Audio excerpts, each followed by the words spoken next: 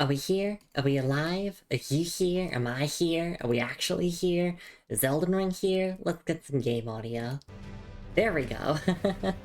Hello, everybody. Good morning, afternoon, evening, wherever you are in the world. Hi, Lumi here, and we are back with more Elden Ring. More specifically, we are back with Shadow of the Erdtree, where last time we explored a little bit around the Rawa base and just a little bit more around the Shadow Altus, and finally, we triggered the story event that led to Miquella discarding his Great Rune, and so the Great Charm that he has placed upon all of the NPCs has been broken, and we've been able to hear their true thoughts about Miquella.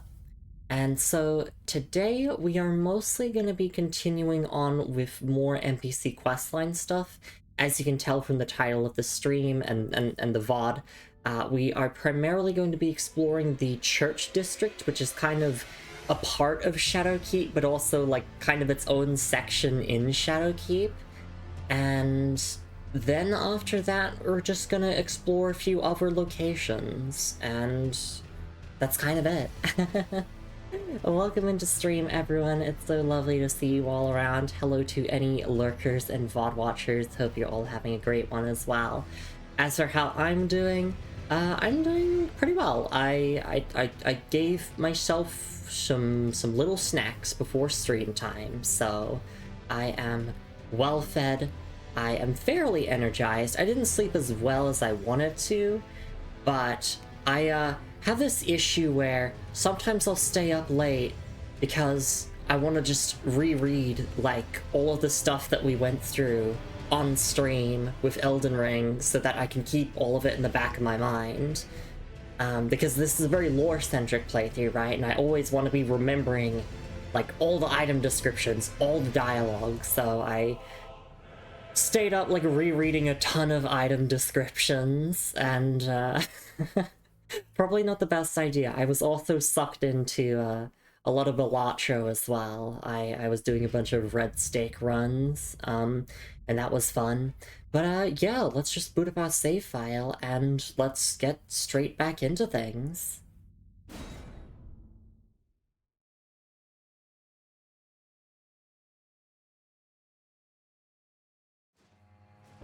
Alright, so we're back here at Shadow Altus, here at the High Road Crossgrace. Of course, Letta wants to go and kill Hornsent now. Yeah, like a whole bunch of things happened at the end of last stream with all of the NPCs. But our goal for today is to explore this area here. This is like the little church district. Although, before we do that, we didn't really... No, we did miss one item. We missed out on a hefty cracked pot in the Bonnie jail. And we technically didn't miss out on this, but there is also an Ash of War around here-ish, I think, that I want to go and pick up.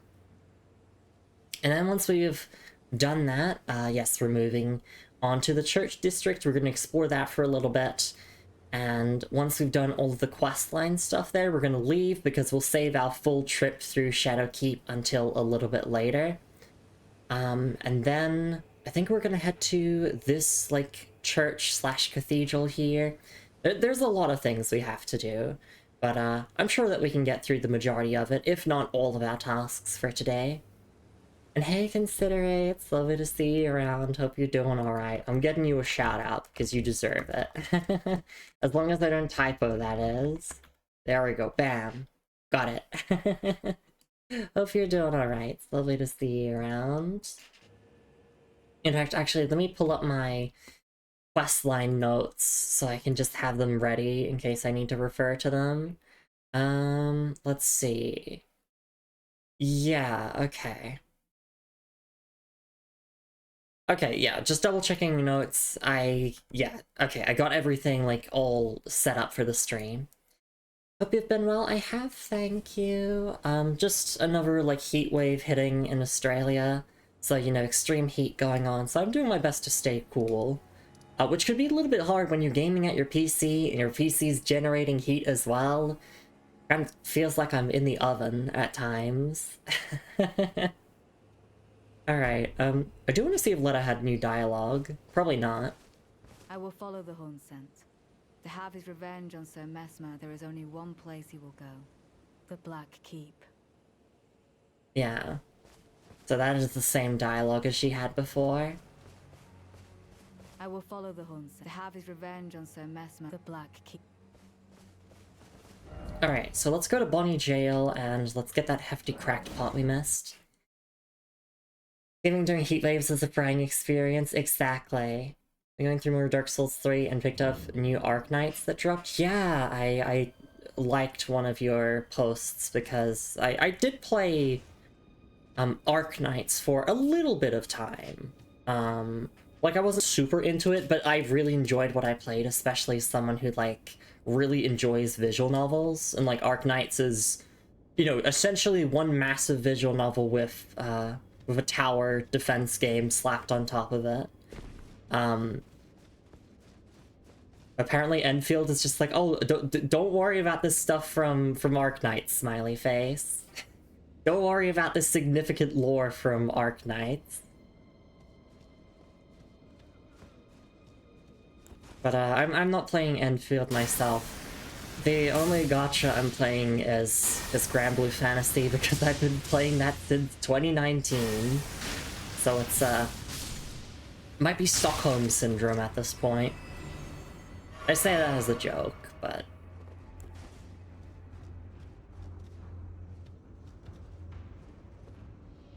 Alright, so apparently the hefty cracked pot we missed is from this drop-off, I think? Unless we already got it. Although I don't think I recognize this spot around here. Oh.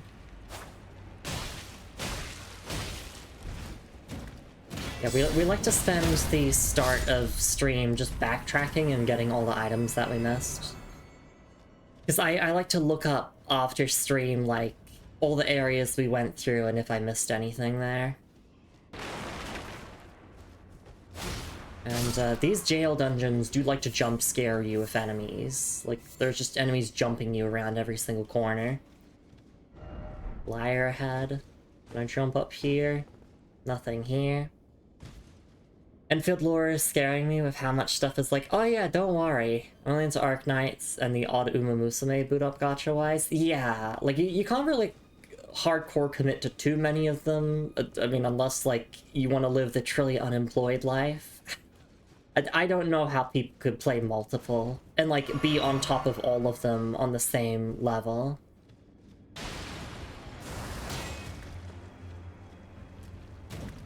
It's like, if you're gonna play multiple, then it's like, you have like a main one, and then you have ones that are a lot more casual.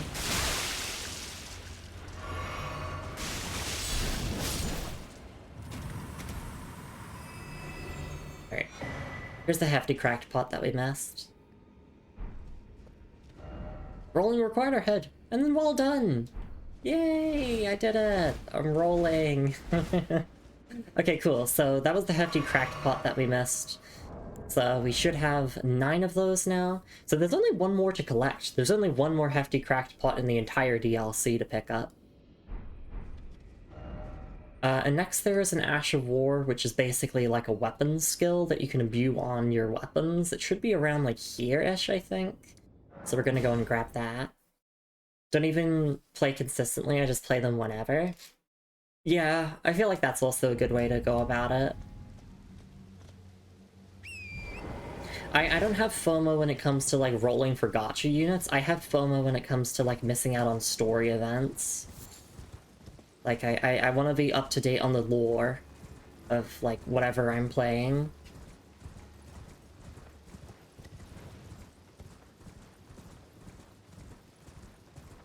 Thankfully, I have, like, 0 gambling impulses in me. So I only ever roll in gacha games when I can get what I want guaranteed.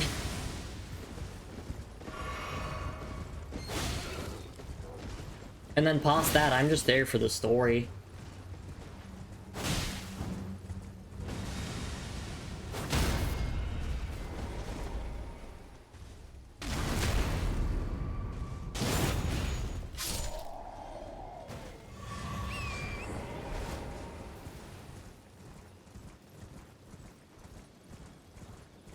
Alright, I don't think I have the exact location of this Ash of War pinned, but it's generally around here. If I just keep looking around, I'll find what I'm looking for eventually. Oh right, I also watched your P5X video and I very much enjoyed it. I was gonna leave a comment, but I forgot what I was gonna write.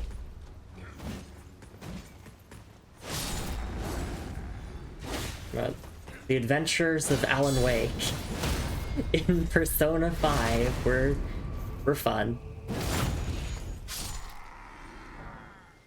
This gaming experience of all time. Yeah. I've heard that, like, the later arcs of P5X are, like, a lot better. Like, apparently they just... I think they, like, fired the writer of, like, the first arc or two of P5X because it was dog shit. Like, every gacha game, for some reason, every gacha game, like, has to sign this contract that, like, the first arc has to be shit. I mean, actually, I feel like that applies to pretty much any long-running story in, like, an MMO or a gacha, right? Like... Because, like, you know, I'm a Grand Blue Fantasy player, right? And I think that, like, early GBF writing kind of sucks. I think, like, I fully endorse people to just, like, skip early Grand Blue Fantasy writing. Because for the first few years of that game's life cycle, they just did not know how to write. Oh, there's... Okay, yeah, there's the Scarab I'm looking for. That's the Ash of War. Yeah, exactly, a Realm Reborn as well. Like, P5X. I think FGO fans are also kind of like that. I haven't played FGO, so I'm not sure.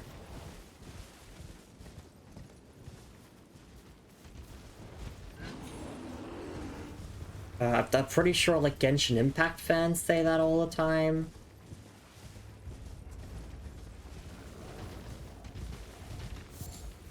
Although when I played it, like, Honkai Star Rail's first arc was not terrible, and that blew my mind. I'm like, wait, like, a live service game whose first arc isn't complete dog shit that everyone tells you to skip?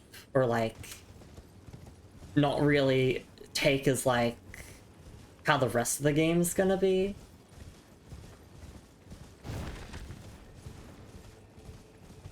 But here we are.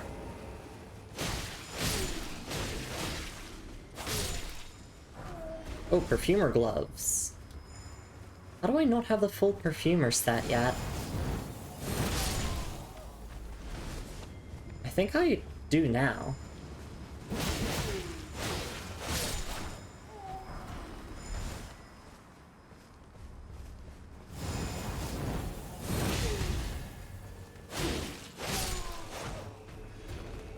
I was actually thinking about Dark Souls 3 before stream. And, like... it just pisses me off how much shit Dark Souls 3 retcons. Like, I know that this is something that only bothers lore nerds like myself, but, like, Dark Souls 3 might as well be called Retcon Souls 3. It retcons so much in the lore. I really love Dark Souls 3's, like, art style and boss fights and soundtrack. And I do like how the story concludes, like, all the different endings are really cool. But I am pissed off at how much it retcons, for no reason.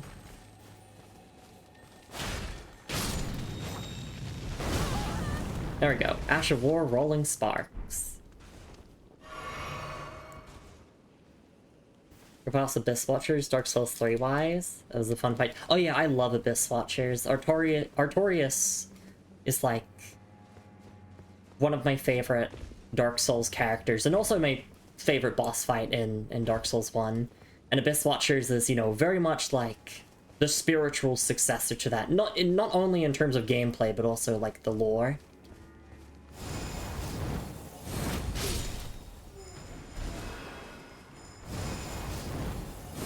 Hey Talv, it's nice to see you around. It is Lumi time. It's Lumi gets upset at Dark Souls 3 time. I make it sound like I hate Dark Souls 3. It's my least preferred of the trilogy, but I still like it. I like Dark Souls 3 a lot. As I said, like, it's It's got my favorite boss fights, my favorite music, favorite presentation. I think the combat feels the best in it. Like, really smooth and responsive.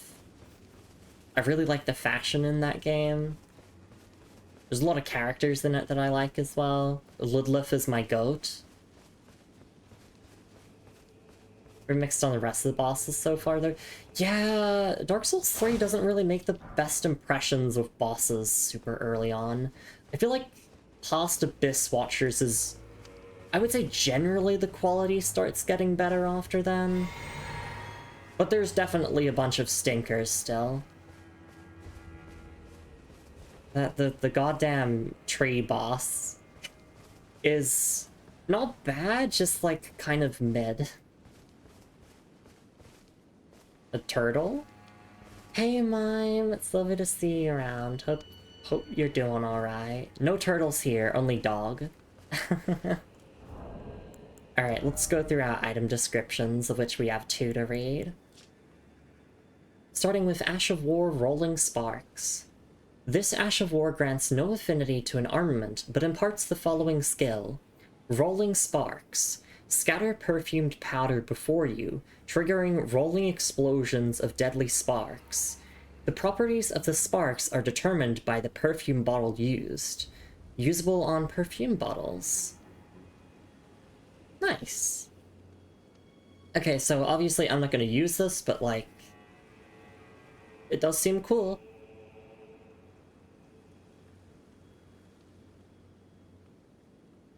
Reading that description again, sorry. My brain is still like booting up. I woke up not too long ago. My ability to process information is like lagging right now.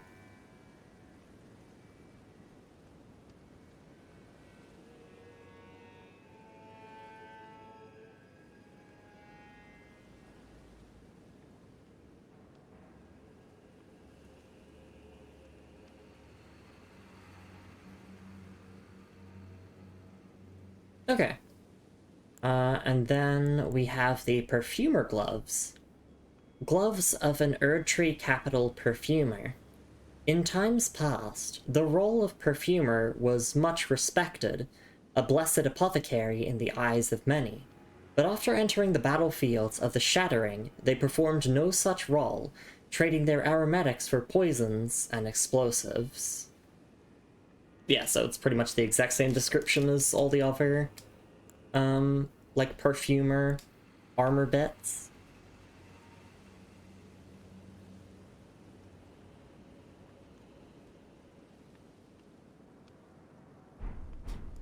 Alright, we should be good to just go to the church district now.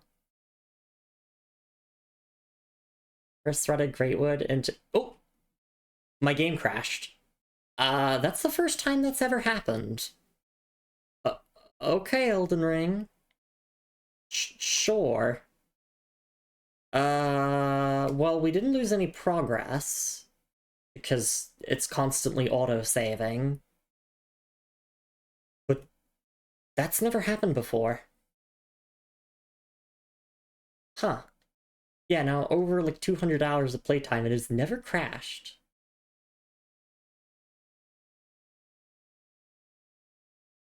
Okay, well, just gotta...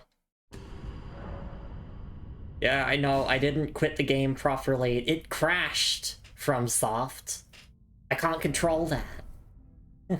Okay, give me a second. Let me make sure everything's all good here. Yeah, that should be all good. Alright. Oh. Hang on, is the audio good? The audio just sounds different on my end. Yes, the audio is completely fine. Okay.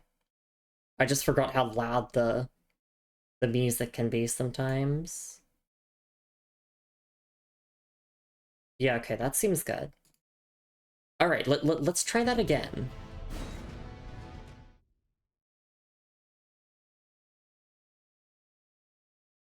Should just be where I was standing before, right? Oh shit, of course it respawns all the perfumers, because that's a reload! We reloaded the area.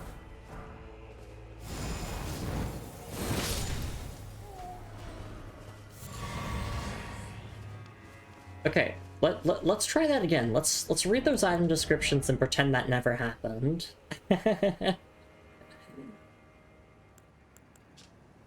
Yeah, let's just repeat that exact same sequence of events and see if the same thing happens again. Ash of War, Rolling Sparks. This Ash of War grants no affinity to an armament, but imparts the following skill. Rolling Sparks. Scatter perfumed powder before you, triggering rolling explosions of deadly sparks. The properties of the sparks are determined by the perfume bottle used, usable on perfume bottles. And then we go to the pants. Oh wait, did I not get the... Wait. Oh wait, no. Oh wait, no, it was the gloves that we got. Right. Gloves of an Erdtree capital perfumer. In times past, the role of perfumer was much respected, a blessed apothecary in the eyes of many. But after entering the battlefields of the Shattering, they performed no such role, trading their aromatics for poisons and explosives.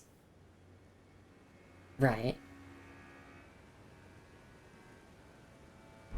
Okay, so we read those item descriptions, and then we fast traveled here. Don't crash again. If it keeps crashing here, then maybe we uncovered a crash. If you read those specific item descriptions. But, no. It didn't crash this time. Sorry. Sidere was saying, Curse-threaded Greatwood into Crystal Sage into Deacons of the Deep is the experience of all time. It sure is. At least Udix Gundyr is good, but like, if that was your first ever Souls boss, I'm so sorry for you. Like, please don't start playing Souls games of Dark Souls 3. Udix Gundyr is a boss very much intended for people who've played Souls games before, in my opinion.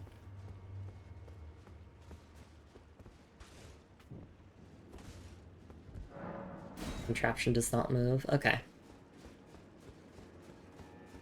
So we're here in the Church District to grab a few items and then move on. Got some crab eggs.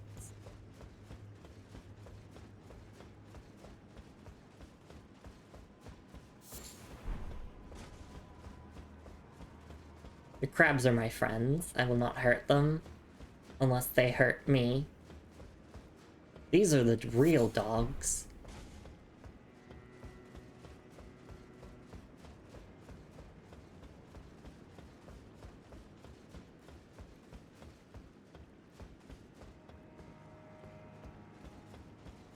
Thank goodness these games, like, constantly autosave. So yeah, even if a crash occurs like that, we don't lose, like, hours of progress or anything. Oh boy. That's an ulcerated tree spirit, it looks like. And it's underwater.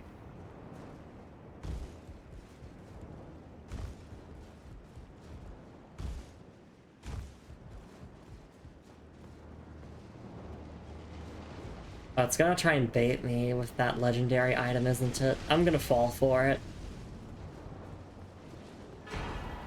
Okay, Great Grave Glovewort. That's a tongue twister every time I say it. I don't have to say the name of whatever I picked up out loud, but I know it's a habit.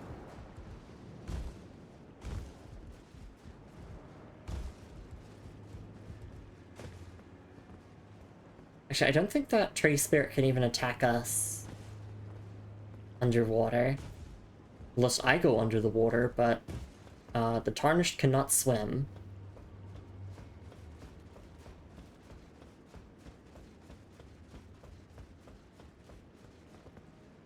Ooh, that was a good jump.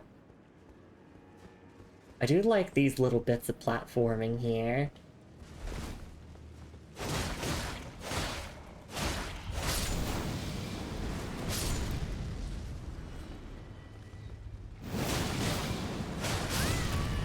Ow.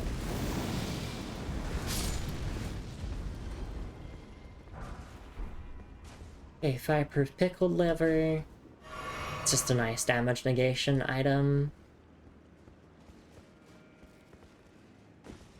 Oh, we go up this way, I see. Oh, oh, oh!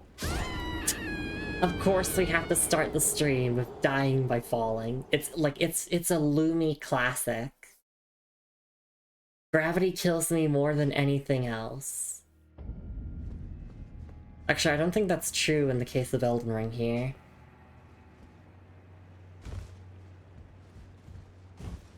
I've died quite a lot here in this DLC to not falling, actually. This DLC has just, like, been humbling me so much.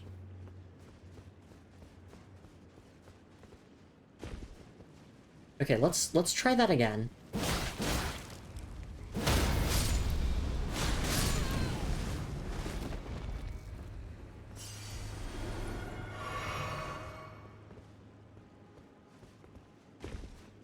Okay, okay. Mind the gap. There we go. Oh no! How does she do it? How does she keep consistently finding ways to fall to her death?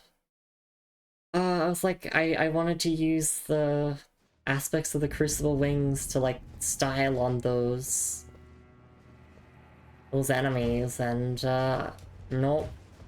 It did not pay off. It was very funny. It was.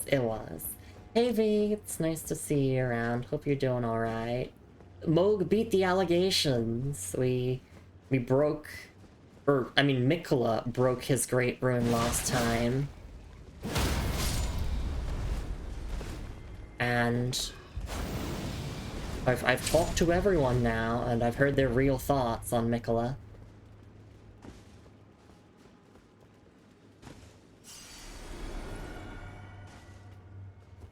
Yeah, congratulations to Moog. You may still be a blood cultist, but at least you're not a pedophile.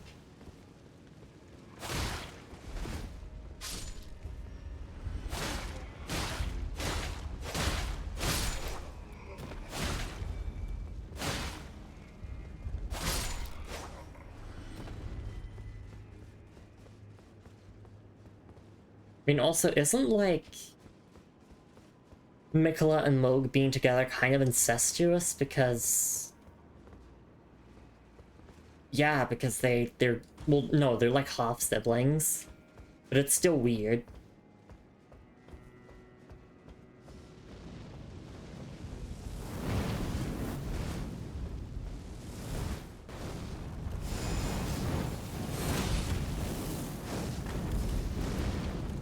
I've never seen this enemy before.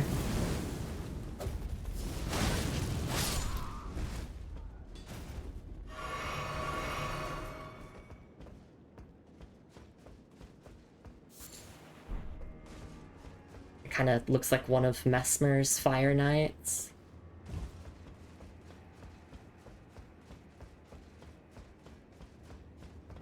Why is it always weak foe? Oh no, it's not a weak foe if I've never fought them before. My hands started sweating. I'm sorry for... Oh! That's another tree spirit. I'm sorry for scaring people with how much I fall to my death in Elden Ring.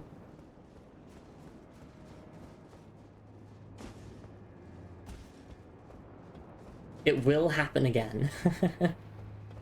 Normally you'd say it won't happen again, but no. I will be falling to my death more. Throughout this stream, probably, and throughout the rest of our streams. Here!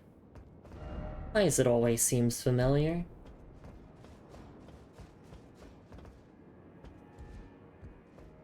So, yes, we can drop down there, but I do want to briefly see if there are any other options available to us. Like, we could go down there, but that just leads to a dead end. So, it does seem as if our only real option of progression is... Unless I can make a jump like that. I can't use Torrent here, so no platforming shenanigans. Like, no double jumping shenanigans.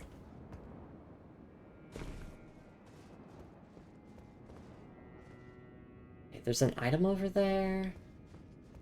Oh, I'm scared of making that jump. Please no more platforming. No, no, no, no, no, no. I overshot it. Poor Lumi. Take me to church. Oh, and never mind. Hey, Creeper Kev, it's lovely to see you around. I gotta get some shoutouts in here for people. First, I gotta shout out Telv, specifically to see that category.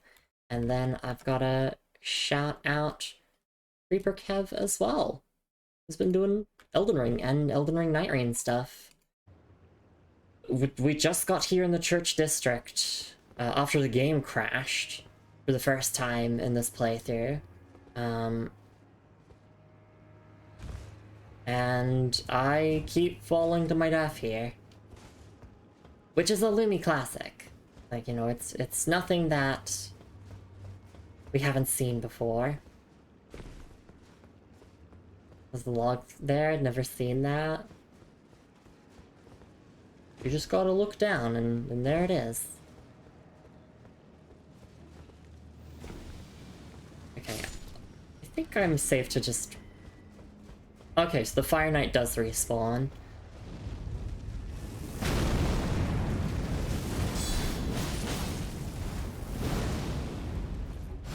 I'm assuming that the deeper into Shadowkeep we go, the more of these Fire Knights we'll encounter. So good to learn how to fight them. I know they're in the Night Rain DLC, but to be honest, I just never fight them in the Night Rain DLC. Message was appraised, yay!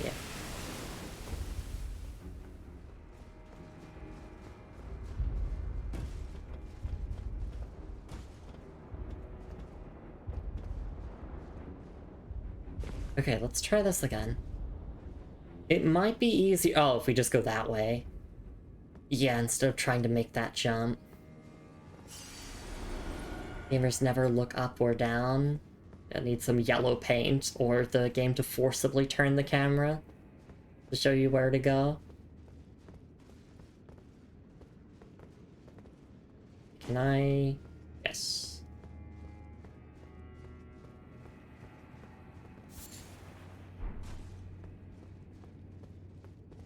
Oh, please don't fall. Please don't fall.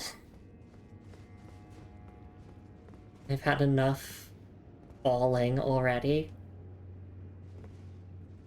There's a door there that is probably gonna say does not open on this side.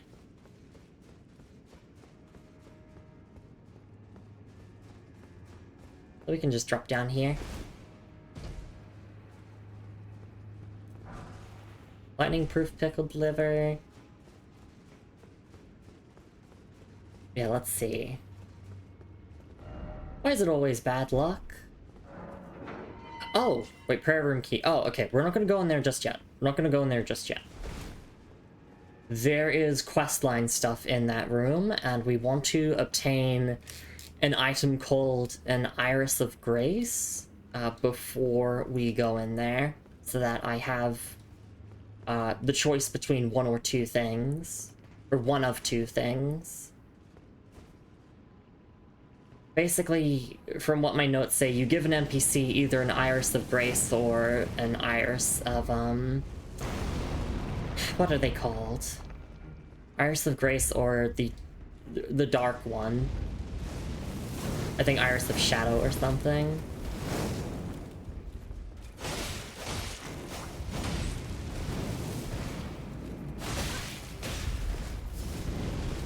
I'm stuck.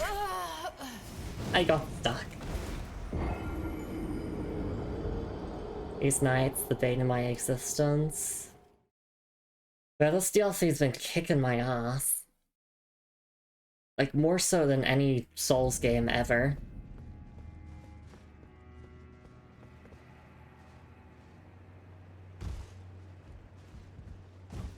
But at least running back there shouldn't be too bad.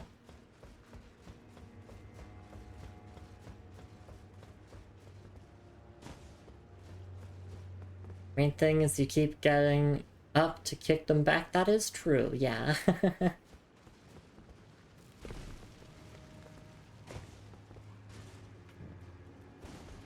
By far, this is definitely the hardest Souls game I've ever played from Software.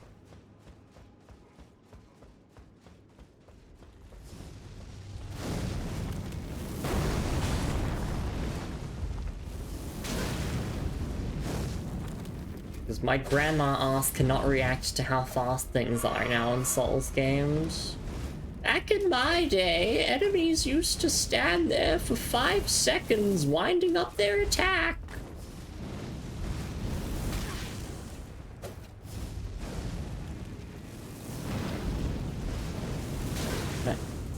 Okay.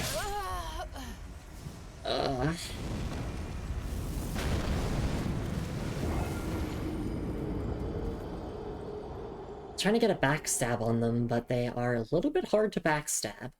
Just a little bit, even when running around them.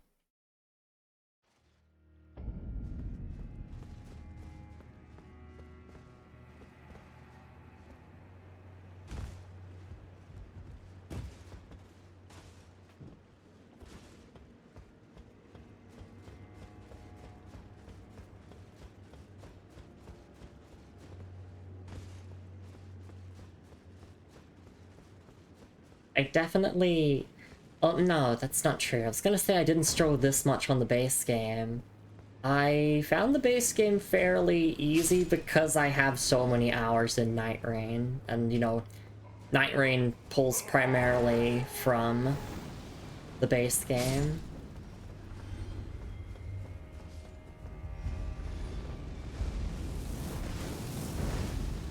I'd say, like, Mountaintops of the Giants and beyond, I got my ass kicked.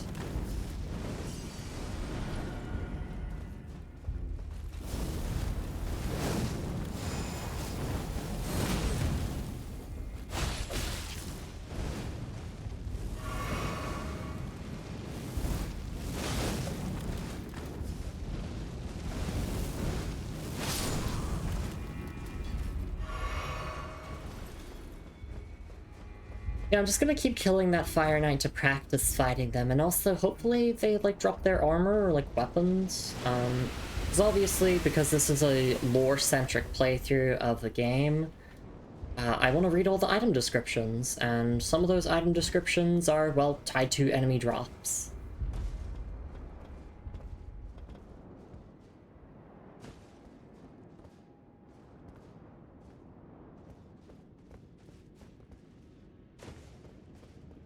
Okay, let's try this again, and let's not get stuck on geometry this time.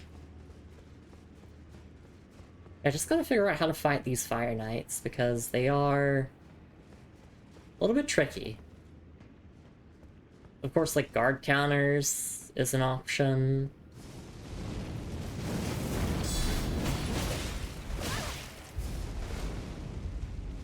So, yeah, you can't really outrun the flames that they throw. You kind of have to roll them.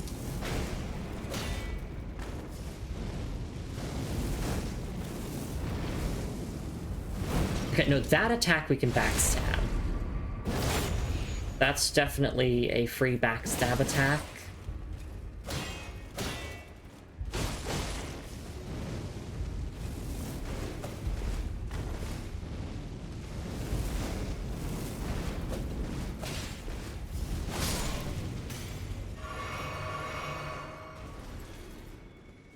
That's pretty cool, thank you.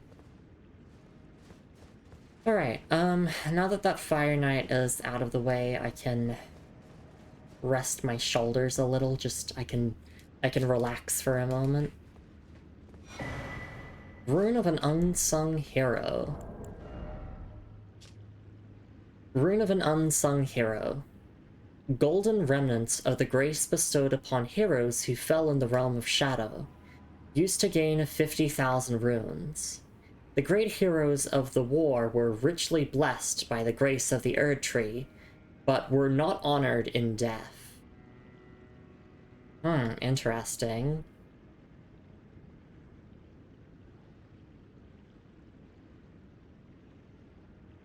And then lightning-proof pickled liver. Animal liver pickled in a yellow medicinal solution.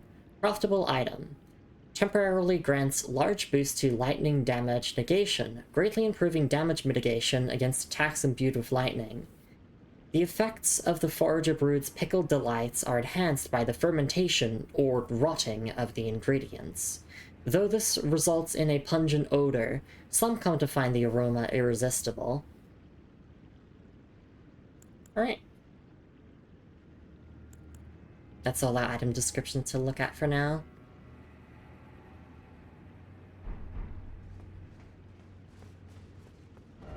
Graph ahead? What do you mean? What did that player mean by that?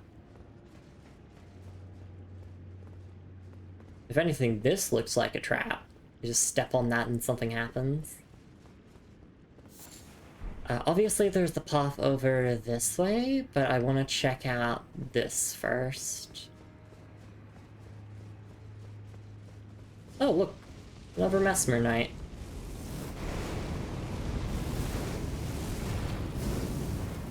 So we backstab this.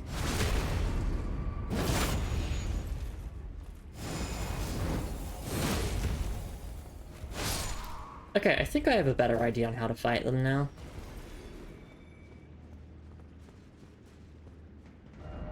Fire ahead. Oh look, it's a hidden wall. It never is. Take lever and then try down. Contraption does not move. Okay.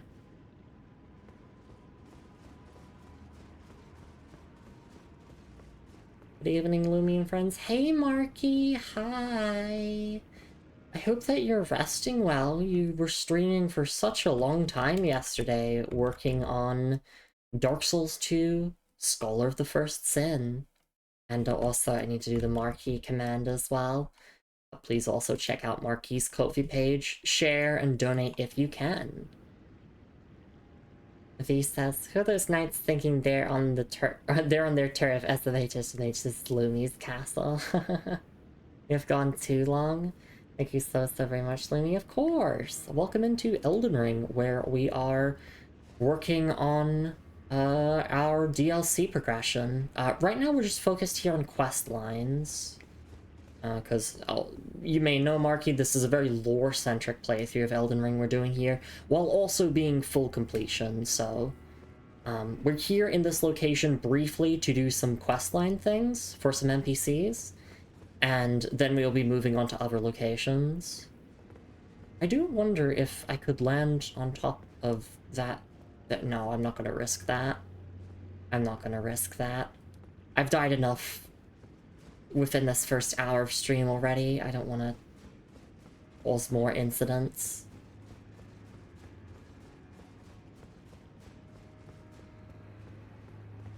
Yeah, I'm just trying to figure, like, what path do I want to go through first? Because obviously I could go... I guess I could go around here, check this out.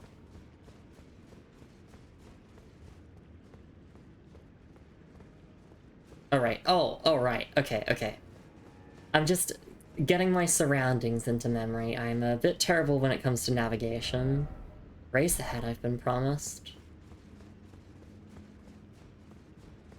Yeah, I guess I'll trust that player message. Sometimes people lie with their player messages, though. Could you imagine people doing that? Like, just going on the internet and spreading lies? I do need to do the elevator check with this to see if there's something, like, below it.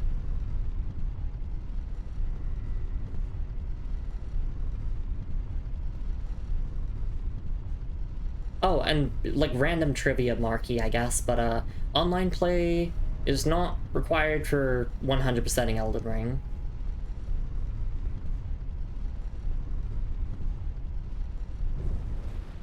Like, there's no Covenant materials to farm or anything.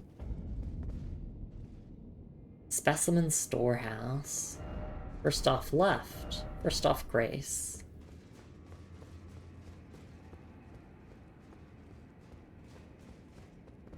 I did it! Okay, so My notes do mention that we can explore the upper and the back storehouse, but we should not drop down to the lower level of the storehouse, because we might miss out on some story events because of that. So I'm gonna err on the side of caution, and I don't want to explore the storehouse at all until later. Although I guess maybe I'll grab this item on our way out.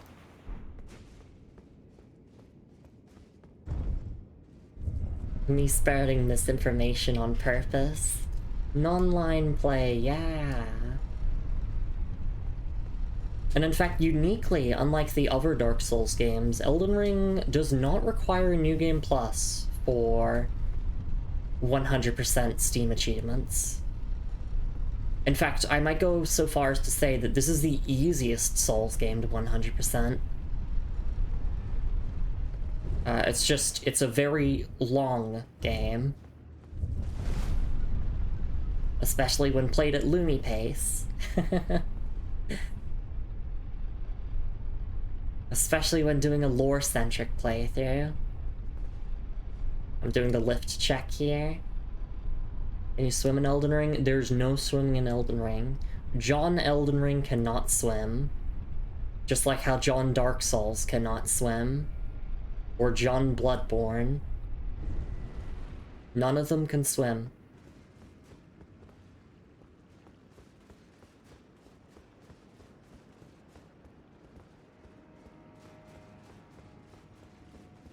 I believe Yosuke Sekiro can, right? I'm not sure. I don't actually know much about that game, I will fully admit.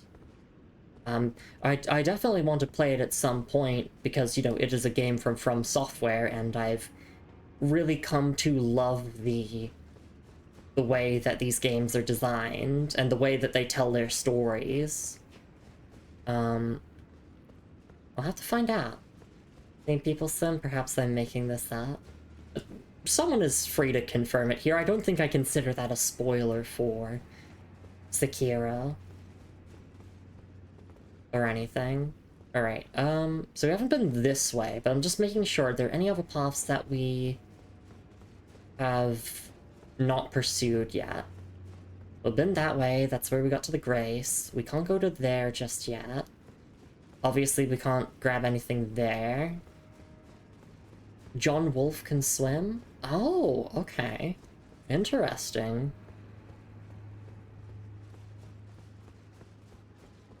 Oh, it's a bat. Sorry, they were bats. Now they're just bodies. What have I done? They were attacking me, it was self-defense. Look carefully ahead. Yeah, there's a small gap here that could get you killed.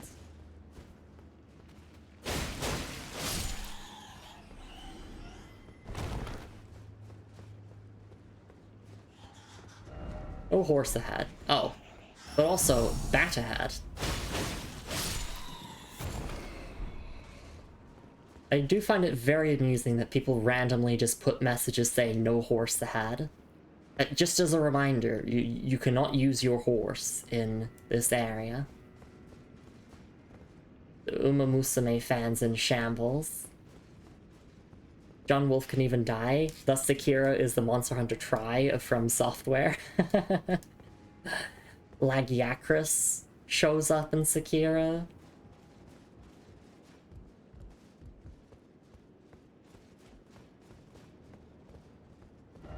Visions of City. Visions of seems familiar, therefore praise the Elden Ring. Seems familiar. Are we gonna drain the water here? Oh, wait, push lever.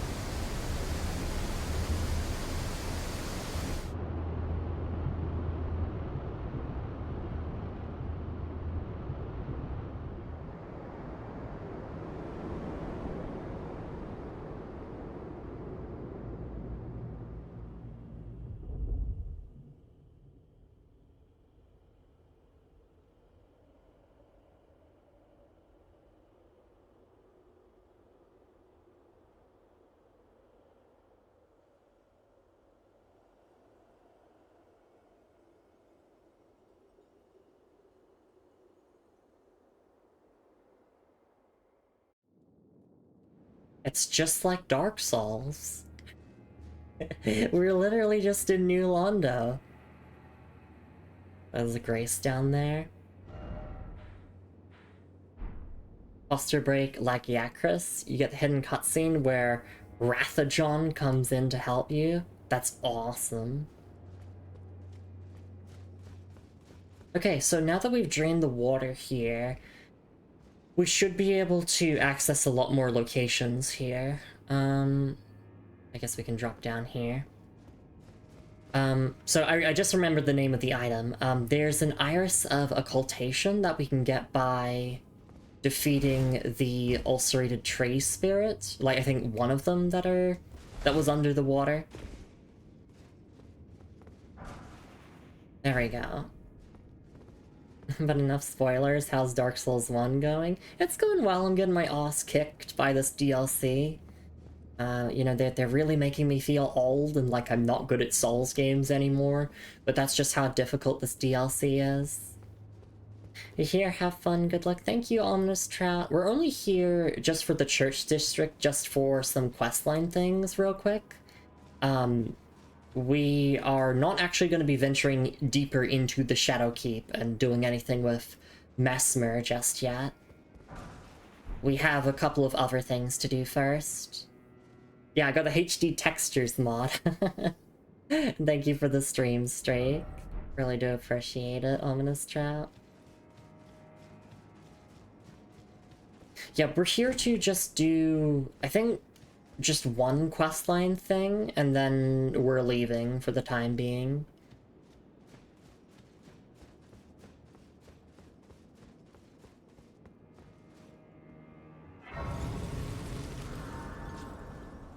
Why is there... Oh, I mean, I guess so you can have someone help you through this area ahead. Visions of Death. Wraith. Okay. This is the Sunken Chapel. Let me quickly check my notes, because I want to make sure I don't accidentally go somewhere that will, like, trigger something later. Because the DLC questlines can be pretty finicky, from what I've heard. Let's see. So... So we need to find an Iris of Occultation, because we can find another one of these. Then we need to find an Iris of Grace. And then there is... And then we go to the prayer room that we opened, and we can do a choice there of which Iris we choose to give. Oh, actually, looking at the time, we might as well take a stretch and hydrate break here, since it's been an hour of stream.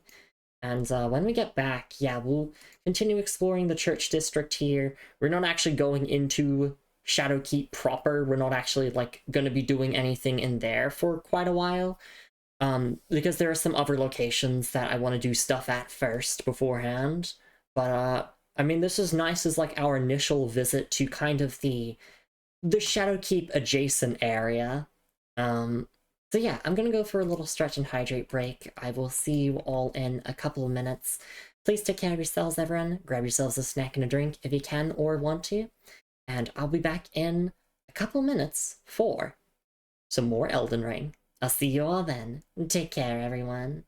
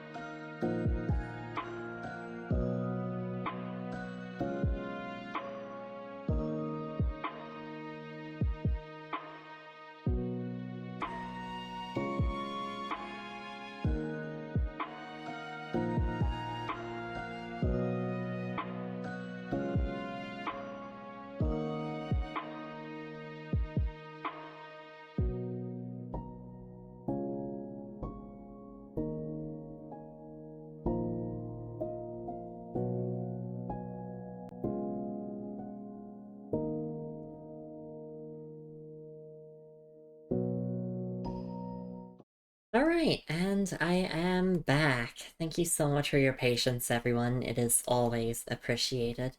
And also welcome into Stream Sharks. It's lovely to see you around. Yeah, thank you everyone for being here and for hanging out. Okay, so just double checking my notes here. Right, okay. We are free to explore this church district area, it seems like. It's just, that, like, storehouse area is where, I should exercise, caution, because apparently dropping down to, like, the lower levels of the storehouse can potentially mess up some story event stuff.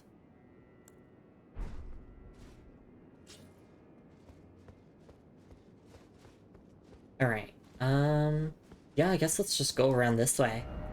Visions of Death Wraith. It's just crabs. They're friends.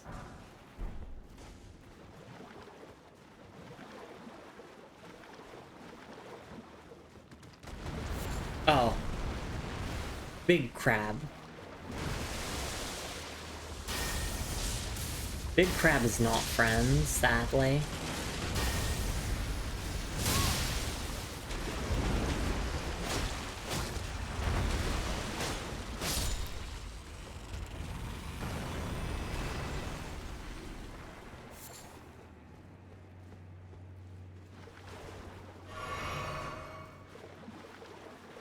They really showed off like this here in the cutscene. Like,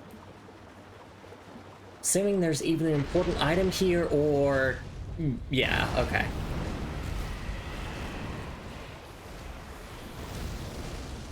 Either an important item here, or, yeah, a boss. Oh, no, it's not a boss because there's no boss health bar, but...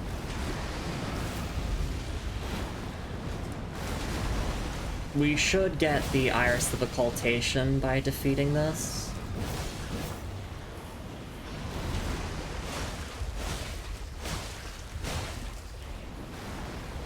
I could quickly buff my weapon if I remember. There we go, Blood Flame Blade. So now weapon does fire and bleed damage, which I do believe these can be bled.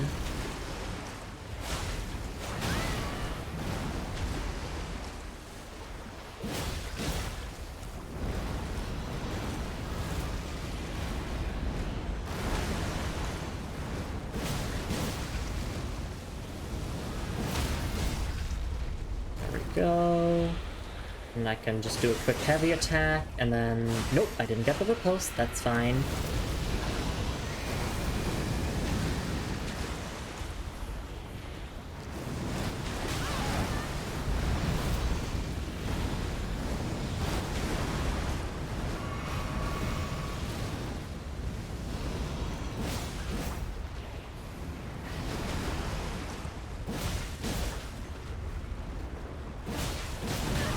Ow.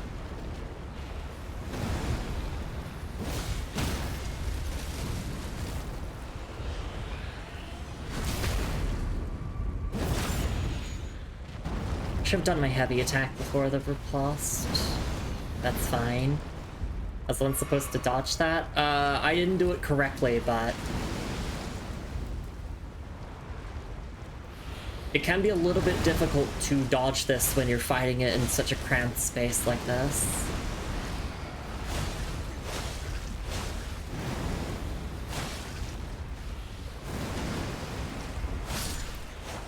There we go.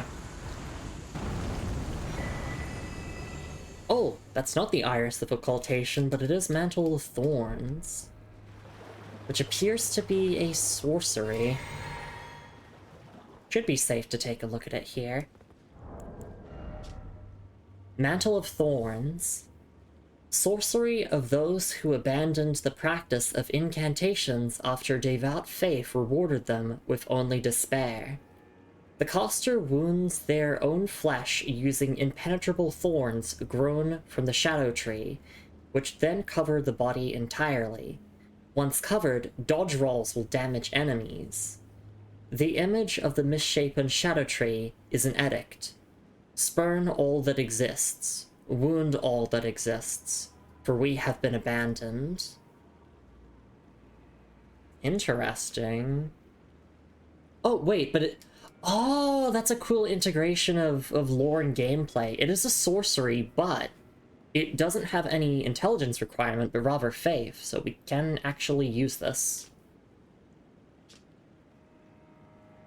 Does wonder is the Christmas tree cosplay?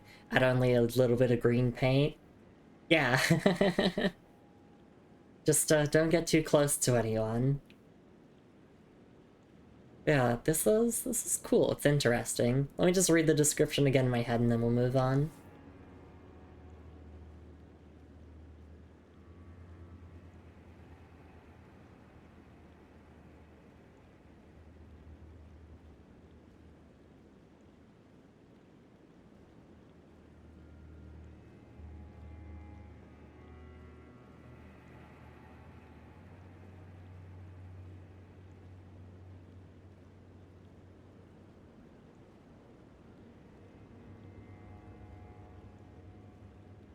Okay. Interesting that, yeah, like that last line for "we have been abandoned" is just interesting to think about. It's just, yet again, I have so many questions, like lore questions, that I know that we will get answers for by the end of this DLC. If I just keep reading item descriptions and keep following along my quest lines, I'll get those answers I seek.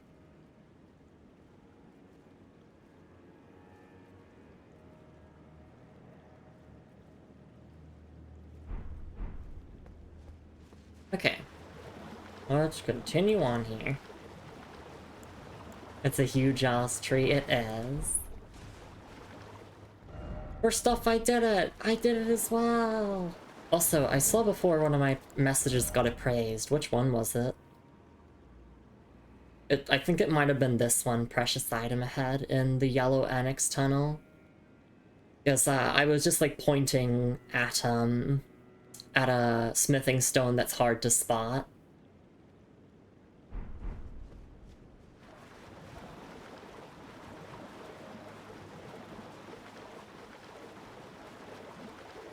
Of course, I have my message that says night rain. Alright,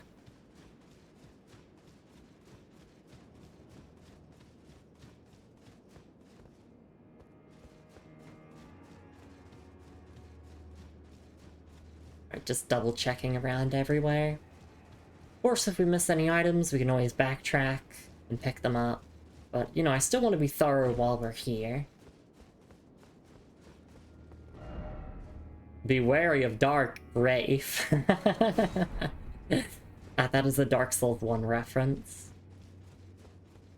Because the whole draining the water thing, and also the design of this place is very reminiscent of New Londo, or like the New Londo ruins in Dark Souls 1. Where once you drain the water, there's a bunch of enemies called Dark Wraiths that can be pretty scary to fight.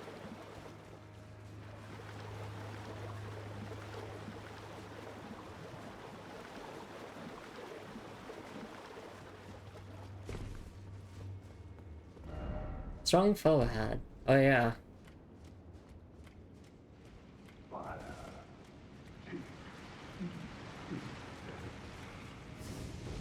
I have an idea.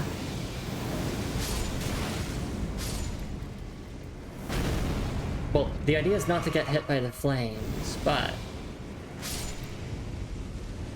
1, 2, and... Yeah! Collateral damage.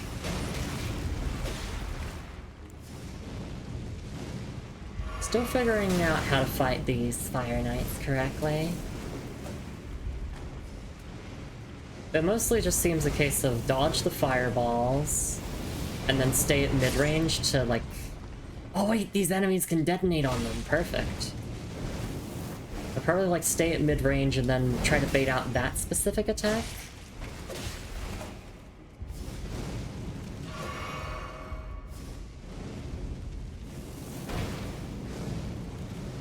One, two...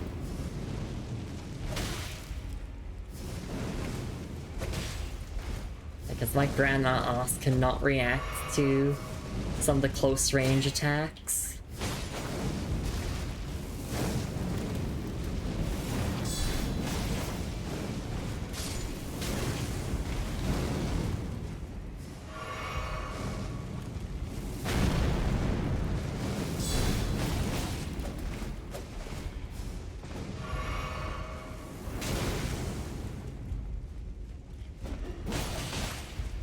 They have so much poise as well. It's scary!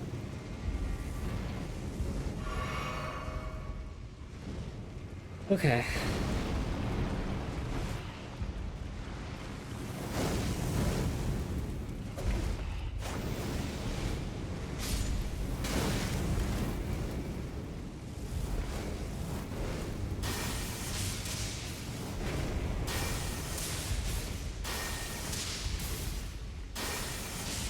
I mean, they lose the projectile war.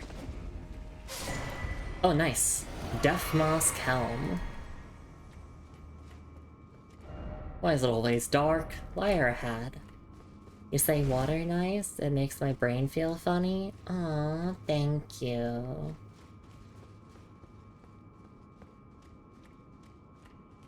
I know that a lot of people enjoy listening to my voice. It's a kind of an ASMR experience. Alright, let's take a look at the Death Mask Helm. A Death Mask Helm. Helm of Wego, Elder among the Fire Knights. 2 warped death masks stacked one atop the other. Reduces FP used to summon spirits. Gnawed at by loneliness, the old man turned his attention to the spirituality of Messmer's flame, using it in a rite of resurrection. Yet the soulless bodies he brought to life were no comfort to poor Wega. Okay, interesting little story there. I do like that how some item descriptions are basically kind of like their own self-contained stories. So that's like the story of Wego using fire to resurrect bodies to cope with loneliness. Okay.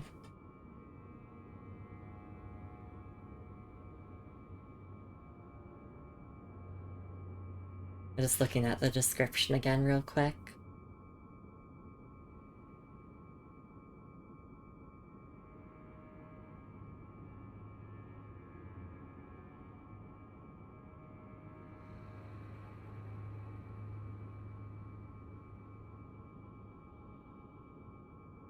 Okay. Very ASMR, thank you.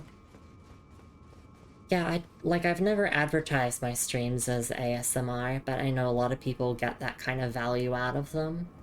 Thank you so much for the raidware, Jess. I really do appreciate it. I hope you had a wonderful time with your stream. Let me get you some shoutouts. I did see you were live before, and you were doing Marvel Rivals. I hope that you had a lovely time with that. I hope you won all of the games. Sorry, I messed up my typo, or yeah, I messed up my shout-out command there. There we go.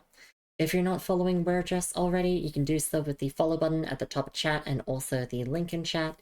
Thank you so much for coming by to stream. I really, really do appreciate it. Thank you for bringing your community along. Yes, I do hope you had a really wonderful time.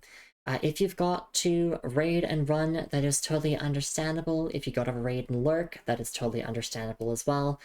I know it's getting late in a lot of time zones, and you've been streaming for a while, so definitely please prioritize your own self-care first and foremost. But thank you for being here.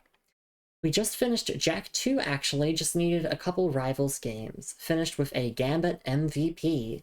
Oh, nice! I uninstalled Rivals, I don't play it anymore. Turns out I don't like hero shooters that much.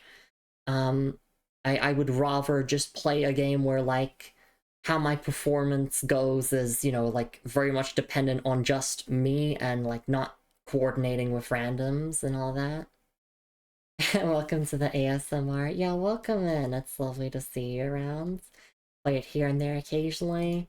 It also just like took up a lot of space on my PC, and if it's not something I'm actively playing, then I typically don't leave it installed.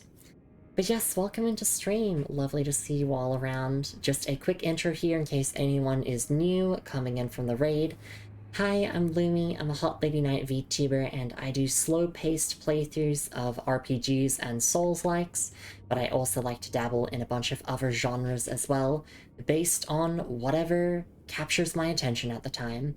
And we are here with an ongoing 100% all bosses lore-focused first-time playthrough of Elden Ring, including the Shadow of the Erdtree DLC.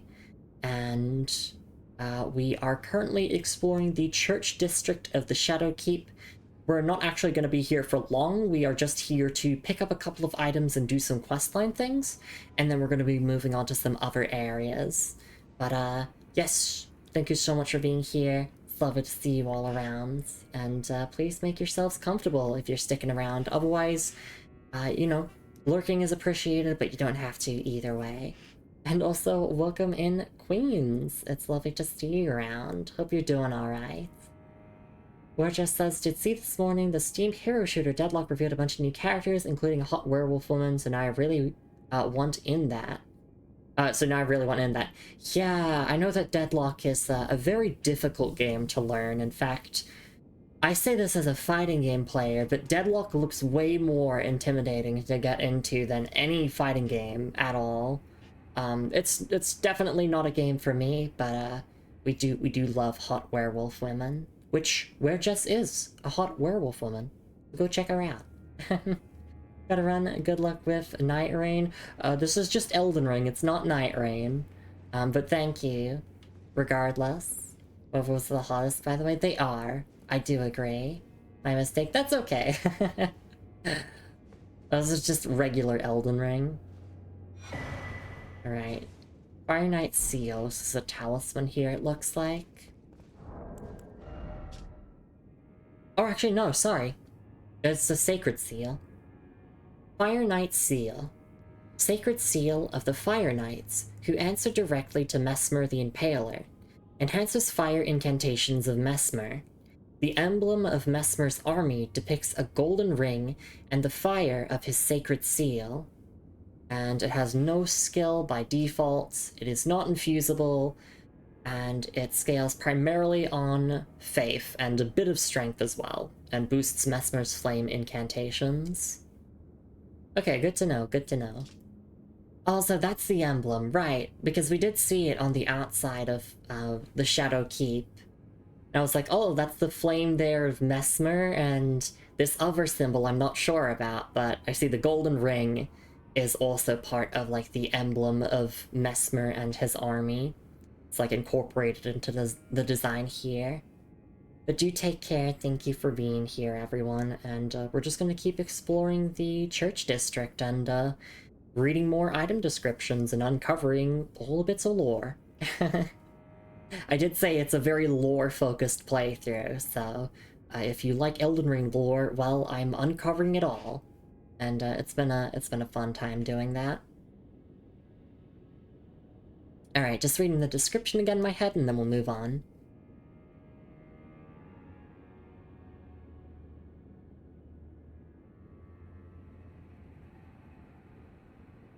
Okay.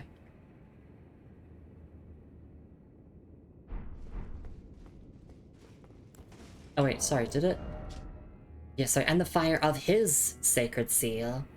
So Mesmer himself also carries one of these. Or maybe he carries a different Sacred Seal. I'm just thinking about that last sentence.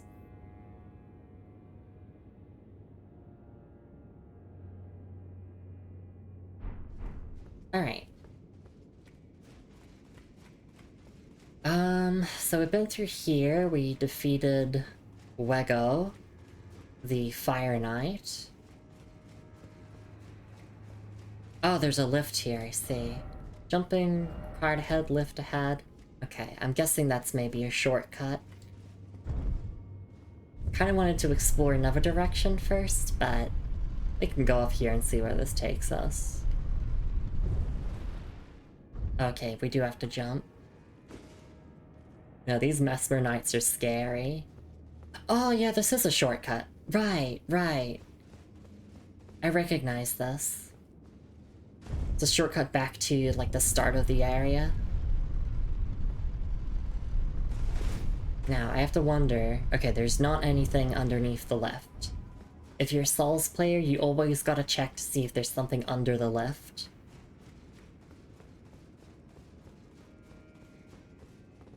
Likely skeleton. Visions of dragon, except skeleton. Oh my god. This does kind of look like Aldia's Keep in Dark Souls 2. They had like a giant skeleton dragon here. Marky went through Aldia's Keep yesterday on his stream. Well, hopefully there's no lever here that tells us not to pull it. Battlefield Priest's Cookbook 1. Nice. Be wary of cliff in short. Death ahead. I guess I just have to... First off, don't you dare. Oh, that does just lead to my death. Huh. Let's take a look at the cookbook. Battlefield Priest's Cookbook 1. A record of crafting techniques left by the devout battlefield priests.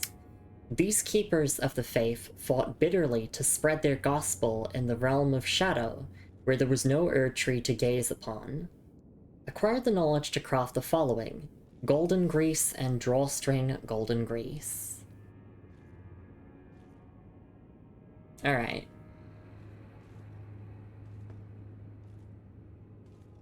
So this is actually the first one, which we've collected a couple of the Battlefield Priest's cookbooks, but this is the first one. This is the first numbered one. So it's nice to collect number 1. I don't trust those guys telling me to jump once. It was an endless cliff. Yeah, you kind of get used to being able to tell which messages are lies and which are the actual truth. I don't know how exactly to tell you how I know if something is true or not. It's just kind of an instinct that I've picked up on. Yeah, let me read this description again, we'll move on.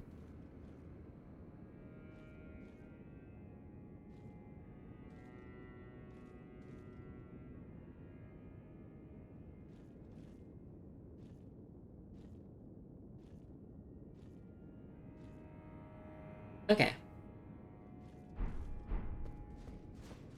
Following my instincts. Yeah.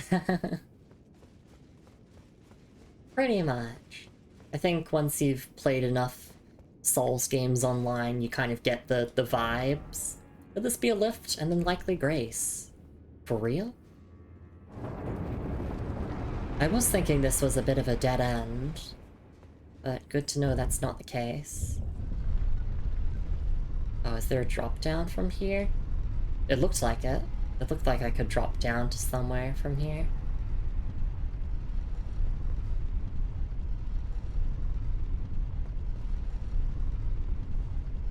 Where's this taking me?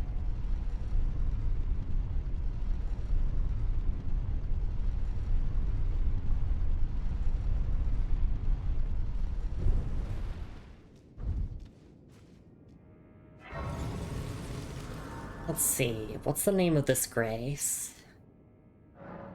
Tree Worship Passage. Okay. Oh, I think this leads to this area over here, and I don't want to go to that area just yet, but it's nice that I have that grace anyway. Oh god, yeah, I wanted to see if there's something below this lift, and no, it's just an endless void. So now we just have to wait for the lift. But that's okay. You too can get your own Hot Lady Night Instincts for only $9.99 monthly subscription. Yay, that's so cheap. Not in this economy. The only subscriptions I pay for these days is Twitch subscriptions for friends. Like when I have the money to like dump a bunch on friends. But I don't have Netflix, I don't have any of those streaming services because it's like, you lose so much money by subscribing to all of those. It's like, oh, but it's only $5 a month. And it's like, yeah, but I'm, you know, like I'm subscribing to 10 different streaming services to watch 10 different things. So it's more like you're spending $50 a month, you know? I know, I can't justify a subscription to anything unless I'm, like, actively using whatever that service is. Or, you know, reaping the benefits of whatever that subscription provides.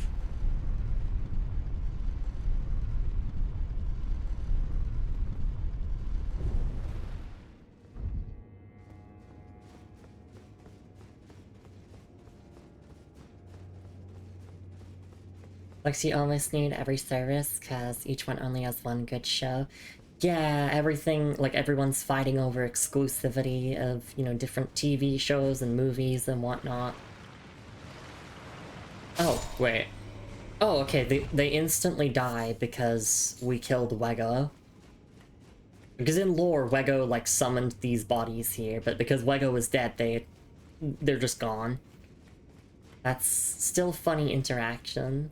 They just instantly die like that. I think they should just not spawn, but I appreciate the free runes, I guess.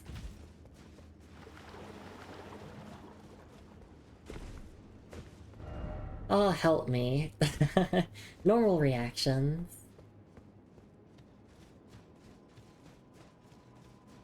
Okay, yeah, it seems like we've found everything in this, like, bottom area around here, so I think we are free to backtrack now. Although, did I go this way? I don't recall. I don't think I ever did. That might be worth investigating around here.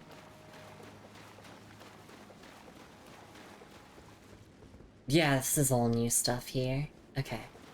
Let's start with this over here since it's, like, the furthest away. Oh wait, is it just a shortcut lift? This offer is only valid for the next 4 minutes. The people are living in people living in Switzerland. Spit much about spaces, like a continued joke on the subscription. Yeah, no, I could read it just fine. It's like, it's the legal disclaimer that they have to read really quickly so that you don't realize what it is. Oh, and this is a shortcut back to the start of Shadowkeep. Nice. Or not Shadowkeep, sorry. I mean, technically this is Shadowkeep, it's just this is the church district, which is kind of considered its own separate area. It's like the dungeon before the real dungeon. It's the foreplay before you get stuck into it type deal.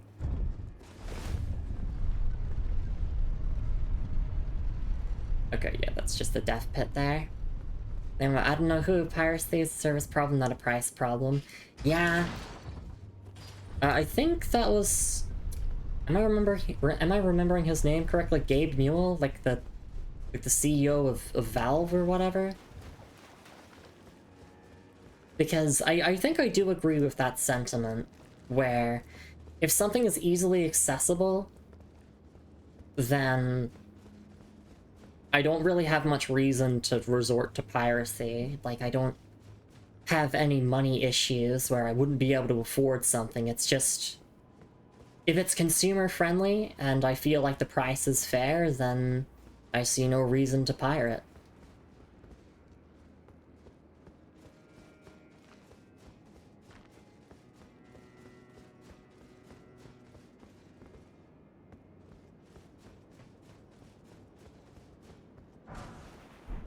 Smithing stones! And kukri!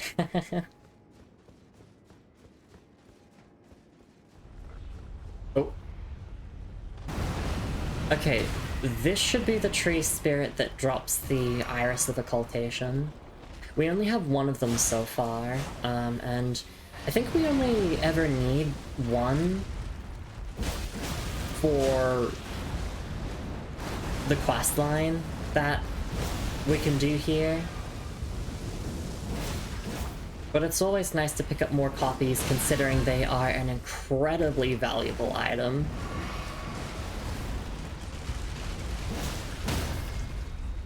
Okay, so I do a charge heavy here. And bam, there we go. They sure are beefy though. Oh, phase 2, no! That phase 2 attack is something I usually get hit by. I can't see. Camera moments. Shing, and boop. I made that shing sound because of the Night Rain. In Night Rain, whenever an enemy tries to do a grab attack, it plays a special sound and plays a special effect to let you know a grab attack is coming. Which I think is actually kind of cool. It reminds me of Sekiro in a way, how that game has like... I think it's like red attacks, where it's like you can't block them or something.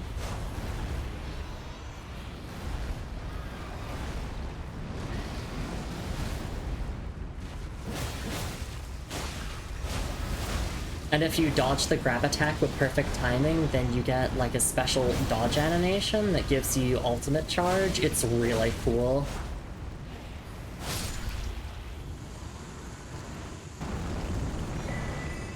There we go, Iris of Occultation.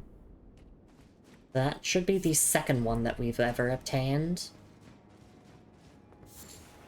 Add some string. And a bunch of other goodies here on all the bodies. V says, I'm so mad one of the best manga online sites been shut down recently. They stopped translating when a manga got licensed. Had so many old mangas, which are now not accessible. Yeah, and it's like, that's the reason why people resort to piracy, because if something is not easily accessible, then, you know, piracy is the next easiest thing to do.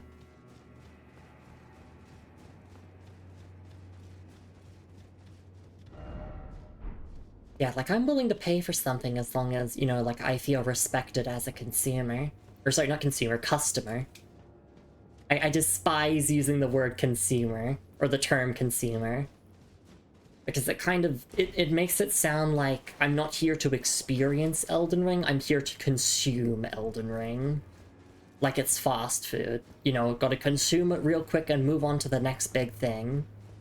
Which is, not how I want to treat video games. Like, on this channel, I think one of my core philosophies is that I like to treat all of the games that we play with utmost respect. You know, I want to hear out every game to see what it has to say, what it has to offer. I don't want to rush through them for the sake of moving on to the next popular thing to appease the algorithms. The algorithms can go fuck themselves, for all I care.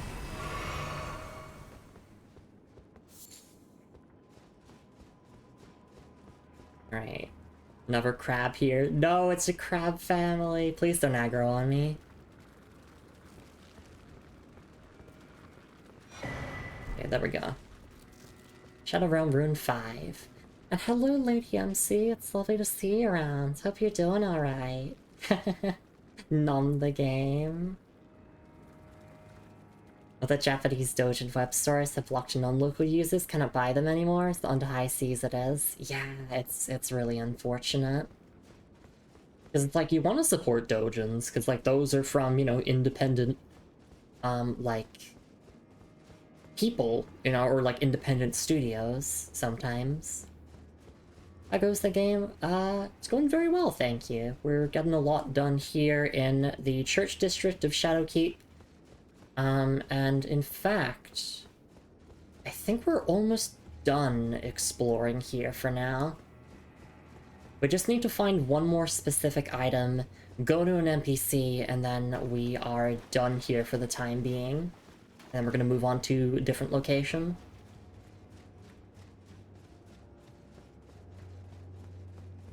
That file made me hungry. Let's take a look at the item description of Shadow Realm Rune 5. Golden remnants of the grace bestowed upon those who fell in the realm of shadow, used to gain 17,500 runes. In a long-forgotten place, where none would tread, the light of grace quietly grew ever more brilliant. Yeah, that's just a good item description. That's referring to, obviously, the realm of shadow here, being a long-forgotten place.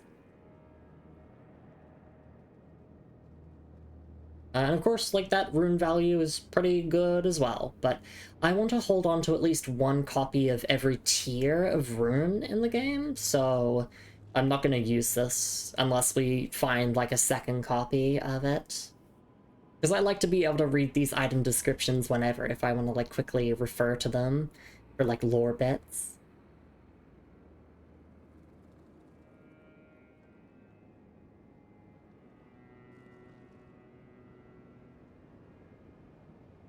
Okay.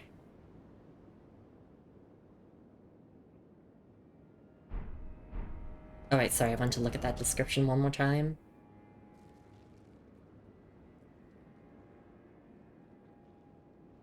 Okay. I'm not very good at the game myself, but I'm rooting for you, thank you. This DLC has been kicking my ass quite a bit, so... Although I do have, you know, hundreds and hundreds of hours of experience in other Souls games, this has definitely been the hardest one that I've played. I think Elden Ring is definitely the hardest Souls-like I've played.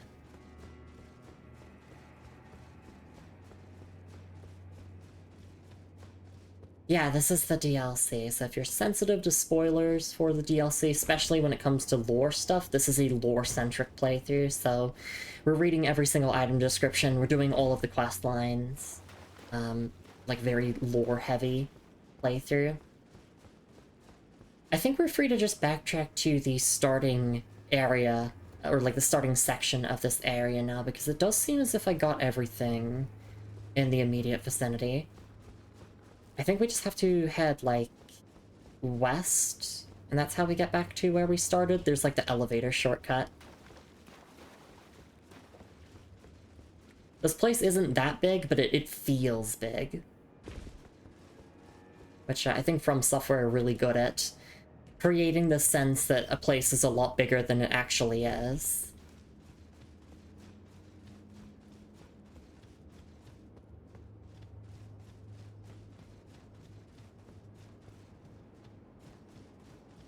Okay, yeah, where's that lift? It's around here somewhere. I'm like blanking out. This is where we entered the area. I forgot where the lift was, the shortcut lift. I thought it was around here somewhere. No, because... Oh wait, is it? It's around here, right? I'm trying to remember.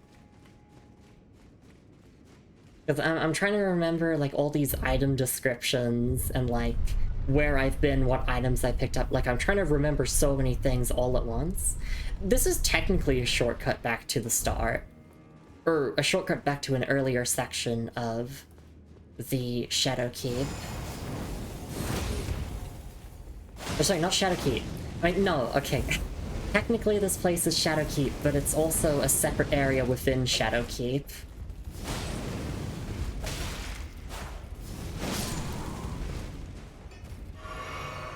Okay.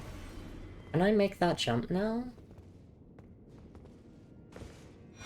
There we go, another Shadow Tree fragment. Awesome. Oops, oh. Well, dropping down there doesn't matter, because it's not lethal, but it would have been lethal had we not drained the water, so that's a good thing that we did that.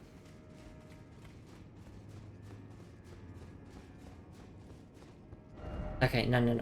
That's the wrong way. That's the wrong way. I have to like actively say out loud where I'm going. Otherwise I'm going to forget. I've always been terrible at navigation, both in video games and in real life. Like, you tell me to go somewhere in real life, I gotta pull up, like, Google Maps and take, like, extra long to get somewhere. like a slower, more complete playthrough if I'm watching someone, so that's nice. Yeah, that's exactly what we're doing here. My first time playing through Elden Ring, but also it is a completionist run, an all bosses run, so doing every single boss in the game, and also that like lore focus, so doing all of the quest lines, reading all of the item descriptions. That's how I've always enjoyed playing Souls games. I know some people like to play them just for the gameplay, and I enjoy the gameplay, of course, but it's really the stories of Souls games that pull me in the most. And Elden Ring's story is really enjoyable. It's definitely the most complex story that From Software has tried to tell in one of their games. There's like a lot of different factions and moving elements in this game's story, but it's really fun to like keep track of it all. And obviously this DLC here has greatly expanded upon the lore and given me so many more questions, and also answers to questions I had from the base game. Although we're not actually done with the base game yet. We have done everything in the base game aside from the final boss. Oh, I never went up this ladder. I don't think... Did I ever go up this ladder? No, I did. This is where we drained the water. I remember now. I remember now. There's a bat flying around here. Please leave me alone, bat. What's the bat navigation? At a basic level? Like, don't ask me which way is south. I'm glad we can relate. I'm glad we can relate. Very cool opening move. Aw, thank you. And V is just being nice and cozy. I'm glad my streams can provide that cozy environment for people. I've had an idea of, like, potentially doing some, like, more traditional Let's Plays for YouTube, and kind of marketing them as, like, you know, like Elden Ring gameplay to fall asleep to, or like, you know, Dark Souls playthrough to fall asleep to. Because I know some people do like to nap to my streams and all that. I'm just gonna go back to the first Grace here, instead of running around in circles trying to find this one lift.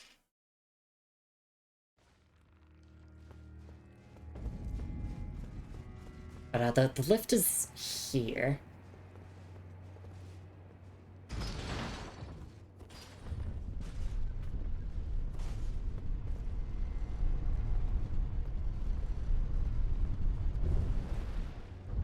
Very soothing voice, so it seems like a nice idea to me.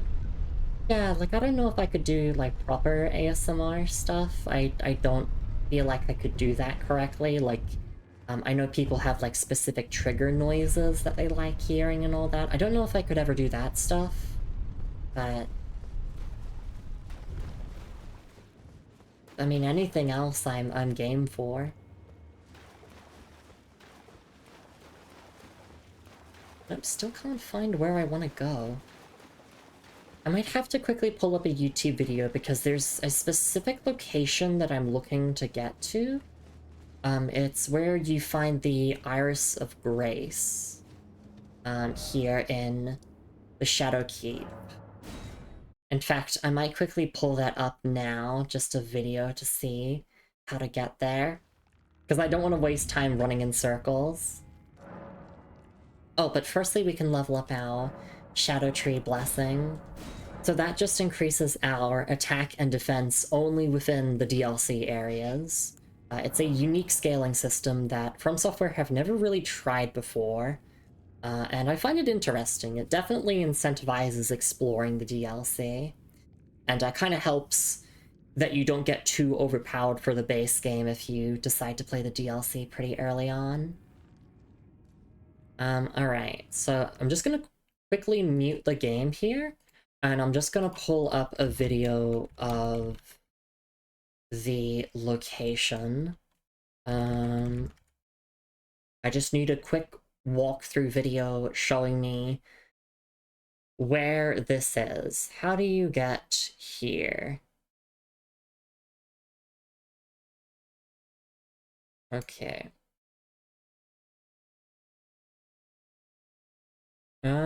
That's... Huh. This is not... Yeah, this isn't the look... So there's two Iris of Graces in this game, I believe, and there's two Iris of Occultations. And I'm trying to find where one of them is. Oh my gosh, all these walkthrough videos. Like, hey guys, I'm gonna show you how to find this in Elden Ring. I'm gonna yap for like 10 minutes before actually showing you.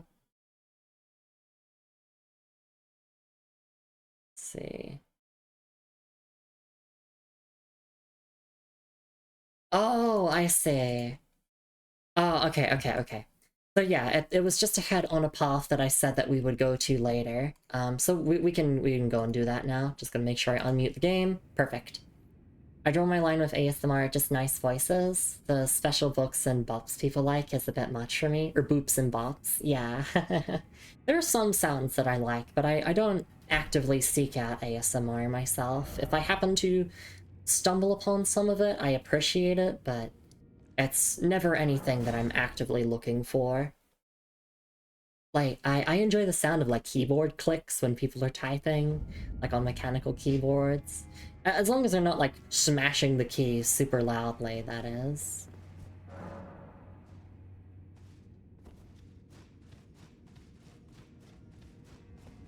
And of course, like, the sound of rain. But I feel like most people like the sound of rain.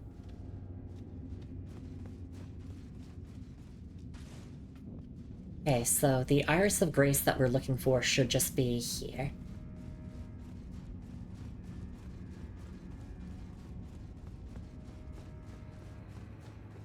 Yet again, another statue of Marika that has the head cut off because, the people in the Realm of Shadow don't like Marika. Remember, she did order her son Mesmer to come here on a crusade and basically massacre the Tower Folk. There we go, Iris of Grace. I don't know if... Raise the left. I don't know if I should really, like, continue exploring here just yet. No, we'll explore this area ahead later. Oh, I'll grab the Grace here first, so when we do want to explore this location, we can just teleport here to save us some time. Oh, and I mean, there's a legendary item here, so I'll grab that as well. Marika's Rune. Nice, that's the second one that we've obtained.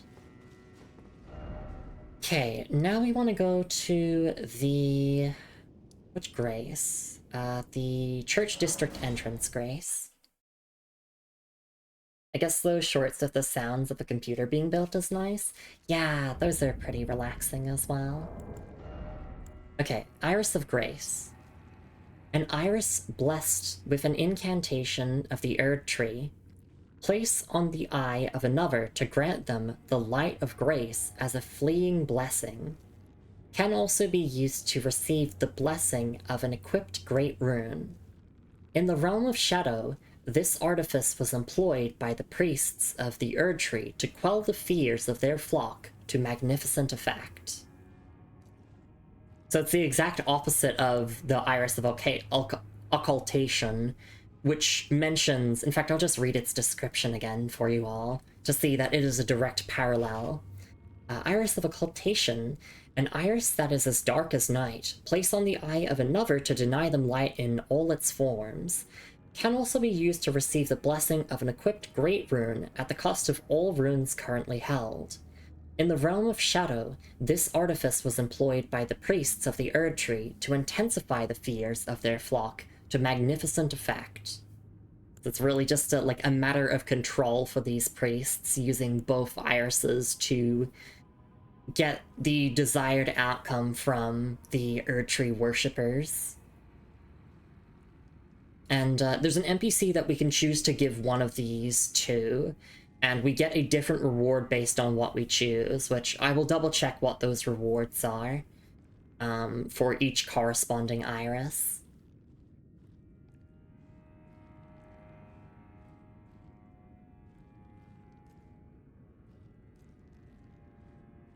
And just, yeah, checking the description again.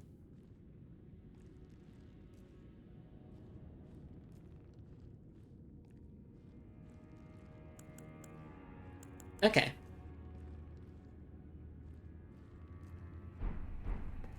Let me sit down here real quick and also say hi to my beautiful wife, Moon. Hey, Moon. It's lovely to see you around, darling. Hope you're doing alright. Here's a shout out for you, sweetie. And let me look at my notes here so I can cross off both of these parts that mention collecting the Iris of Grace and occultation. So it says you can choose to give this NPC an Iris of Grace, which gets you Spirit Ashes, or an Iris of Occultation, which gives you a weapon, but also results in the NPC dying. Probably go with the Spirit Ashes then, even if I'm not going to use them. I probably wouldn't use the weapon either. I don't really want anyone to die, per se, although let's actually go and meet the NPC and see, like, you know, if they want to die or not.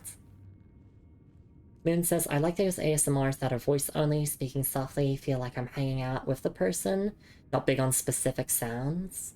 Yeah, I guess my streams kind of fulfill that function for a lot of people. Hi Moon, welcome back to Shadow of the Erdtree.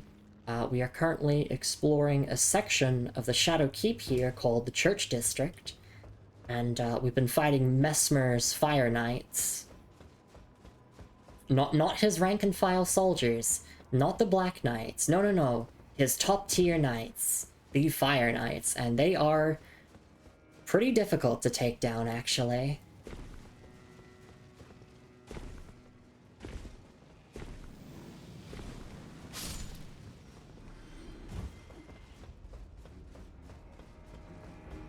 Like, here's one here.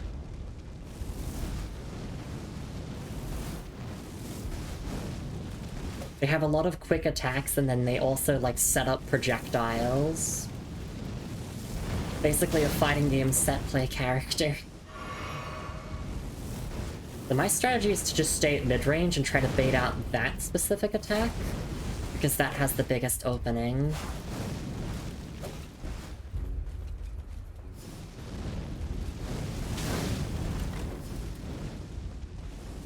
And you cannot outrun these flames. I did try. You have to dodge roll them.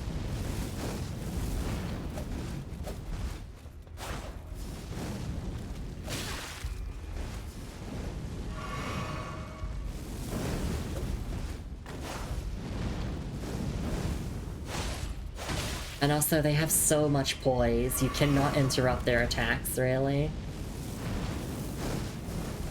Yeah, this attack here has a massive opening. So ideally, I just want them to do that attack over and over. Regular enemy, by the way. Just a regular enemy. That's an Elden Ring DLC moment. There's actually another way that we could have gotten to the prayer room, just using one of our shortcut lifts, but we can go this way.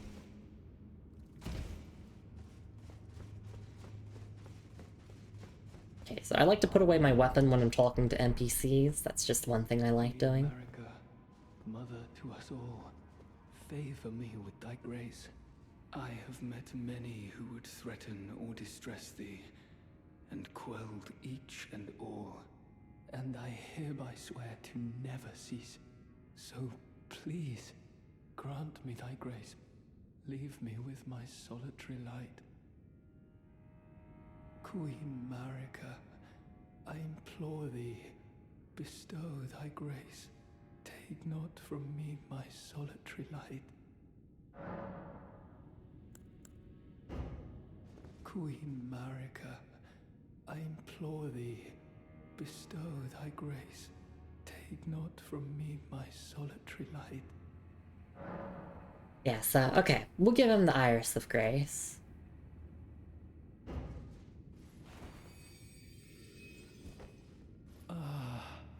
Queen Marika, dearest mother, I shall silence all who would trespass upon thy peace, as decreed by the grace of gold. No soul shall thy sanctity imperil.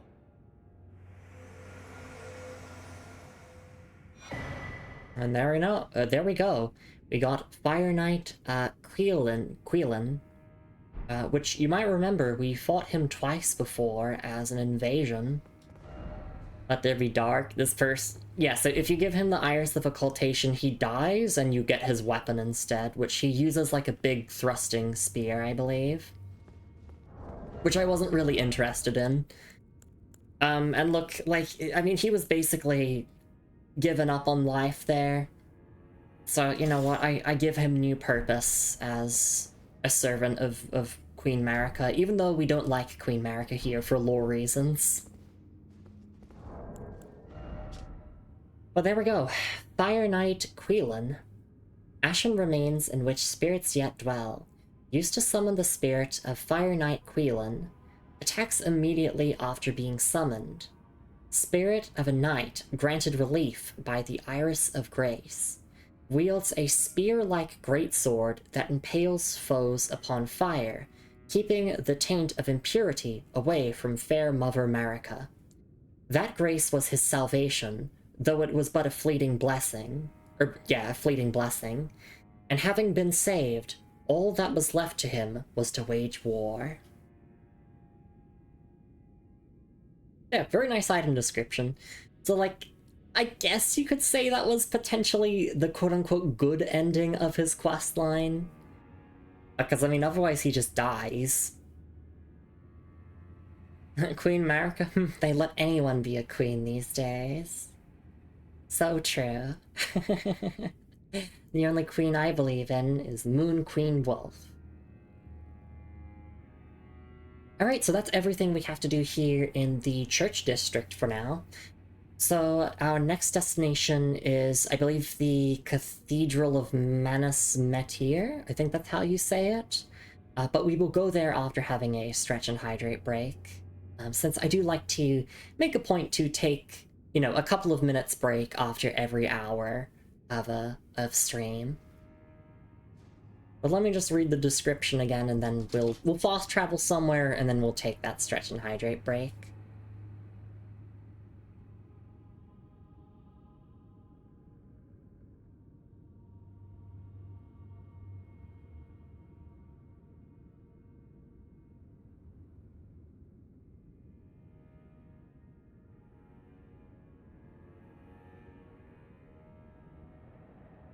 Okay.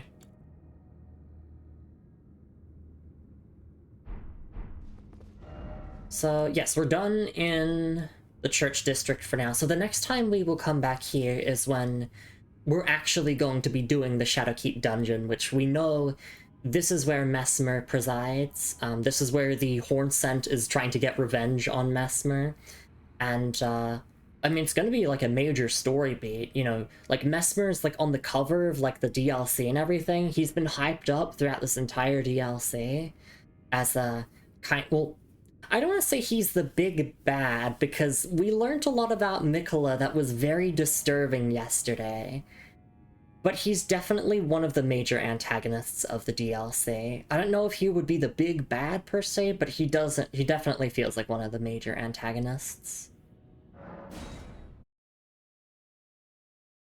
Yeah, Mikola the Kind is, kind of terrifying. I'm a little bit scared of him.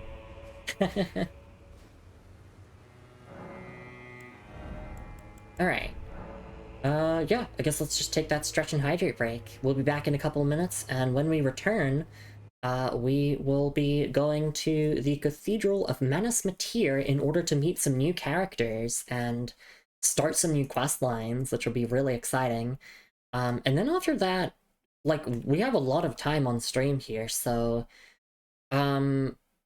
I guess we could also get started on, like, the next section of the DLC in regards to quest lines, which will take us to the Cerulean Coast again to do some stuff with Tiolier. Anyway, yes, I will see you all in a couple minutes. Please do take care of yourselves, everyone. Thank you so much for being here, everyone. Thank you so much for being so chill and nice and kind and everything. And I'll see you all in a few minutes. And take care, everyone. I'll see you all in a bit.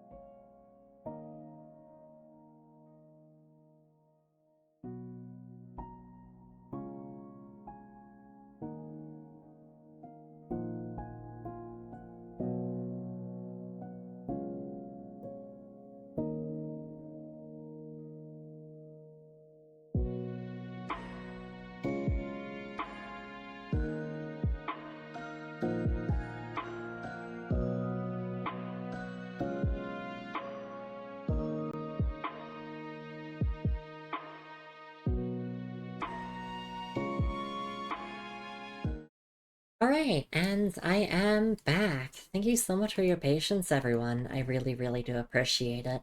Let me quickly update my notes here with NPC questline stuff, and then we will get a move on to what we gotta do now. Let me just see here. Where are we up to? We are up to here. Just gotta add this to my notes. Yeah, so typically it's quite hard to do quest lines in a From Software game on your first playthrough, especially if you like don't know when like specific cutoff points occur or like interactions that you might not know about. So that's why for this playthrough, since it is my first ever time playing Elden Ring, I've been using a mostly spoiler-free guide that just lists like chronologically in all of the areas like what to do and when, and that has been incredibly helpful. So I've just updated my notes there with the next section. But yes, for now we are going to go to the big cathedral that we've seen on the map, and we're going to meet some new characters there. Let me double check what it says about the characters. Okay, so speak to a character, and then speak to another character, and then go back to the first character. Basically, that is what is going on there. Alright. So we can just put a marker here, and we'll go and check that all out.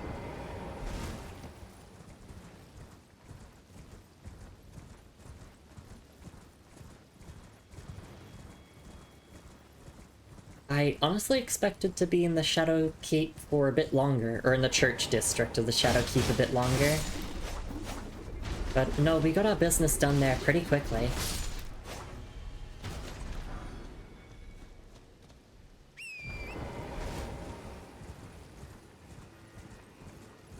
Very gorgeous view ahead. And I don't think we've missed any bosses so far, really.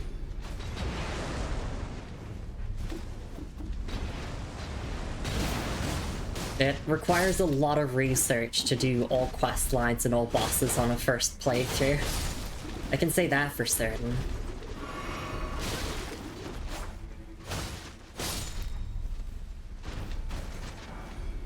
Because Elden Ring is just full of so much content.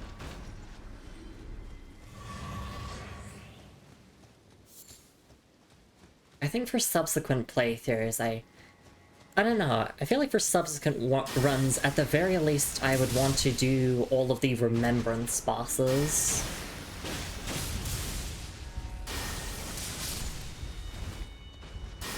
Since those are like the, you know, the major unique bosses that, you know, people get hyped up for the most.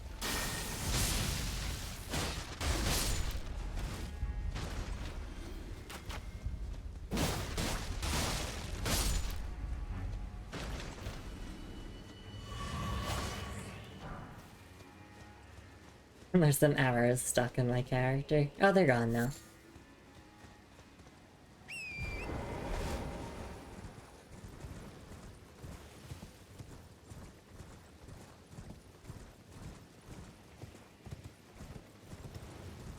I wonder if the dialogue of these NPCs we're about to meet changes based on whether we met them before Miquella's charm breaking or not.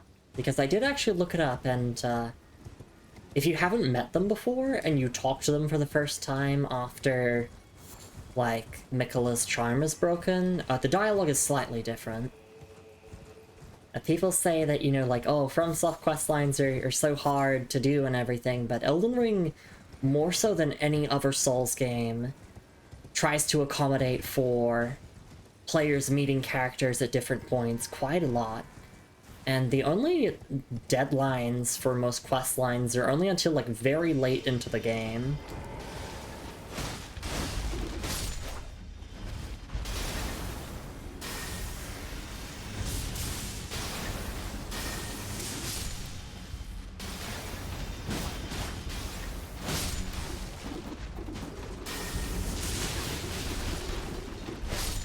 Now that being said, there's a lot of dialogue you can still miss out on for not playing the game in a very specific order that the developers wanted you to. It's quite an odd design philosophy, because while Elden Ring is open world, it certainly feels as if there's very much an intended order to do things in. So in a way, Elden Ring it feels almost like an open world game that wants to be played linearly. But you have the option of not doing that if you know, don't want to play it as Daddy Miyazaki intended.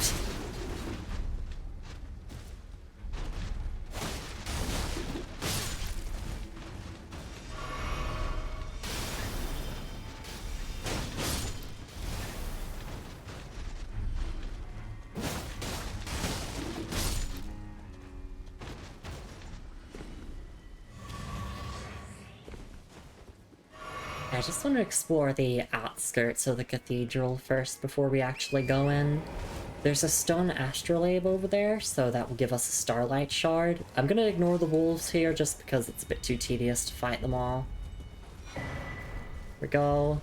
It says starlight shards, but it only gave me one. They're very stingy with those. They don't want you having too many.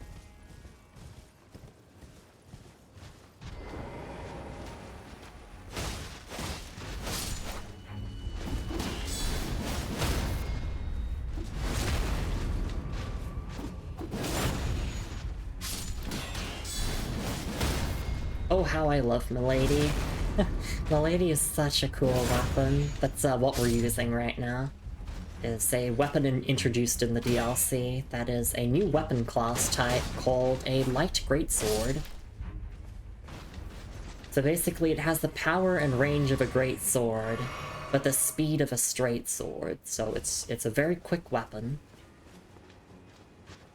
Of course we have other weapons we're using on our character, but this weapon has quickly become a new fave. So we're showing it a lot of favoritism for the time being.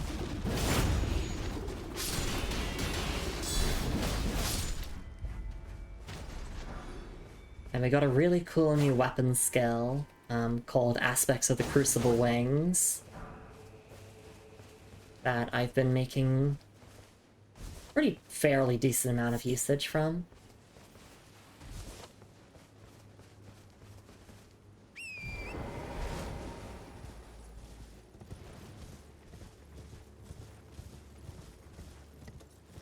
I did mention this in yesterday's stream, but I'll just recap again for those who are familiar with the DLC. In case you're curious what order of the areas that this guide I'm following recommends. So we're gonna do this here at the cathedral, we're gonna meet these NPCs, and then after that we are headed to the far south to access the big pit at the edge of the Cerulean coast. Then after that we are going back to the Jagged Peaks to do the stuff with Egon and Bale. And then once we're done with Bale, we can get started on Shadowkeep proper. Examine remains. Oh, this is for remembrance duplication. That's really, really handy. I'm gonna mark that. So if you ever want to duplicate any of your remembrances, you can do so at that. Which remembrances are basically the equivalent of boss souls from Dark Souls, where you can use them to make equipment, or you can just consume them for a ton of runes, which are the equivalent of souls in this game.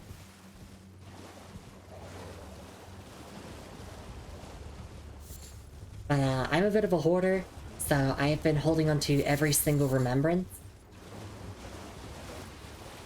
But if there was anything that I ever wanted to get from any of the remembrances, I could simply just duplicate it and then use one to get what I want and just still have the other copy still in my inventory. It's just kind of like a completionist thing, I guess. And because I'd like to be able to pull up the item descriptions of whatever items whenever I want.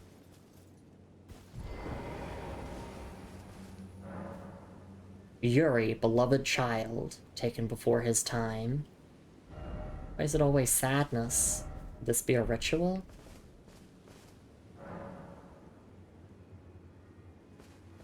I wonder if... can we read all the other gravestones here? Or is it just that one? Suffering.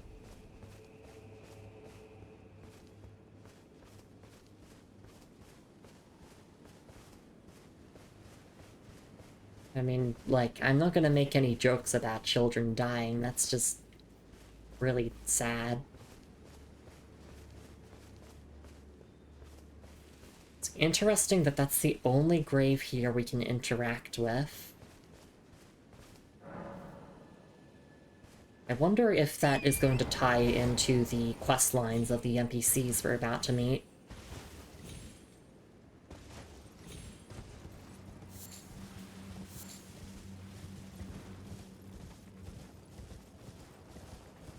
Or potentially we'll uncover an item description that says, like, you know, this person was brother or sister to Yuri.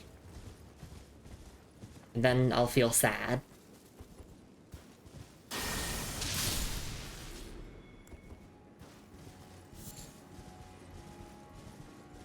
That isn't to say that, like, FromSoft games and Souls games, for that matter, are all, like, misery simulators. In fact, Elden Ring is one of the few Souls games that has quest lines that actually, like, can have happy endings. I mean, there are quest lines in Dark Souls 1 and 2 that can also have, like, fairly good endings, I would say. But in Elden Ring, it feels like there's a lot more quest lines that end on a more hopeful note, or, like, the character in question dies satisfied.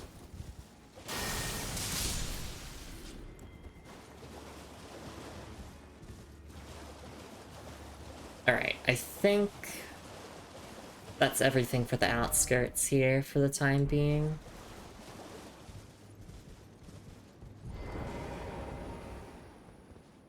I don't know if there are enemies here. I don't know whether to unequip my weapon or not. Enemy ahead? Sorcerer head, and then didn't expect teacher. Cathedral of Manus Matir. Didn't expect recon spot.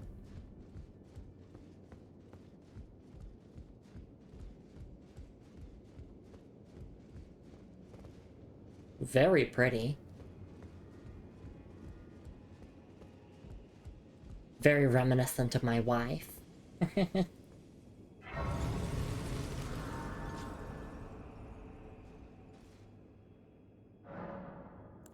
Okay, we can't get any level ups just yet. Yeah, we're level 202.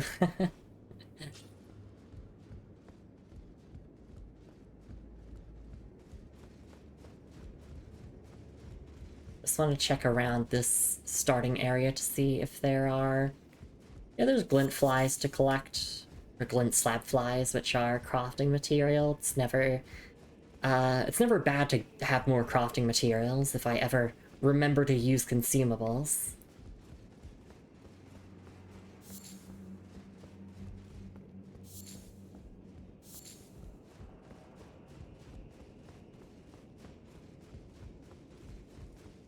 Alright, I'm unsure as to whether to put my weapon away or not, because I'm not sure if, like, this is a boss fight ahead or anything. Try Knight. Seek boss.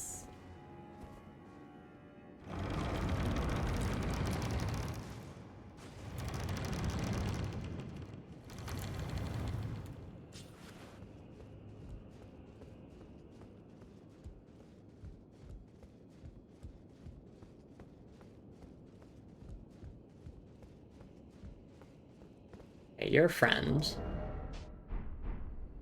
Well, we don't often receive visitors. I am Ymir. Welcome to Manus Meta. It is a pleasure to have you.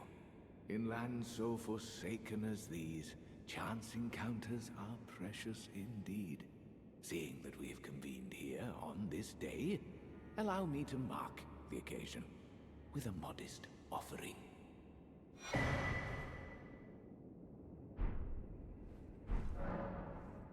Map to old ruins received. Check in inventory. The map I gave you charts the site of a hallowed ruin. It is said that after sounding the hanging bell there, one's fate will be guided by the stars. I only wish to be of service, to help those who fight for their purpose. I'm not mistaken, am I? I can see it in your eyes. You are a fighter, are you not? Is something the matter? I've given you a map to the hallowed ruin. Oh, I suppose you expect a lesson of me, do you? I know the feeling. Those with purpose are nothing if not ravenous. For power. For truth. Okay, so we can get sorceries from Ymir. But let's ask about glintstone sorcery. I am a glintstone sorcerer. We study the stars and examine the life therein. Are you familiar with our findings? Long ago, we began as stardust, born of a great rupture far across the skies. We too are children of the greater will. Is that not divine? Is that not sublime? And yet, none can fathom its implications. Its utter brilliance. Okay. So we'll only read the item descriptions of sorceries here if we have not seen them before. Although we've seen Glintstone Pebble, Great Glintstone Shard, Glintblade Phalanx, yeah, all of this is familiar. I think Miriam's Vanishing is unique.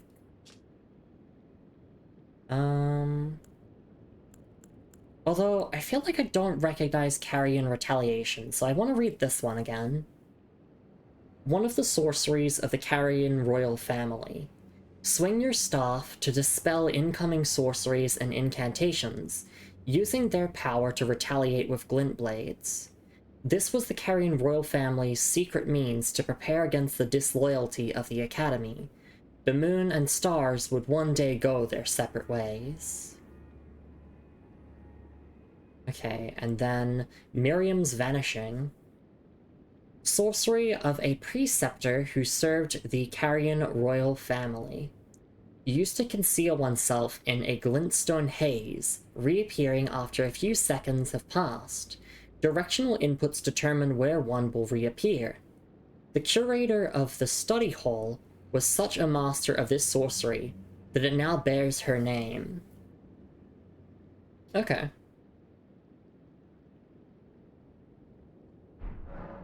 Oh yes, do mind your feet around the church. You wouldn't want to hurt the little boy. Is something the matter? Here to squeeze another lesson out of me. Is something the matter? Here to He said don't mind, or don't step on the little boy. So there's presumably the grave of Yuri. Alright, well let's take a look at our item descriptions, of which we got 2. Starting with the ruins map. A simple old map, faded and dirty, acquired from Count Ymir, High Priest, indicates the location of a hallowed ruin. I only wish to be of service. Okay. And then the Hole-Laden Necklace. A pale blue necklace made from a thin, elongated stone hollowed out from the inside. Used at a hallowed ruin to sound a hanging bell. It was a teaching of Count Ymir. The fate of the one who sounds the hanging bell will be guided by the stars. Should we tell them that we're Ronnie's consort? If only we had that option, like, yeah, kind of, like, married to Carrion Princess and all. Me and my wife are married to her, actually. We're polycule. It's pretty awesome. But I know that is interesting. I wonder what the consequences of being guided by the stars will look like in this DLC. I'm very, very curious about that.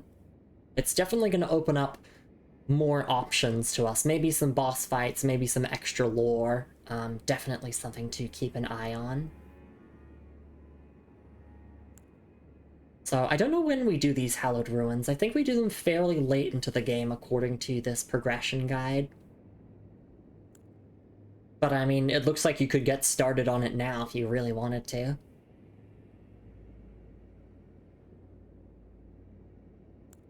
Just looking at the descriptions again. And then we will go and meet... There's another NPC here who apparently will appear for us, so we want to go talk to them as well.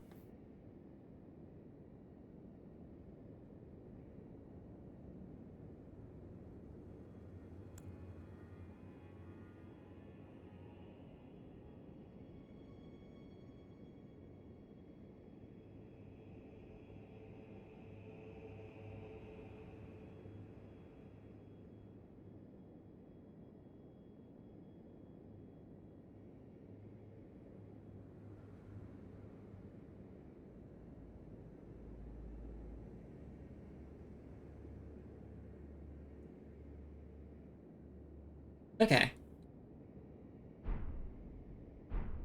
Ronnie has 2 hands? No, wait, 4 hands. Yeah, she's got 4 hands to hold both of our hands. Yumi. Alright, so apparently this other NPC is gonna be hanging out by one of the pillars, I think? No horse ahead. That's tragic. I think it's one... Is it one of the pillars outside, or... Oh! There you are. I've no interest in small talk. My only concerns are the concerns of Count Emir, and you are not among them. Only, there is one thing I will say. Count Emir's kindness is a gift. Should you cross him, you will sorely regret it. Begone. There is nothing more to say. Begone. There is nothing more to say. Begone. There is nothing. Okay.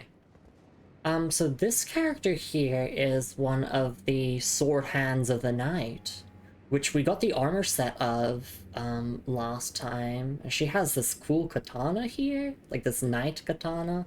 That's awesome. I want to see if reloading the area will provide, some more dialogue. So we can reload the area by just sitting at the grace here. I do want to double check the item description of the, like, knight's stuff that we obtained. Oh, I guess that's a bit too further down, so I'm gonna have to go to my armor category. Here, yeah, the Helm of Night. Bottomless black helm, cool to the touch. Flowing lines in the seeming shape of a fingerprint adorn the surface, imprisons the wearer in utterly lightless dark. Bestowed upon those born deep underground, ordaining them as sword hands of night. So that NPC we just met was born deep underground and is a sword hand of night. She's a hot lady knight, even. Gosh, From Software. 2 hot lady knights in this DLC? You're spoiling me. I got Lady Knight, or Needle Knight Letta, and that character that we just met. Of whose name we don't know. Although I guess I could pull up the map and it would tell me her name. And then, yeah, Armor of Night just has the exact same description.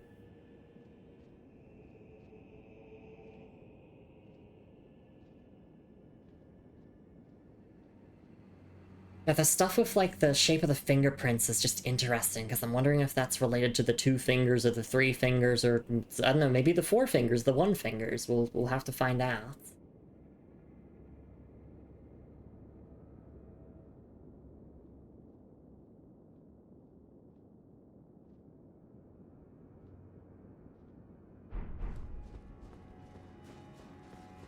Alright, let's see if either of them have new dialogue. Begone. There is nothing. Do I want to read the player messages? Let's see. Could this be a monster? Therefore, time for head. What? No. No. Oh my Be god. gone. There is nothing more to say. They're making head jokes. Why is it always Edge? Lord. Okay, that one's funny. The other one's not.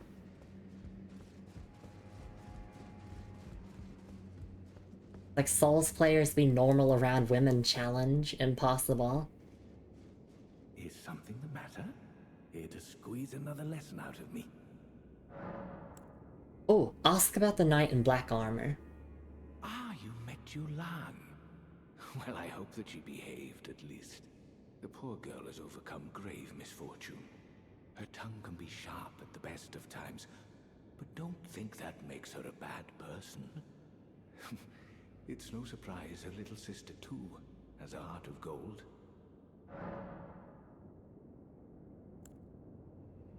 Is something the matter? Here to squeeze another lesson out of me. Okay. So, she is Julan. Be gone. There is nothing more to say.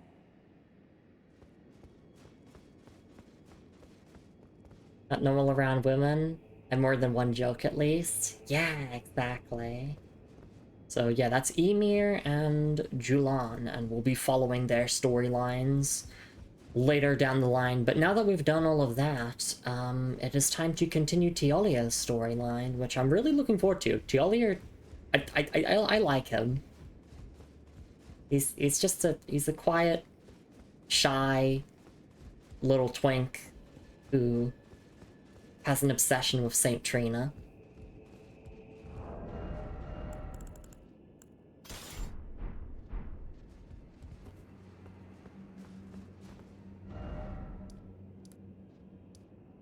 Okay.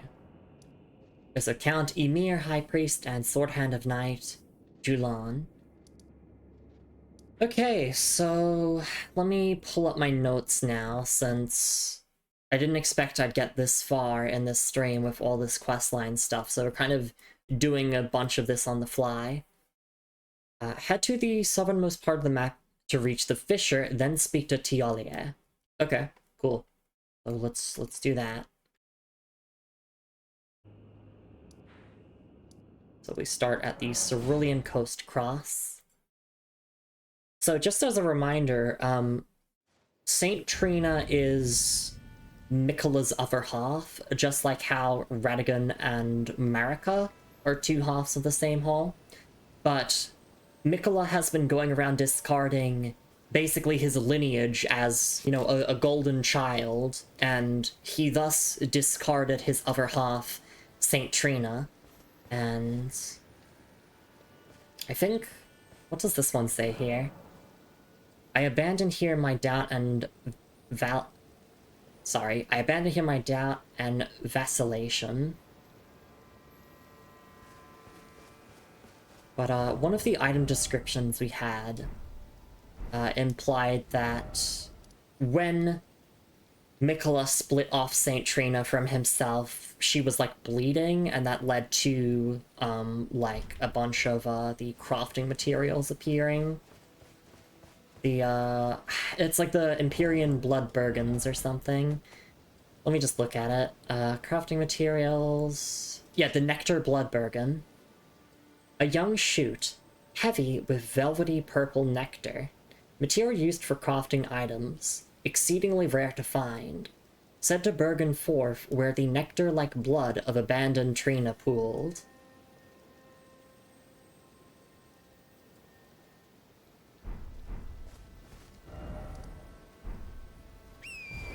And Tiolia currently has doubts as to whether Miquella will like him or not, because he very much has an obsession slash a crush with Saint Trina. He's haunted by the memories of like her scent and her visage and everything, and it seems as if he had an encounter with Saint Trina, and because of that encounter he is like obsessed with her and wants to like meet her again, which I think is what we're going to be doing in this quest line here. We're going to be going and meeting Saint Trina, which is exciting because like Saint Trina was mentioned in the base game a little bit, but we barely got any lore on Saint Trina. It was one of those parts of the lore where it's like, okay, Saint Trina exists, but we don't really know who Saint Trina is. Like, presumably Saint Trina is a demigod, or just, like, a religious figure. We didn't know any of this stuff about Saint Trina being another half of Mikola that was abandoned.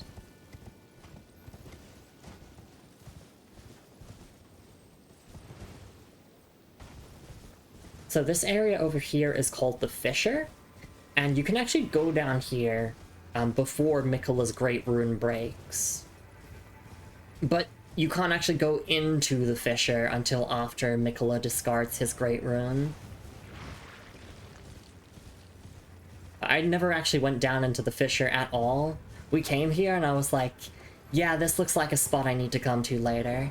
So I decided against pursuing it any further. Now I just need to find a way down that doesn't get me killed.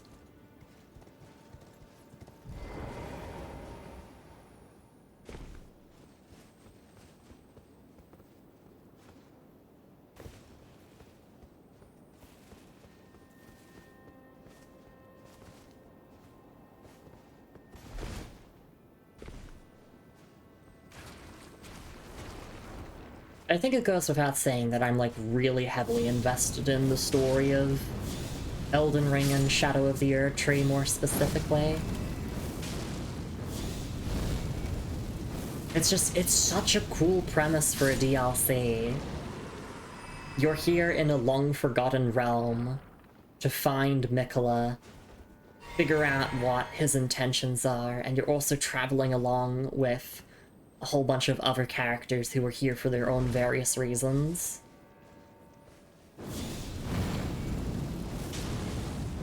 And who are probably all gonna start killing each other at some point. Because, I mean, Letta's like, yo, who should we start killing? I'm like, okay, Letta. Okay. Calm down with the killing. But we don't need to kill anyone.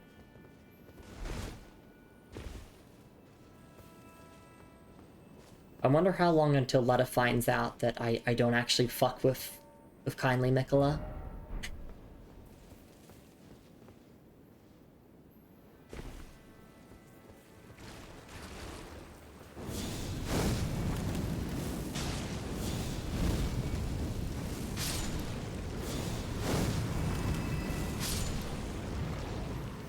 I'm also very curious about that vow that Mikola supposedly made with Radahn. Like, what was that for? Like a promise of power or something? I don't know. But Radahn is dead now. But Lumi, like, what if you got into the DLC without killing Radahn? No, killing Radahn is a requirement for the DLC. Presumably so that, like, the plot of this DLC can actually make sense. It's like, I don't know. But it makes sense that Radahn would probably have to be dead for the events of this to happen.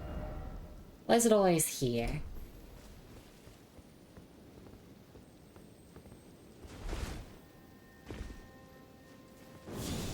Tell says, I love how normal lesbians are about women. No one appreciates women more. True. Very, very true.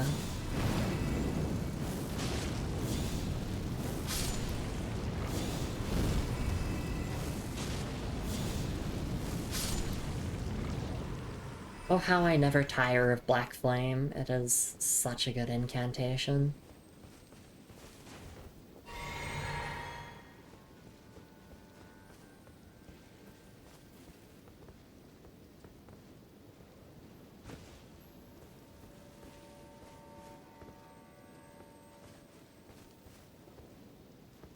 I feel like I'm gonna fall to my death here if I keep pushing this.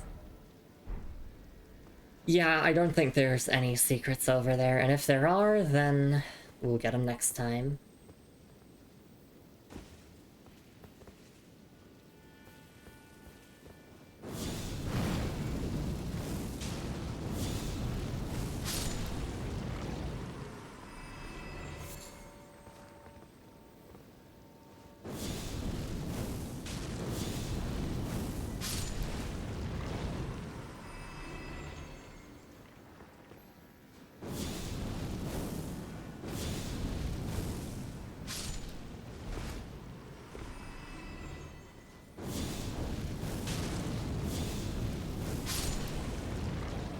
I think we just have to sit at the Grace here at the Fissure, and then we need to go and tell Tialia about it, so that he can actually relocate to here.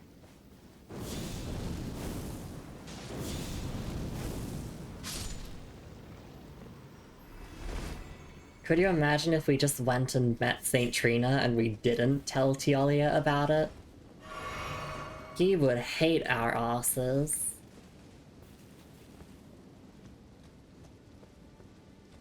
It would be like, why didn't you tell me? Bridge ahead.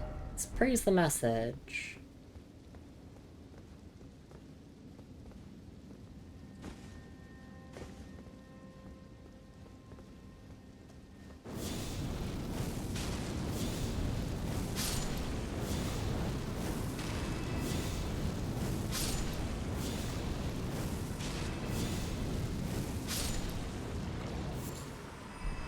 Of course, the more deep purple lilies. I'm expecting we'll get a lot of things related to Saint Trina down here.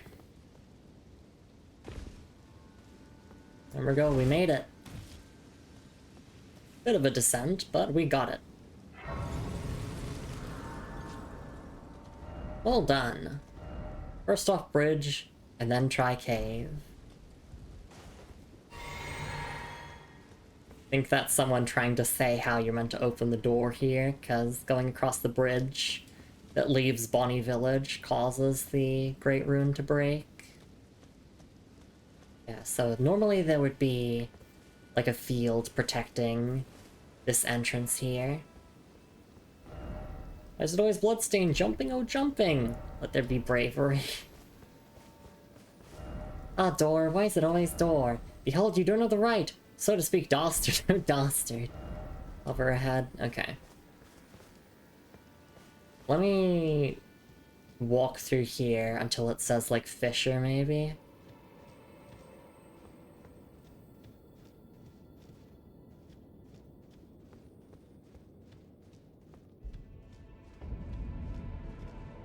There we go, Stone Coffin Fissure. Why is it always ruins? Behold Elden Ring! Oh, there's another Grace here. Didn't expect Grace. Still no lift. We heard from a ghost that apparently, like, hopping into a stone coffin is the way to meet Saint Trina. So presumably it's gonna be the same here. I mean, it's literally called the Stone Coffin Fissure.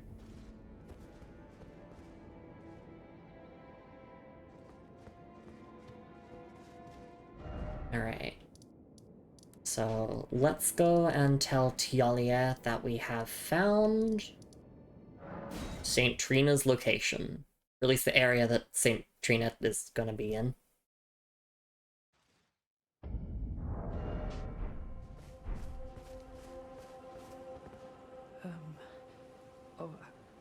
I had something I wish to tell you. I'm heading south. I've recalled something that Sir Moore said. He discovered deep purple water lilies blooming on the southern shore. That must be where St. Trina was left to wither away.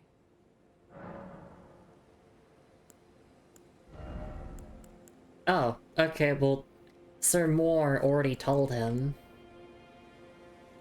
Tialia's concoction, I'll buy your whole stock. I'll just buy like 5 of them.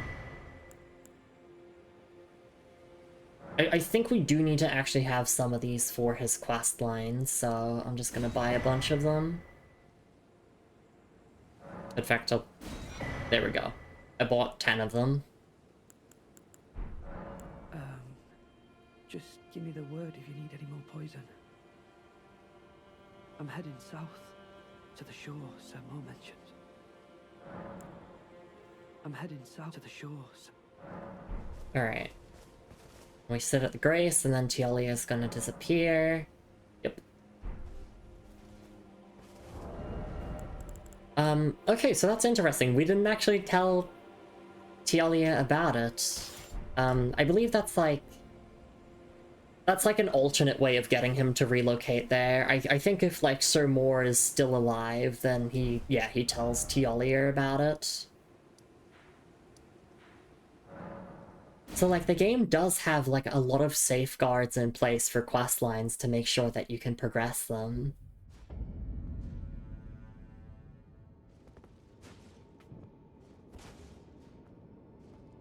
So I'd say this game does, like... I think it does a pretty okay job at making the quest lines accessible.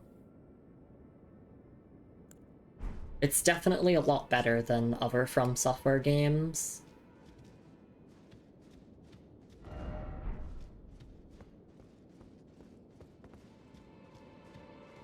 Alright, let's start exploring the fissure.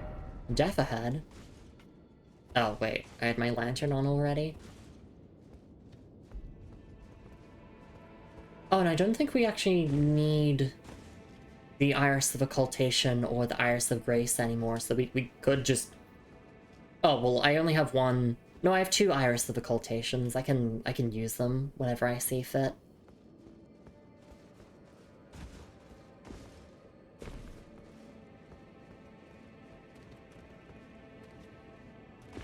There's a Blood Fiend here. Oh, and they inflict sleep, I see. That makes sense.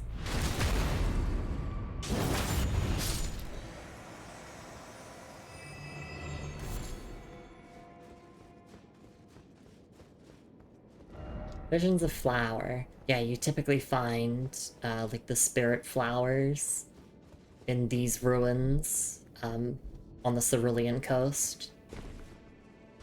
But we're below the Cerulean coast now. It's a new world down here.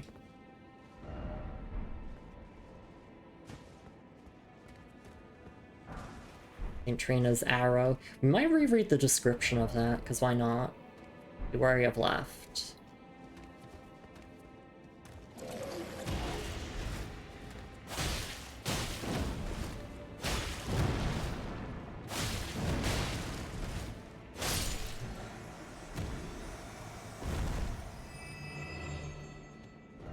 Dog ahead. They're old dogs. Stay calm ahead. Like a dream. Praise the Elden Ring. Down ahead. Oh yeah, it looks like a ledge that you fall off of. Yep. Full damage doesn't apply when it's drops like that.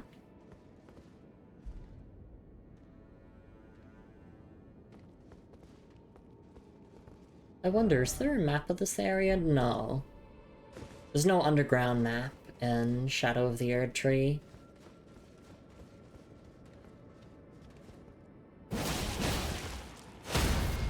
Oh, goodbye.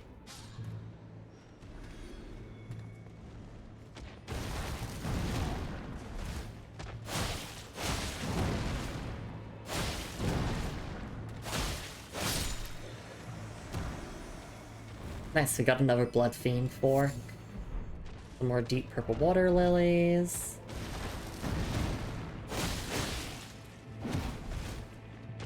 Look at how stylish Milady is. It's so good.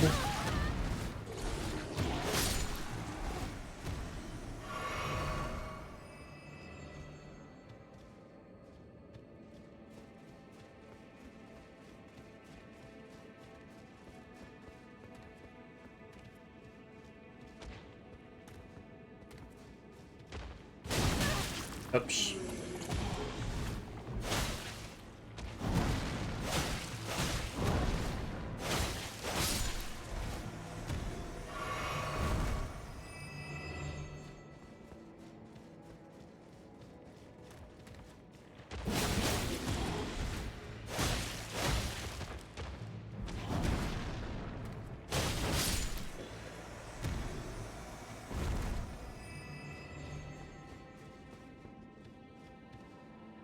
Okay, yeah, it seems like kind of just a straightforward path ahead.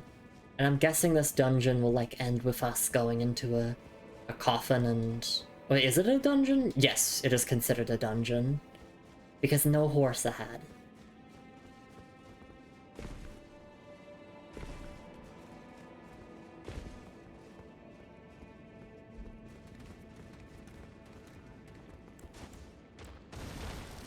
Oh, hi there. I think I see a Grace in the distance. Oh, I did not expect that to be a full combo. My bad. You can parry the Blood Fiends. It's just a bit weird. I don't think that attack could be parried.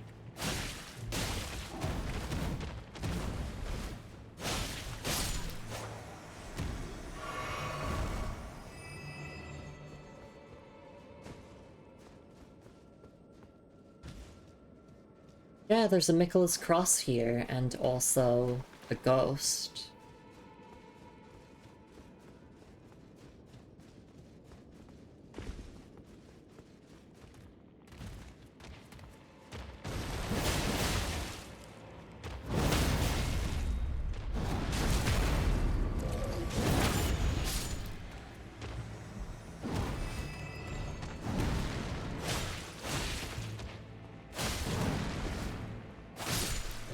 Gotta love a classic knight with a sword and shield. Shadow Realm Rune 3. Okay.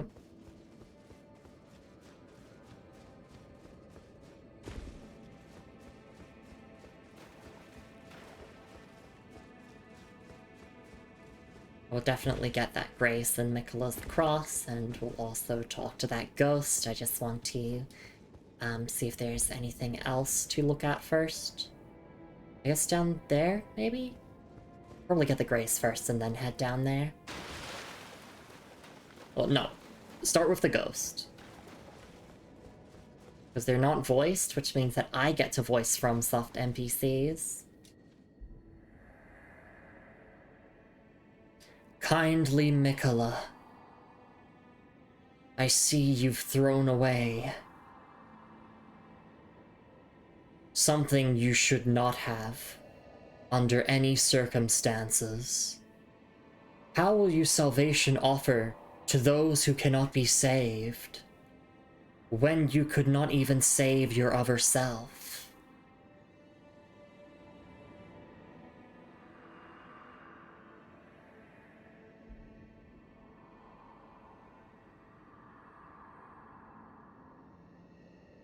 Interesting. Yeah, why did Miquella abandon his other self?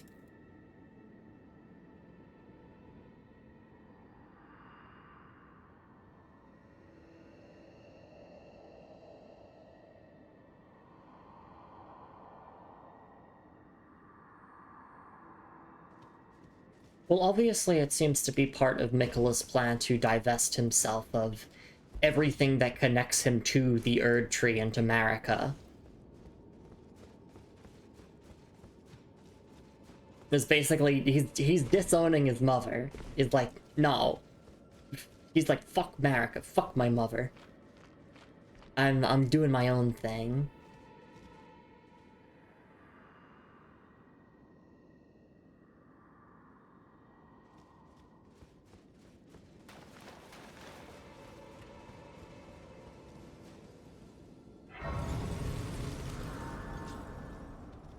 Okay, another Shadow Tree fragment, and what did Miquella leave behind here?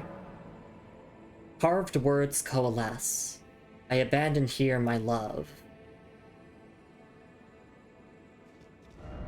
Holy butthole, says this person. Didn't expect love. Holy dong!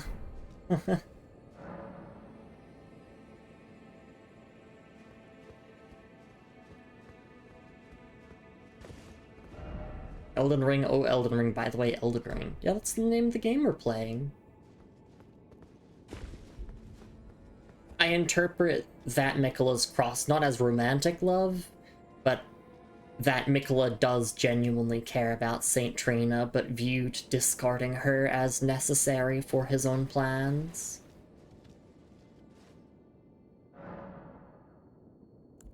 Although, I mean, then again, like, Marika and Radigan the same person, and they had incest babies together, so... And I mean, also, like, the background lore of Elden Ring was written by George R.R. Martin, so maybe Miquella does feel romantic love towards Saint Trina. But I'm not going to interpret it that way. I choose to interpret it as he just, like, cares about Saint Trina as like, almost a sibling, or like a close friend, even. Anyway, I'm gonna have a stretch and hydrate break here, and when we come back from the break, we will continue exploring the fissure here, and maybe get, like, the Saint Trina stuff done? We'll have to see. Just checking my notes. It is optional to summon Tialia for a boss fight here, and then there's a couple of steps that we have to do that seem a little bit involved, which I'm gonna try and follow it exactly as the guide writes it so that I don't mess anything up. But yes, I'll see you all in a couple of minutes. Please take care of yourselves, everyone. Grab yourselves a snack and a drink if you can or want to, and I'll be back in a couple of minutes for some more Elden Ring Shadow of the Erd Tree. I'll see you all then. Take care, everyone.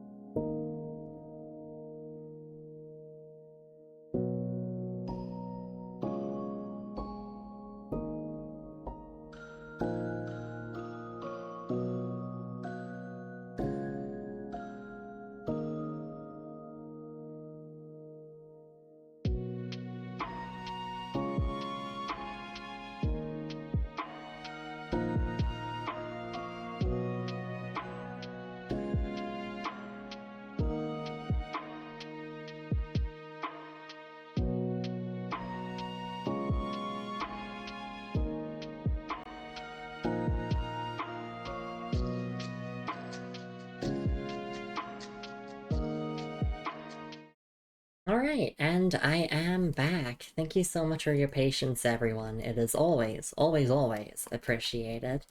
And welcome to the stream, Julie. It's lovely to see you around. Hope you're doing alright.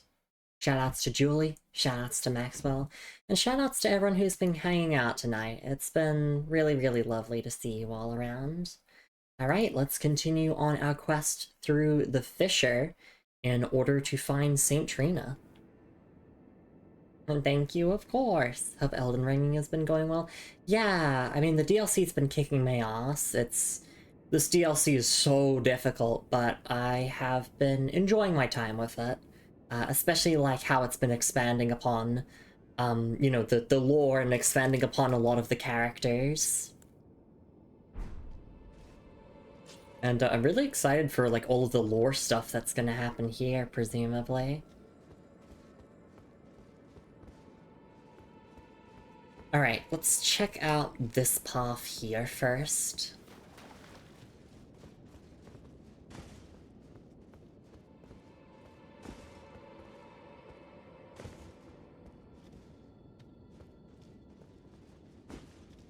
Visions of Nest. We can rest here. This is our home now. Thank you for the patties, Toasty. Hope you're doing alright. Doesn't seem as if there's, like, any path over here. Not really, no, that doesn't... I mean, maybe? I feel like this is just a dead end, though, no? Oh, perhaps not.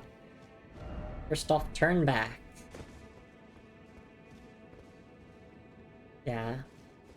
Seems to just be a dead end here.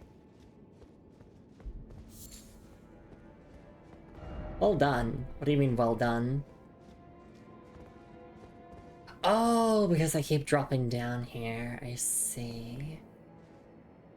Do I want to drop down here, though? Sure, I guess. I don't really want to head further down into the fissure, though. Not yet, anyway. But the only way back is to fast travel. And since we're down here, we might as well check out this path. Precious item ahead. Any enemies, though? Yeah, there's an item there. And there's an item here. Do I have to make, like, a specific jump to get it? Or is it an item that we'll get later? Nope, we just make the jump.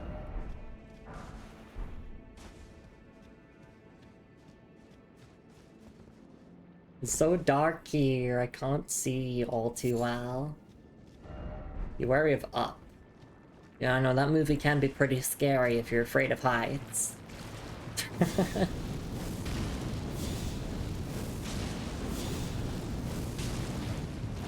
Isn't it interesting how, like, the entire legacy of the Pixar movie Up is just the montage within the first act of the movie that, like, goes through the protagonist's life story.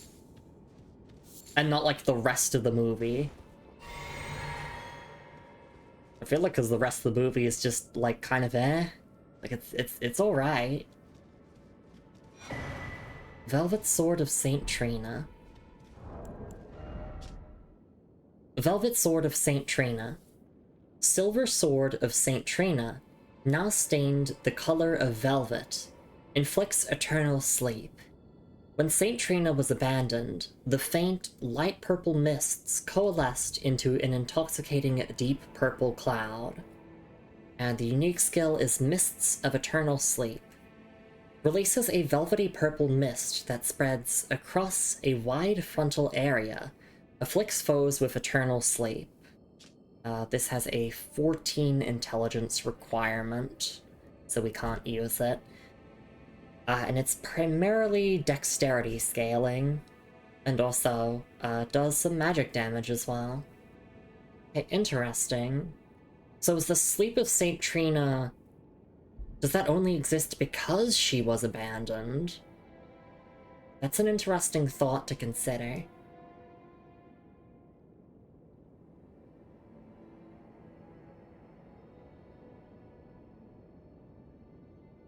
Just looking at the description again, and then I want to look at the description of St. Trina's arrows again, because that's an item description from the base game that we haven't looked at in quite a while. But because we're now going through and actually learning bits about St. Trina, it might be, like, wise to look back on what the game had set up from the base game. Because St. Trina's presence didn't come out of nowhere. St. Trina was mentioned occasionally in the base game, just wasn't really elaborated upon.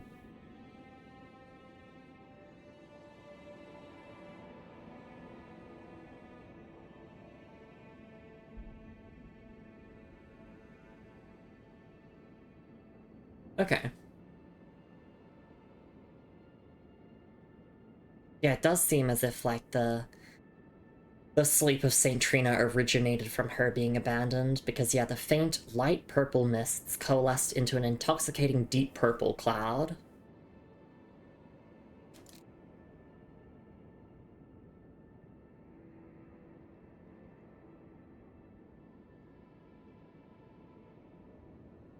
Okay, and then St. Trina's arrow. Arrow carved to resemble a withered water lily. Afflicts targets with a powerful sleep effect. Priests of St. Trina use these arrows to spread their teachings. The sweet oblivion of sleep can become quite the habit. Yeah, so that doesn't really expand upon much. It just kind of lets us know that, yes, St. Trina exists and there is a religion surrounding her.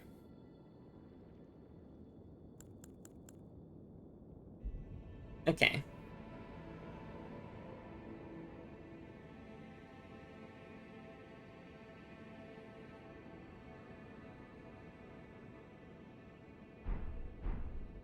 Okay.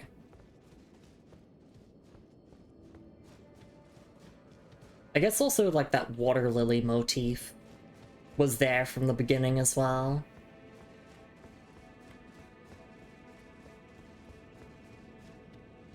Be wary of surprise attack. Oh, yep, there you are. Hi there.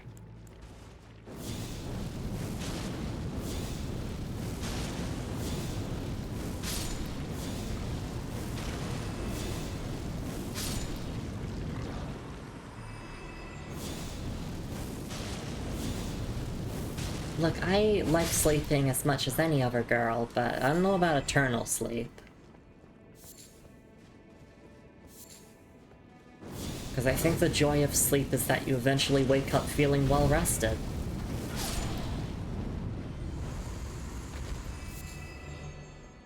We can go this way, but also there's another path we can take.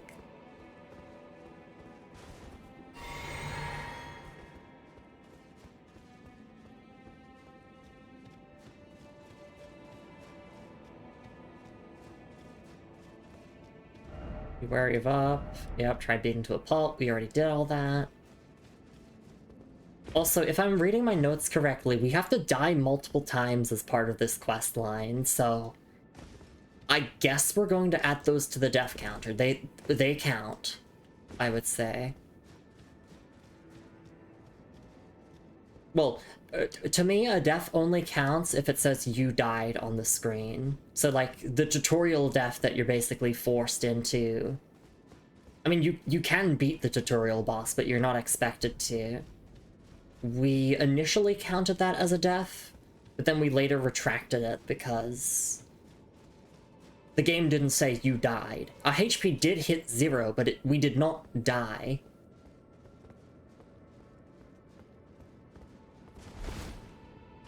Because I believe in that interaction, your character just gets incapacitated, as opposed to being killed. Yeah, I know that's kind of skirting around it, but like it's just one death. If you're upset about it, just look at the death counter and add 1 onto it, and then that's the new death counter.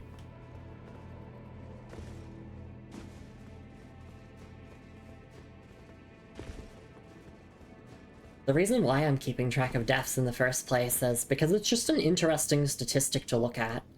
Because we've been doing the death counter ever since Dark Souls Remastered. So it's interesting to compare between the games, like how many times did I die in each of them. And I think at this point we've died more than we did in Dark Souls 2 and 3. Which does make sense, this is a longer game.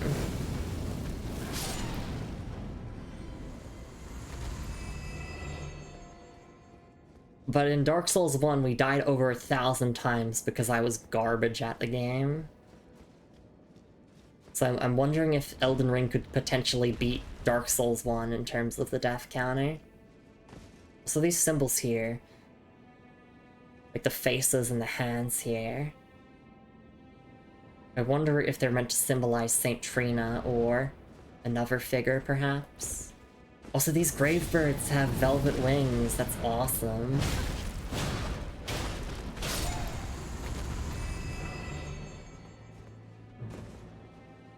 It's like a variant of them.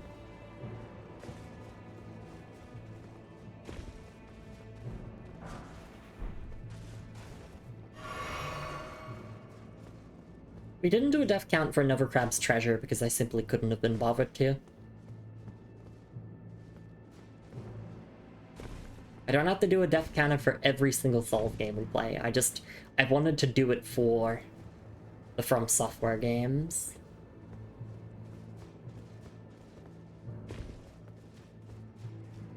And I guess also in a way it's kind of encouraging to look at and be like, wow, Lumi's died so many times.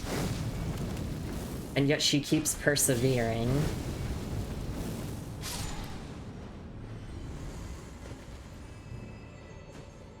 Or potentially your reaction could be, oh wow, Lumi's died so many times, she's garbage at this game. And yes I am.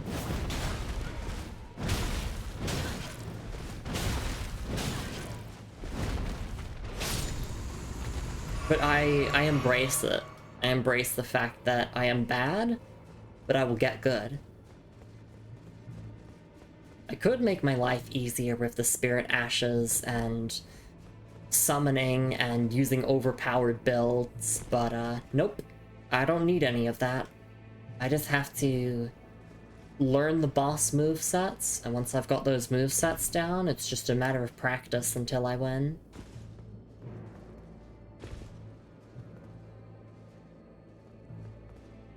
Have I been down there? I have.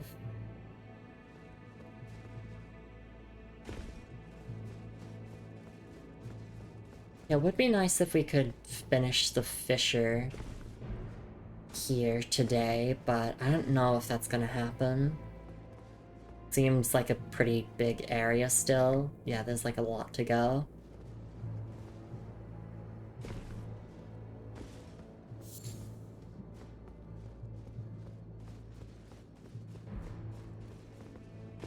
The music here is so ominous. Oh, no! What did I ever do to you?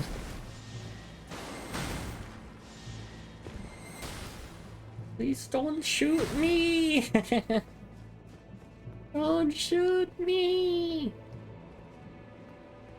Alright, we came from that way, right? No, I don't think we did. Yeah, because that's a different cave there.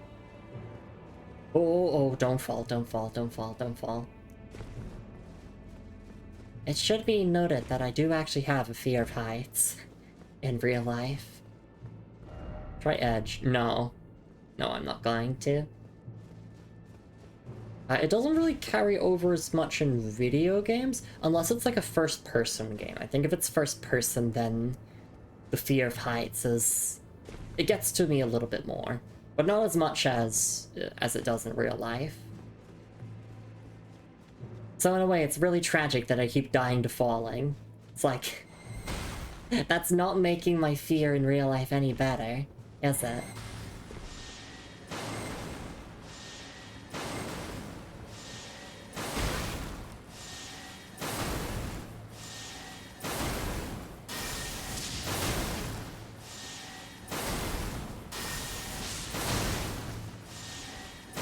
You know, let's just do it back and forth.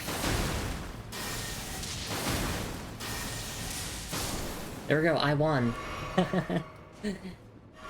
I win because I can heal. I think it would have been better if I just, like, ran up here and just started smacking it as opposed to doing a projectile war, but that was funny. Seek revenge. Sniper. Down ahead, so to speak, beating to a pulp. I'm not gonna beat up any enemies unless they aggro on me. I'm afraid of heights. Specifically, Kenneth Height. The great Kenneth Height. He has a very cool castle and he will knight you. Except he doesn't. He never does knight you. His questline ends with like, oh yeah, I'll knight you once I'm done here with Nefeli here. But that's where his questline ends, so he fucking scams you. His entire questline is a scam. But no, you do get a Ancient Dragon Smithing Stone, I think, out of it, or Somber one out of his questline. Well, it's specifically his, Gostock, and Nefeli's questlines. You have to do all three of them.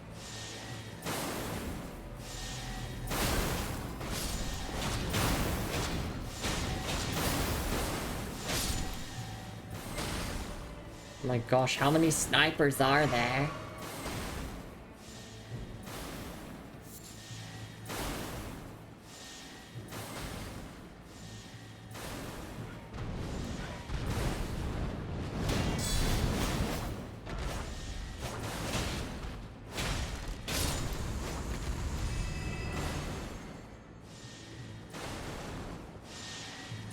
Where's the sniper? They need to go now.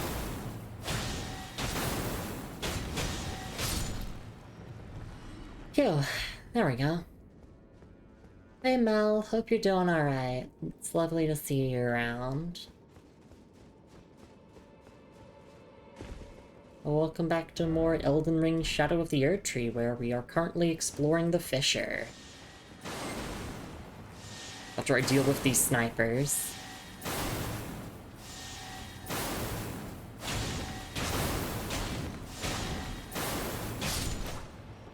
Just making sure I don't, like, fling myself off the edge there by attacking. I thank you for the head pats as well, they are always appreciated.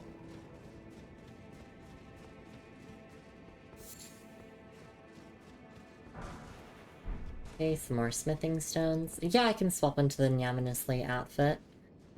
Give me a moment, I want to make sure that I'm in a safe spot while I quickly unfocus the game window and click on a couple of buttons, and I should be back in 3, 2, 1, and bam. There we go. Nyaminously, yeah? I'm here. I'm a cat knight now. Thank you for the redeem. Sniping spot.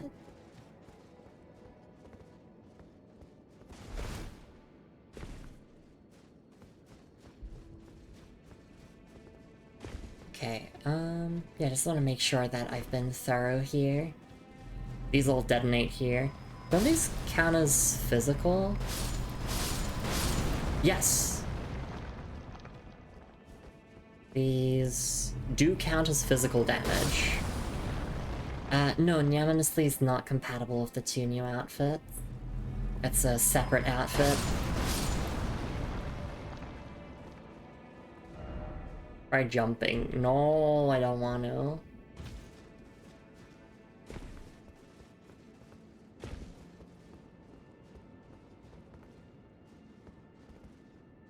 I thank you for the 5 stream streak as well, Melissa. It's always appreciated.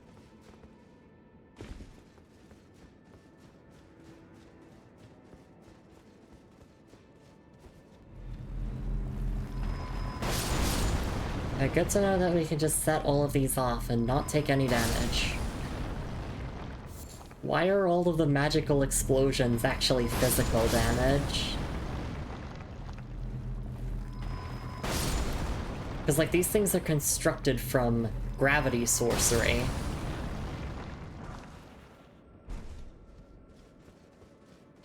So, why are the explosions physical? it makes no sense. Please fix your game from software. I'm kidding, I'm kidding.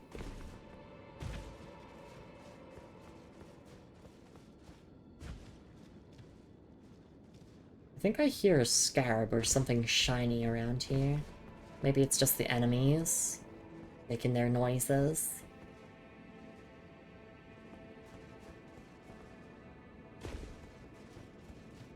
I feel like if there's anything that we're going to miss in this stream in terms of items, it'll be from this area.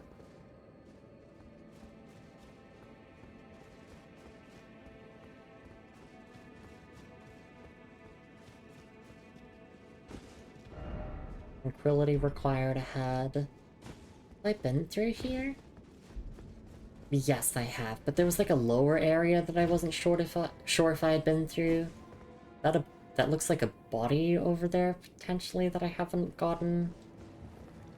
Yeah, that is. Oh, and I haven't been down here either. Yeah, let there be drags.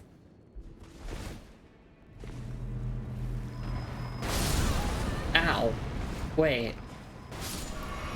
Oh, wait, does it only count as magic damage if you block it from a distance? I wonder.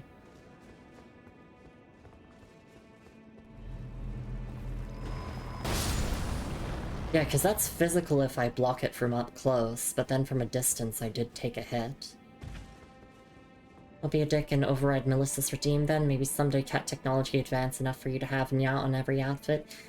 Yeah, I'd probably have to swap to using a different program for 3D VTubing then.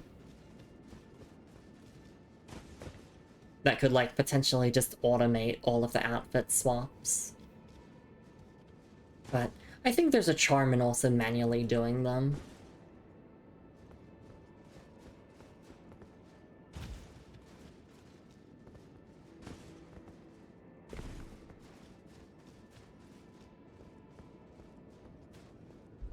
Well, there's a grace here. Do I want to go that way, or do I want to keep exploring the other path? Well, I don't really have a choice now, so we'll go this way. And I also want to get that item that's on that body over there, so we can just drop down here. Yes. Precious item ahead, try left. Alright. Hope they're not kidding about this. I mean, yeah, Grave Glovewort 7, that is pretty valuable.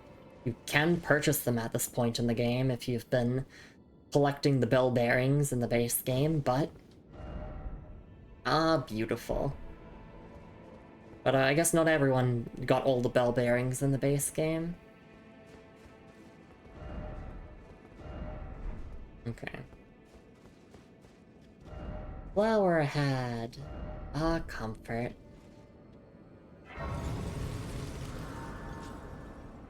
Okay, what's the name of this grace? Fisher Waypoint. I'm not gonna sit at it because, oh no, but in order to backtrack I need to fast travel anyway and that would respawn the enemies. Never mind, I guess I could sit at it. Because yeah, there's some other paths I want to explore. Probably required ahead, and then first off left. Okay. Thank you for the heads up, player there. I'll rank that message up. There we go. Yeah, let me backtrack to, not the Cerulean Coast Cross, but the Fisher Cross here. And I want to explore the, like, other path that I saw. Let's see if I can speed through this. That's my least favorite part about Souls areas, is where, like, you can't backtrack without, like, activating fast travel or whatever. Because it's like, oh, I got the items here on this path. Well, now it's time to respawn everything so I can go and grab maybe 2 more things. Because yeah, there's no way back up the fissure, it looks like.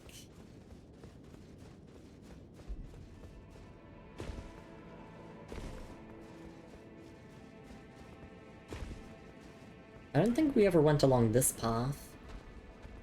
We definitely killed the enemies here, but we never dropped down from here.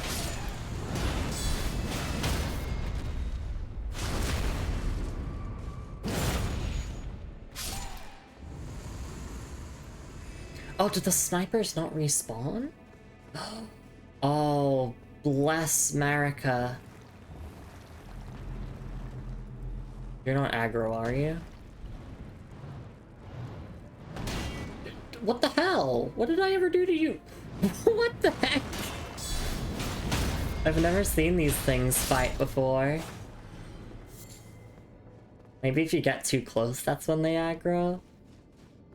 But for a moment, I thought I had, like, blocked it and the force had sent it flying and it was gonna go fall deeper into the fissure. I think that would have been hilarious. Like some cartoon interaction.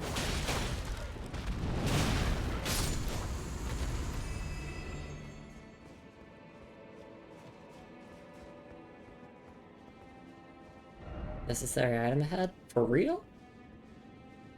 Didn't we already go this way?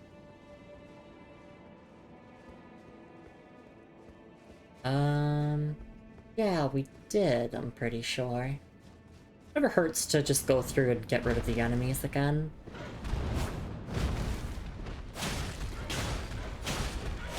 Because it means that we get more drops, we get more runes, and we get more time to just chat while I'm exploring. To pray for that moment.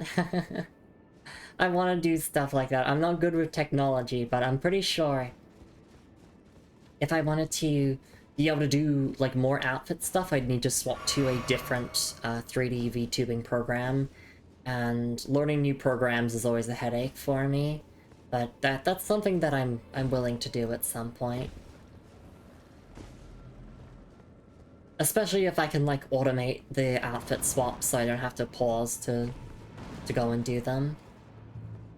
I mean, I don't mind pausing to do them, but it would just allow the flow of the stream to keep going.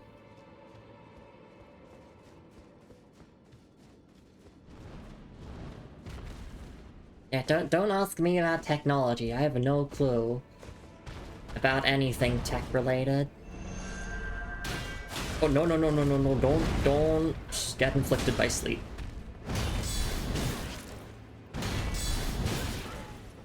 Oh my, stop.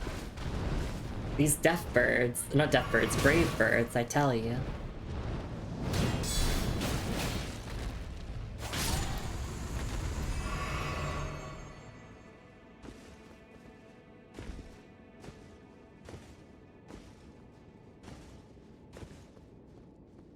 You know, I may be a PC gamer, but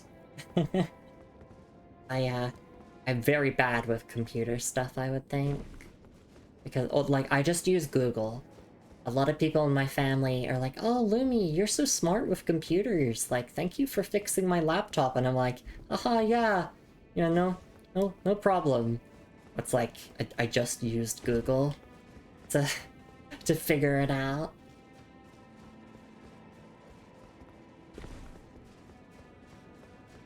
I mean, you should have seen me last year when I was, like, upgrading my PC, and, like, you know, swapping out all the parts. Oh, we just backtracked to where we were before. I had to get help for that, and I was, like, constantly asking questions. I was like, am I doing this right? Am I doing this right? Am I doing this right? It's like, yes, Lumi. You're overreacting. You're getting too anxious. I'm like, oh, I want to do it right. Am I doing this right? Is that good? Have I done that correctly?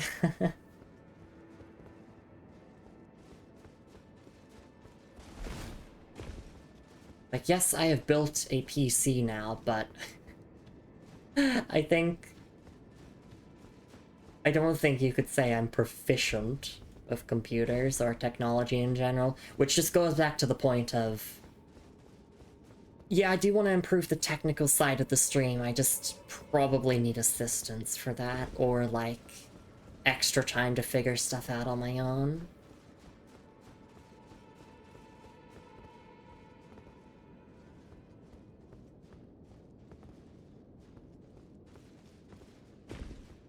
I'm just thinking, have I been up there? I don't know. Look, if I've missed any items, then I can backtrack. Now I'm getting anxious over, like, have I found every item? Did I find every item? Now look, if there's something that I missed, I can always pull up a guide, we can backtrack, we can go and grab it next time. Oh wait, no, these do respawn. Wait, what? No. My nightmare made manifest.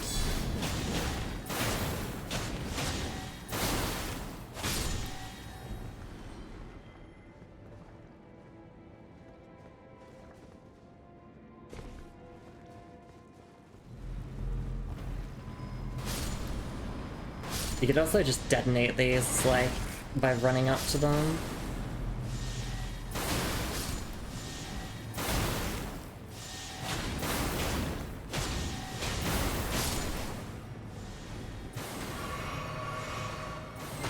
Oh my god, right, and there's another sniper here.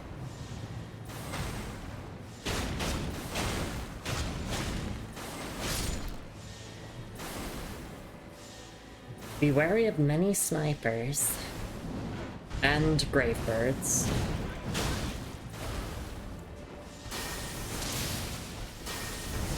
At least I can swat them out of the air with lightning spear.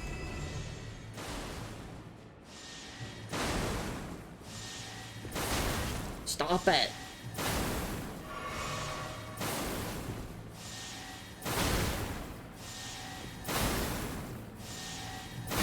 What? How did that hit me?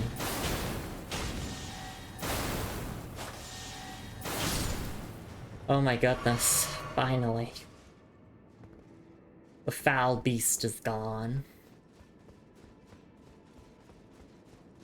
Although there's another sniper here, right? Yep.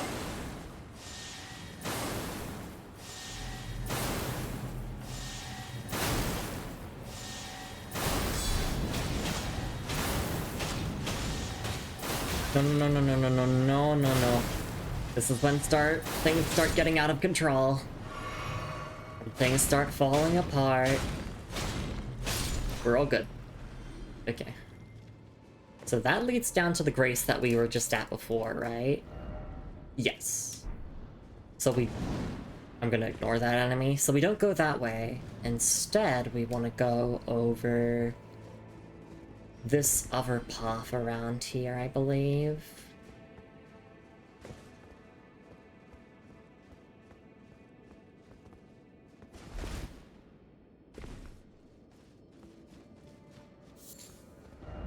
Seed.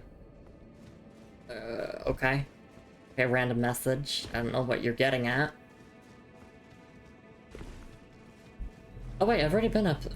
Oh, I think I've explored everything then. I'm fairly certain I've explored everything here then, for the time being. Like, that's not the main path, I mean.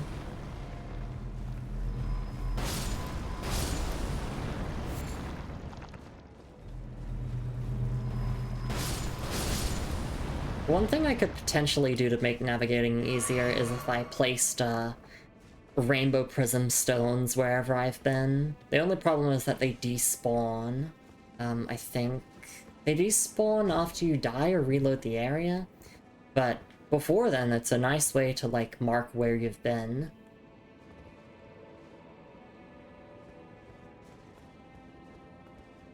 And of course, their primary function is letting you see if a fall is lethal or not. I should really be using them more. Could have prevented so many falling deaths with them. We've been up there. Okay, yeah, let's continue along the main path. I just want to make sure that we were thorough, and we certainly were.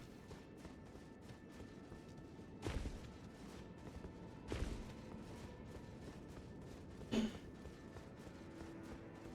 very quiet yawn just escaped my mouth there.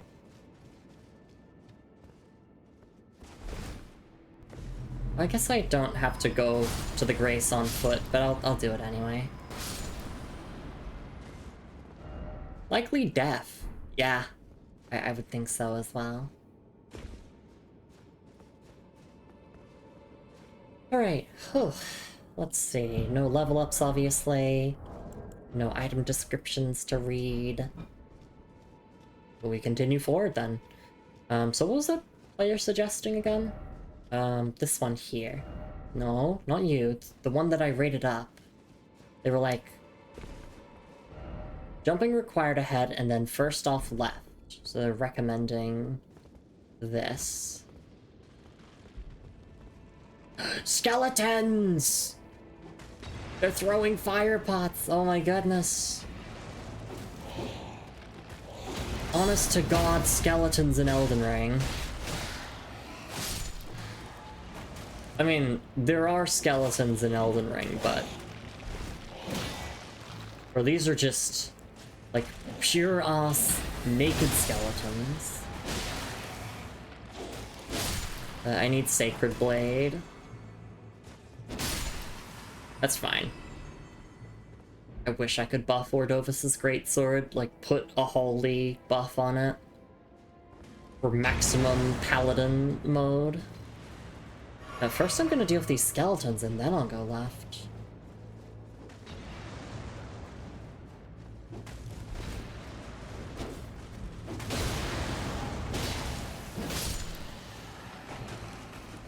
Oh my god, hi there.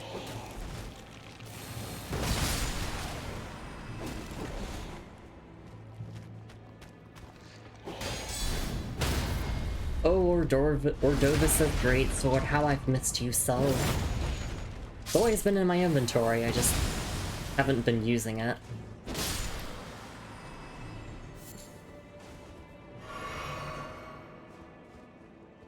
But we could just put Sacred Blade on Milady, so it can, like, basically one-shot the skeletons and make it so that we don't have to hit them again. Actually, I'm not going to listen to that player message. I kind of want to go up this path first. There's like a big blob here that we can kill, I think. Which, these blobs are weak to fire.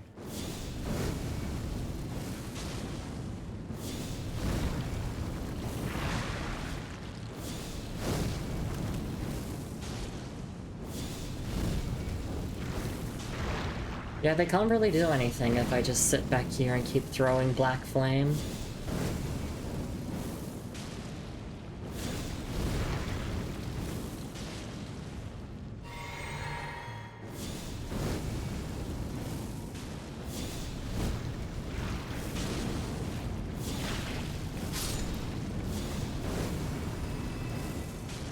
I guess also maybe you could inflict bleed on it and kill it that way. But, I mean, we have access to fire damage. I'll just use fire damage. Love ahead. If only I had a plump sword. Nice. I mean, 7 smithing stone 8s is pretty good.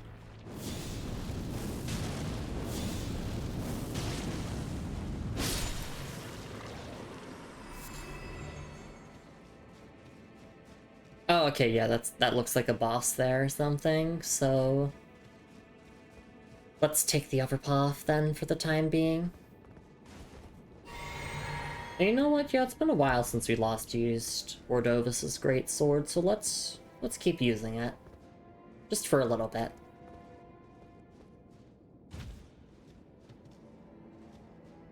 Ooh, no, don't slip off! Okay, I'm fine, I'm fine. Oh, that nearly gave me a heart attack. For a moment I thought, like, this rock texture here almost looked like a sleeping bear or something. Mass of putrescence. Okay. No horse ahead. Good to know. Okay. Mass of putrescence. Sorcery originating from the putrid liquor of the stone coffins. Flings a great mass of putrescence that bathes its landing area in ghost flame. Charging increases potency. In an age long past, death was burned by ghost flame. Even the remains of tainted flesh were given equal treatment in death. So yeah, it is a sorcery, but it does also have a faith requirement of 22, which we obviously meet. Yeah, no, that's cool. It's a shame we can't use it, but that's alright. Right, and also, yeah, the putrescence here did originate from the stone coffins, just remembering that.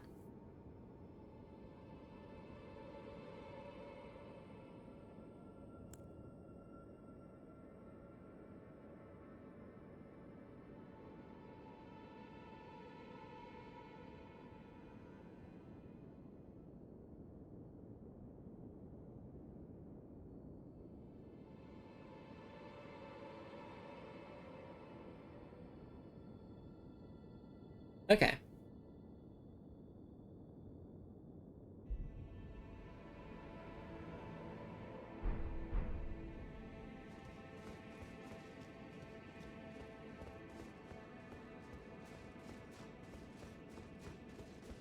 Oh wait, materials? Oh, okay, just more putrescence. Oh my goodness. Why are there more skeletons? Wait. Wait. I have golden arcs. Can they hit from here? I'm not gonna hit anything if they're bombing me non-stop. Fuck you, skeletons. Oh my god. You wanna do it this way? Sure, fine, we'll do it this way. We'll do it the hard way. I'm coming. And I will show no mercy.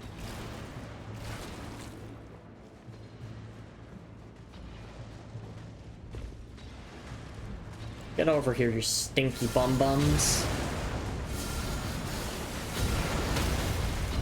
Oh my god, they do so much damage.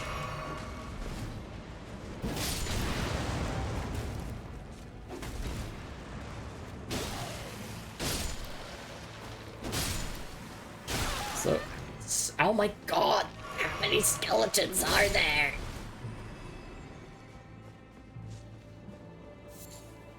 Oh. Yeah, I really should just put Sacred Blade on Milady and use that. If I die, then I'll do that.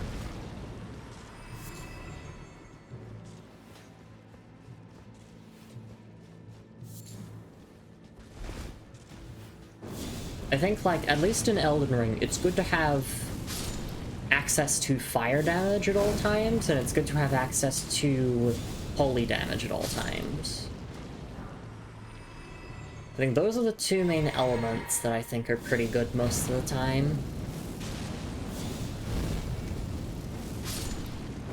Well, holy is just for the niche of, like, killing undead things. And then fire is for basically everything else. Unless you're up against, like, you know, like a fire-themed boss, then you probably wouldn't use fire.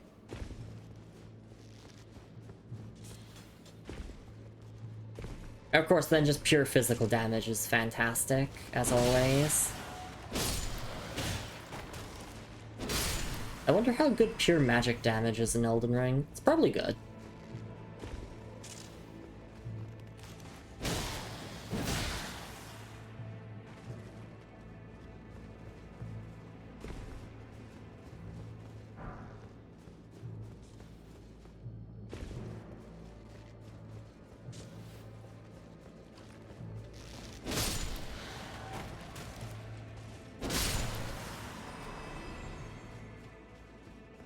One of these days I'll play a copter, I swear. I mean, I do want to do an Enchanted Knight playthrough of Elden Ring. So, like, Aryan-themed, leveling strength and intelligence primarily. Like, a bit of casting and a bit of sword swishing. If only I had oh, this is where we were before, so that's why they recommended going that other way first.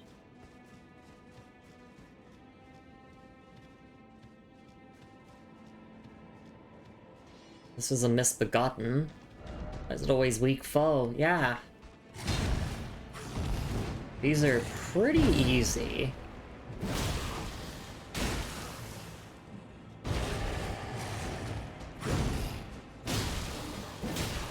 Especially since you fight... Oh, shit. That scared me.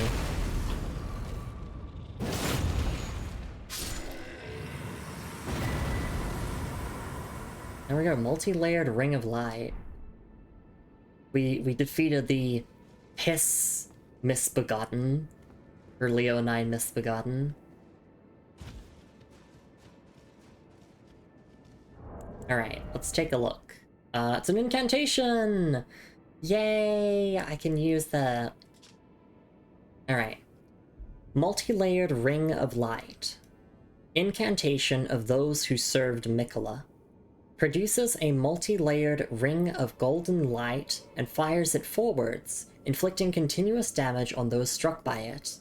Charging extends duration and increases potency. This light ring incantation was cultivated by a tradition separate from Golden Order fundamentalism. Right, okay. I'll probably have to actually use it to see what it looks like, because the description, I can't really picture how it would see. Like, I guess, yeah, you summon those 3 rings, fires forward. Like, how fast does it move? Only one way to find out.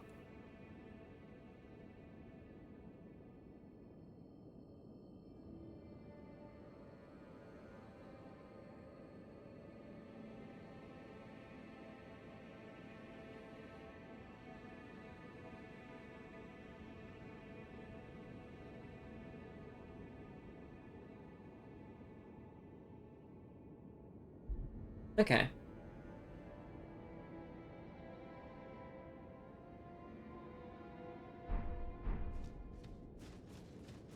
Wait, sorry. Checking this again. Yeah.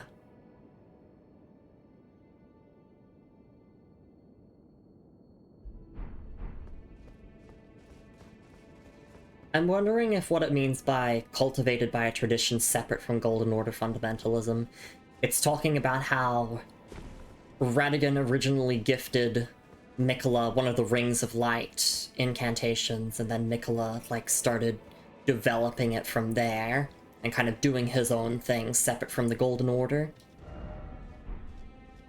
But we'll try out that incantation. It would be fun. I'm kind of disappointed by Golden Arcs. I'm a little bit let down by them. Visions of Toxic, by the way, Night Ahead. Okay.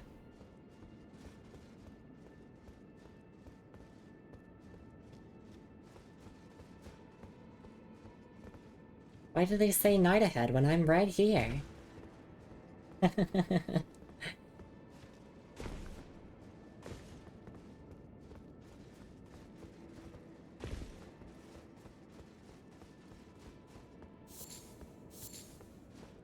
Oh, is that a Grace there? Okay. Yeah, I don't know if we'll do the whole entire Fissure in this stream. I don't want to push myself too hard, especially since the stuff with Tiolia and his questline seems a little bit involved. So maybe we'll get this Grace, we'll explore a little bit up ahead, and then I think we'll wrap up, and we can finish the rest of this area next time. And, like, move on to the Jagged Peak. Look at all these animals! Wait, they're all asleep! They've been cast into eternal slumber by Saint Trina. Time for sleep. That's such powerful imagery. But, like, the lighting here and everything. Like, even if you know nothing about the lore, even just looking at this, you can kind of, like, come up with your own interpretation of what's going on.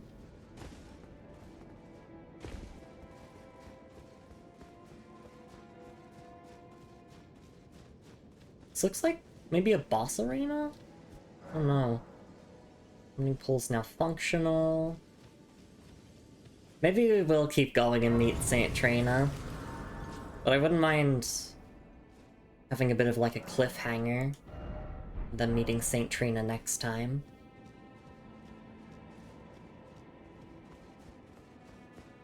Okay, well I don't need to infuse Holy onto my Milady now, since we're done with the skeletons, but I will remember to swap my spells around. Not spells, incantations, they're different. Spells are for nerds who level intelligence. Couldn't be me. I say, just saying that I am planning on doing a run of leveling strength and intelligence. Because I think I like, obviously, still having a melee weapon. Because spells can take quite a while to cast. Whoa, look at that. That's awesome. Yeah, I can't use any of the other Golden Rings of Light incantations because they require intelligence. At least we got this. Healing required ahead, therefore praise the message. What they mean by that is whenever someone appraises your message, so they can give it a positive or a negative rating. It doesn't matter what kind of appraisal you give it. When you give an appraisal, that person gets healed if they're currently, like, logged into the game and playing. Hey Looney, it's lovely to see you around. We're about to go meet Saint Trina, I believe.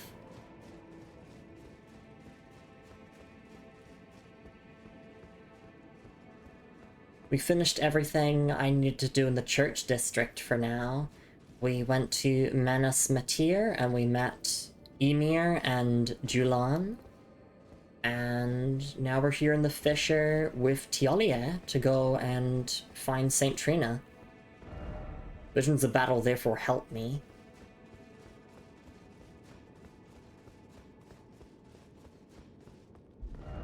Offer healing, I can't take this. Okay. Look, I'll rate. If people are begging for healing, I will raise the message and then jumping off. Okay.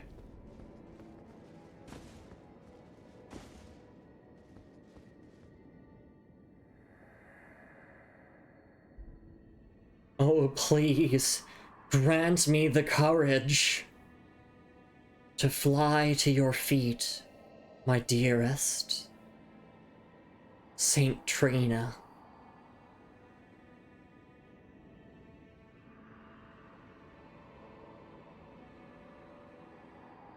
Okay. It does seem as if we have to just make the plunge. Because this is a dead end, there's nothing else after this. Or, like, around us, I mean. Well. I loved my life while I had it.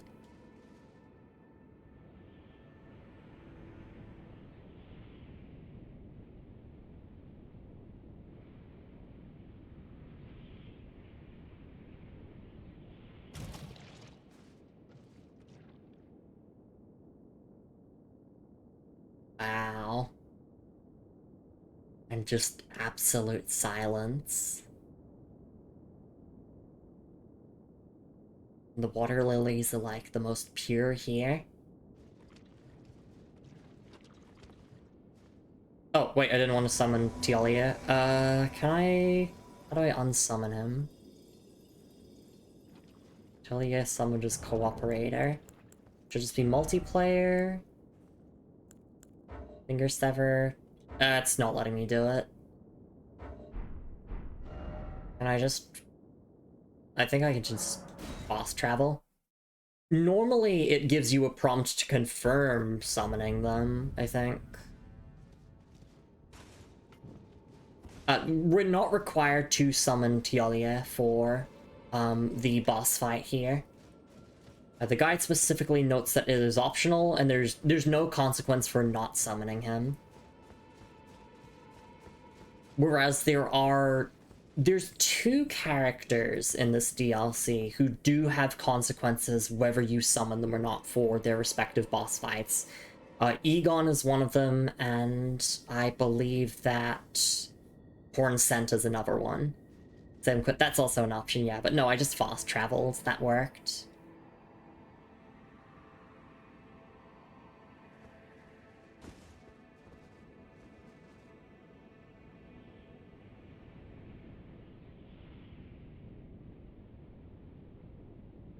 Yeah, that's interesting. It just lets you summon Telia without, like, the button prompt to confirm. Fortnite? Yeah, so if you touch this, it just summons him. But we don't need to.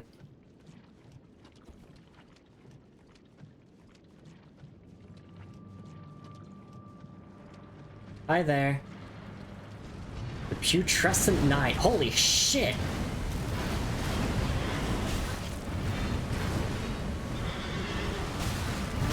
What the fuck? Oh, I'm so dead. I'm so dead.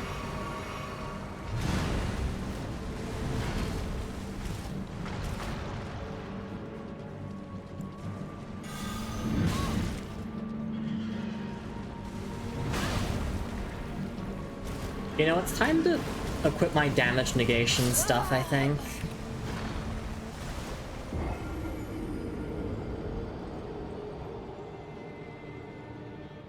Okay, so Holy imbued into my weapon, I think. A skeleton. The Sacred Blade and the Ashes of War, Sacred Blade, Heavy Milady, and we should equip damage negation. I'm just gonna go with physical. Physical is always like a safe bet. We could get rid of the Godfrey icon since technically I'm not using it for this fight, but I can't be bothered to change it.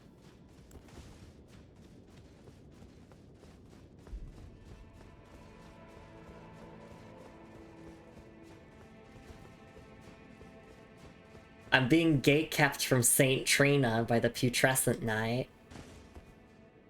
Putrescent Knight is like, nope. You're not allowed to see Saint Trina before the end of stream.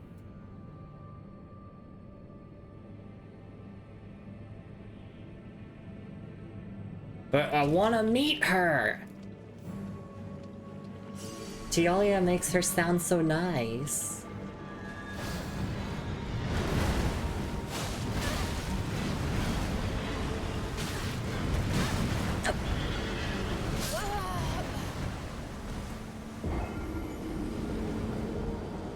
This is the Elden Ring DLC experience.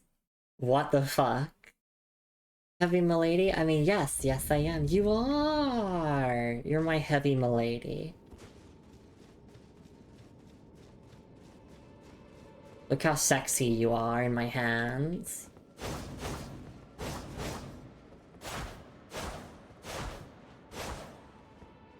Very powerful.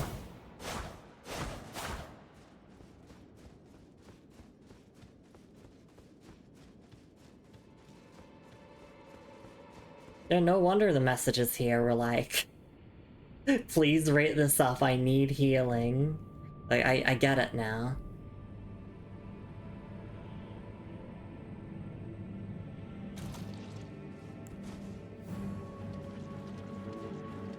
I don't need healing until I know how to actually dodge.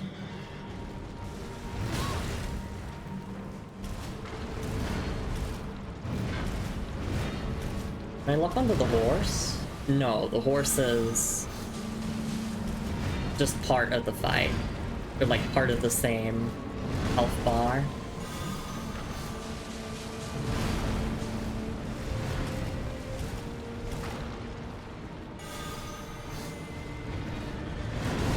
And then the horse attacks, right? Yeah. That's so cool that they're like working together. Wait, is the horse separate? No.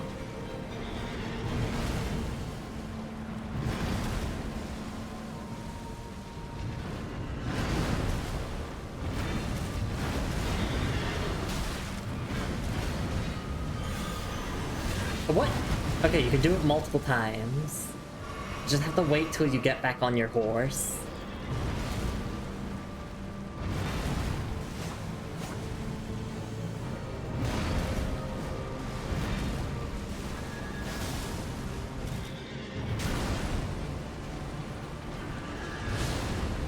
Sacred Blade's doing good damage, though.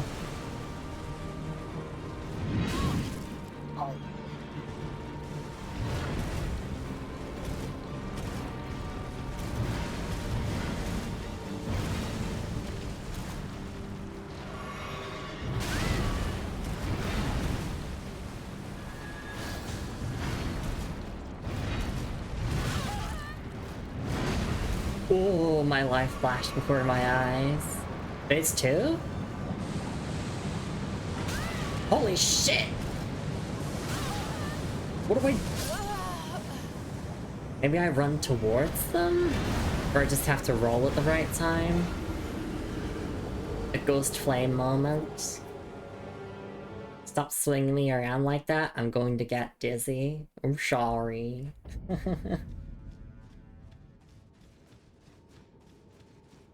The one-handed moveset doesn't do as many twirls. So I can stick to the one-handed moveset then. Yeah, one-handed doesn't do as many twirls.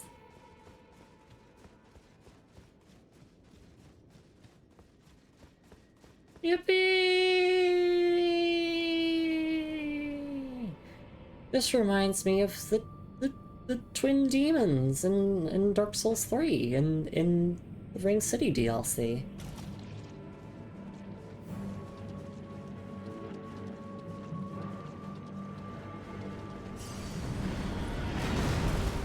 And then you're gonna do spins, and horse will charge, and then spins, and then horse will charge, and then spins.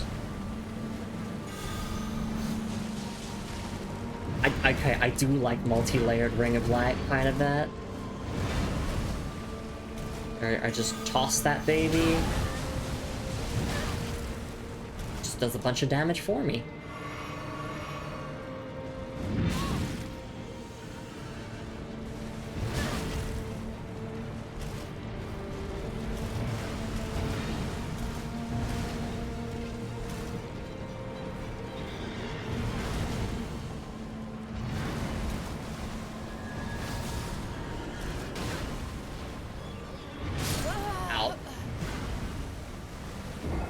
Cheeks have been clapped. We're not gonna get this in this stream. But I want to help by both your hands, picky princess. There you go, you're held in both hands. You're safe. But I'll occasionally swap to one-handed because I do want to throw the multi-layered Ring of Light.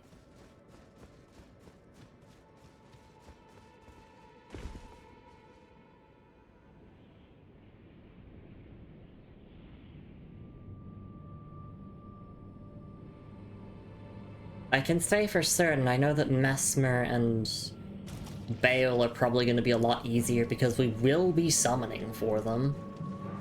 I know.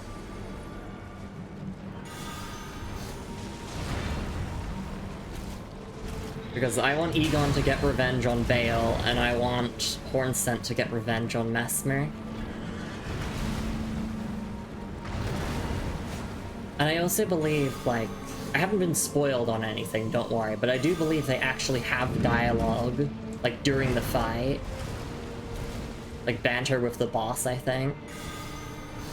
Or bosses, which will be really interesting.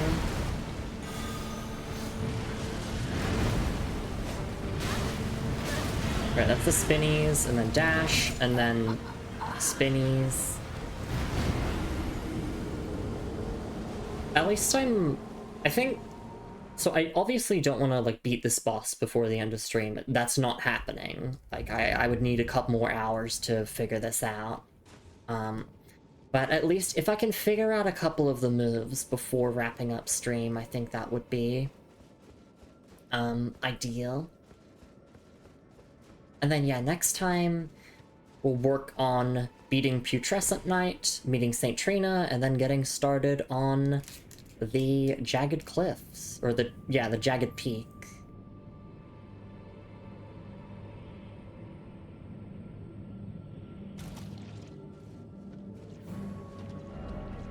Fortnite seems familiar. Enemy ahead. Should really grab my runes.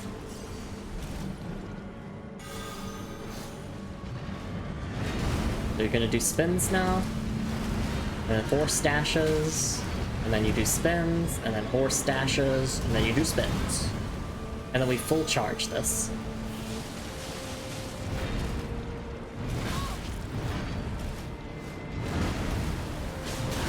Ow! Okay, that's a double slam.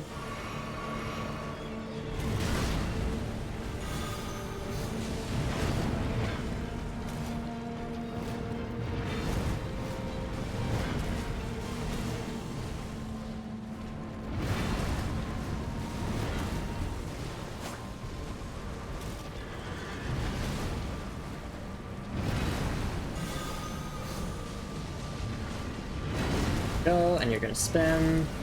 Watch out for horse. Watch out for horse. This is a really cool fight.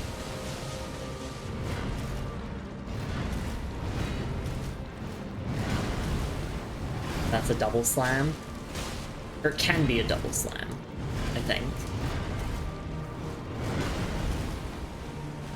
I like the music. Oh yeah, okay, phase 2. Let's figure this out. What do I do here? I die. That's what I do. I'm too shy to run up to them, but I feel like that's what I have to do. What I tried doing there is I tried to, like, look at the projectiles and, like, try to anticipate where they were going to land to time my roll. But that wasn't really working out. There's gotta be a more consistent way of doing that.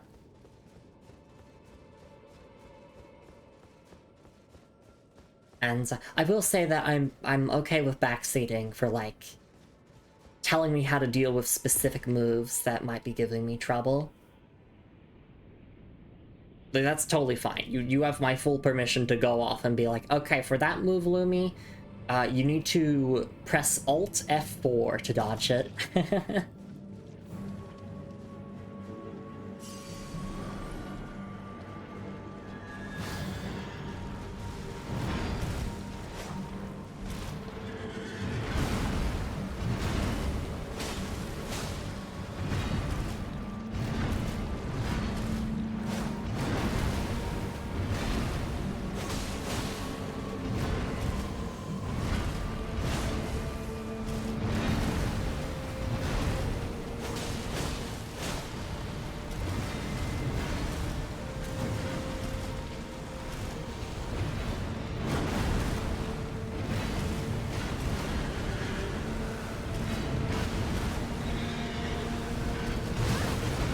Oh, that hurt.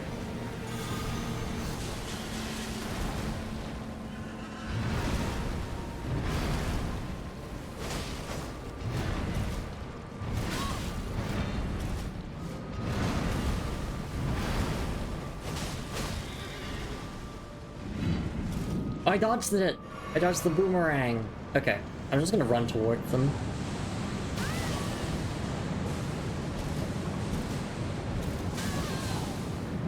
Oh, I survived it! And let me guess, you have Ghost Flame for the rest of your moveset now, I'm guessing?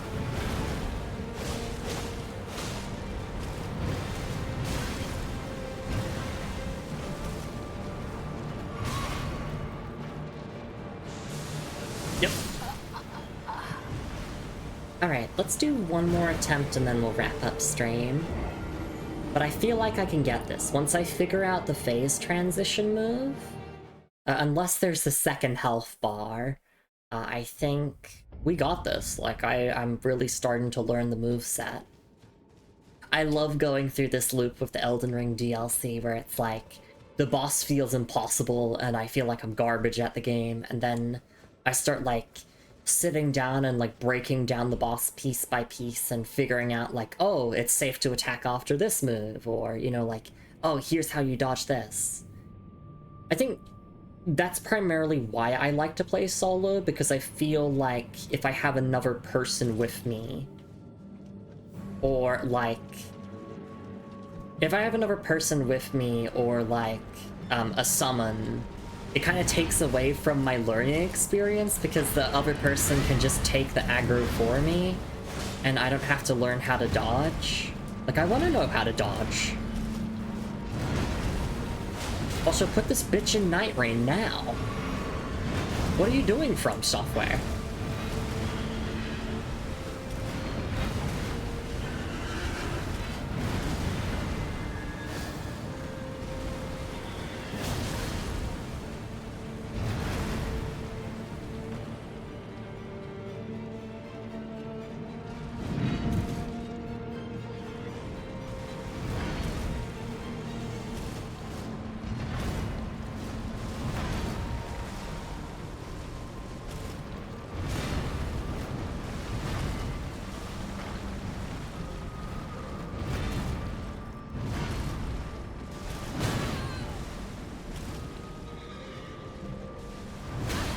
I thought it was gonna boomerang. No boomerangs to be found here.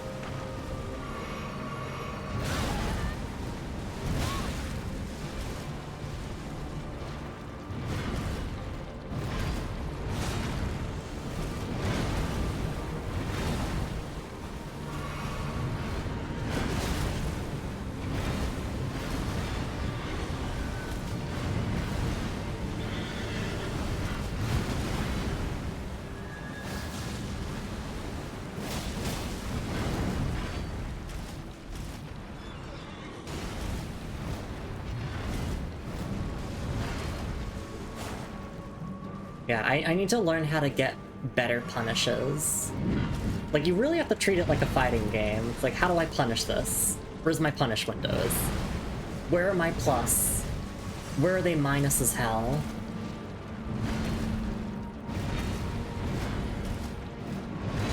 Like, I know it's safe to attack after the double slam.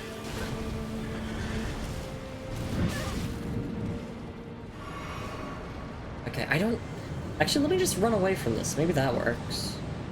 Oh, because it's a trail, I see. Oh, that makes a lot more sense. So just keep my distance in this phase a little bit more. And double slam, and I can get Sacred Blade off.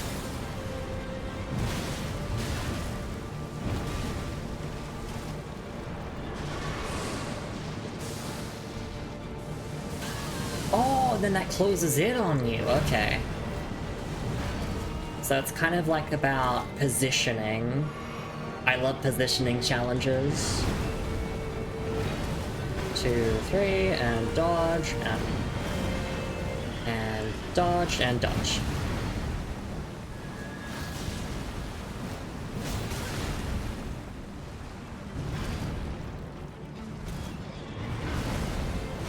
Oops, I forgot double slam.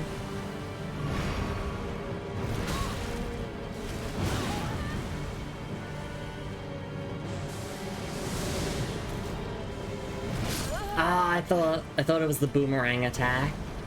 I was expecting a projectile. But yeah, I think that's a good attempt to finish stream on. I can definitely get this next time. I feel super confident. What the fuck is this song positive? It's good. It's tense. I like it. Alright. I'll double check if there's any, like, item descriptions I missed. Nope. I'm up to date on all of our item descriptions. We got a whole bunch of different things today, like spirit ashes and sorceries and all that. We met some new characters. Yeah.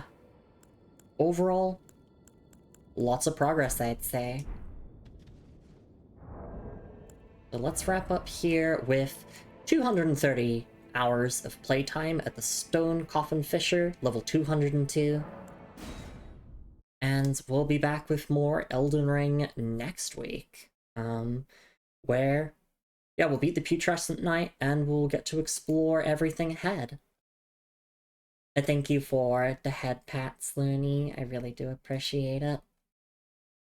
I had a lot of fun. That was good stuff. Just waiting for the game to properly close. Okay, there we go. Yes, black screen. Perfect. Alright, let's head on over here now. Thank you so much, everyone, who came by the stream. Hope you all had a lovely time with some more Lumi Elden Ringing. Yeah, so got through the church district for now, and met some new characters, did some questline stuff, and pretty much that. Yeah, just working on the Fisher to meet Saint Trina and working through the Putrescent Knight fight, which is going to take us a couple more goes, but I know the moveset now. At least I think I know the moveset. Still gotta figure out how to perfectly dodge that phase change. But yes, let me quickly promote the socials and the Discord server. You know where to find me off stream. I post my stream schedule every single week on both Blue Sky and Discord, and I do upload these Elden Ring VODs onto YouTube. So hey, if you're on YouTube, thanks for making it till the end. Funny thing, actually, I wanted to post this on Blue Sky, I forgot to. But so as of this stream, the latest VOD that has gone up, I forgot what it was titled. I think it was Bellyrat Tower Settlement. I think it was that stream. I don't really care about YouTube analytics, but sometimes I go and look at them, right? And I saw that that VOD had 1 view on it, but the average view time was like 3 hours, 24 minutes. Meaning that one of you lovely people here, maybe someone else here, sat and watched the whole thing. So, you know, that's why I do those VOD uploads, because people genuinely seem to, like, appreciate having them, and I like having that archive of my first journey through Elden Ring. You know, obviously I don't like archiving every single stream. I think it's nice to have some streams where we just kind of, we live in the moment, and, you know, like, we take clips if we want stuff to remember. But, yeah, I'm glad that people are getting actual benefit out of my Elden Ring VODs. So I'll just keep uploading them. Anyway, let me thank everyone who came by to stream and who supported the channel, and then we'll find someone to raid off into. Normally we would be streaming Once Upon a Katamari tomorrow, but I have mentioned it throughout the week, and I'll mention it again. I do have a like family meeting, like family gathering going on tomorrow, and so obviously I won't be able to stream at the usual time that we do Katamari at, and I don't really feel like streaming later in the night either. I just kind of want to have that day off because family gatherings exhaust me. Like, after family gathering, I need to lie down and, like, become a hermit for a bit. I have a very low social battery. You might not think that, you know, it's like, oh, she's a streamer, she's so talkative to everyone. But no, I'm very much introverted, and very much have a low social battery, where, like, after I've been out with family for a bit, I just need to lie down for, like, the rest of the day to recover. But yeah, that's everything. So, thank you so much for being here, The Mime of Crime. Thank you so much for being here, V. Thank you so much for being here, Creeper Cav. Thank you for being here, Telv. Thank you so much for being here, Considere. Thank you so much for being here as well, Marky. Thank you so much for being here, Ominous Chat, and thank you for the 3 stream streak. Thank you so much for being here, Sharks Are Tasty. Thank you so much for being here as well, Werejess, and thank you so much for the raid. Thank you so much for being here as well, Queen Stud Streaming. Thank you so much for being here as well, Lady MC. Lovely to meet you. Thank you so much for being here, my darling wife Moon. Thank you so much for being here, RPG Julie. Thanks for being here, Melissa. Thank you for the 5 stream streak, Melissa. And thank you for being here as well, Lumi. And, of course, thank you for being here, everyone. Whether you're here for a minute, an hour, the whole stream, you're just lurking or watching the VOD. I hope it was a good time for you all. I really enjoyed my time with today's stream. I feel like we really made significant progress, and I'm really excited to take on Putrescent Knight. I wonder if Putrescent Knight is one of the Remembrance bosses of the DLC. It feels significant enough to be one, so we'll just have to see. Oh, and of course, thank you for being here, That a Toasty, as well. And of course, thank you for all the follows on and off stream. Those are all very much appreciated as well. Alright, I think that's everything. Thanks for stream, thank you for being here, Julie. Thanks for hanging out. Alright, so let's see who we can raid off into. There's a couple of streamers who are live right now. Obviously, there's like some Hightail going on. There's Arknight's Enfield. There's Art. There's Mega Bonk. There's Mega Man. There's so many things to read into. I feel overwhelmed for choice. What am I feeling up to? I mean, I'm probably going to raid in, say a couple of nice words and then hop into a lurk. But like, if I were to sit there for the rest of the stream, what would I want to watch? Well, well then I'd just be picking my favorite streamers over and over, and then all the others would feel neglected, and they'd never get rated into. Let me check out this stream. What is this game? I've never... Oh, I think I know this game. That stream hasn't been going on for too long. What about this stream? This one's been going for a while. Let's raid into an art stream. I want to raid into Bratterfield, who is very cozy, very lurker-friendly, super chill, does a ton of charity stuff, and also is a streamer ambassador for the National Children's Alliance, like raising money, doing events to like support children and all that. And Brad's also trying to do a partner push, I believe, so like lurking in the streams is always appreciated. Yeah, right now Brad is just doing some emotes, I think, currently at the moment. So we'll raid him, we'll say hi. I'll leave a lurk to make sure to support the partner acquisition. And yeah, that'll be all that. Oh, also, so I have been trying to keep things under wraps, but like I'm not under an NDA or anything, so I'll give you something all to chew on since this is the final stream of the week here for me. But next week, I don't think we're going to be making it a full stream series, but we will be doing a one-off stream of the recently released Escape from Ever After, if you are familiar with that game. It is an indie game very much inspired by the first two Paper Mario games that I did get early access to, actually, but there were some complications of getting the key activated, so you know, we're streaming it after the launch. It's already out now, you can go and play it yourself. But yes, we'll be doing a one-off stream of that next week, which will be exciting because it's been a while since I've last did an indie game showcase. Yeah, I think I got it like maybe 3 or 4 days before release. And I was going to put it on this week's stream schedule, but yeah, I had some difficulties like accessing the key. So I like emailed the publisher and I was like, hey, the key's not working.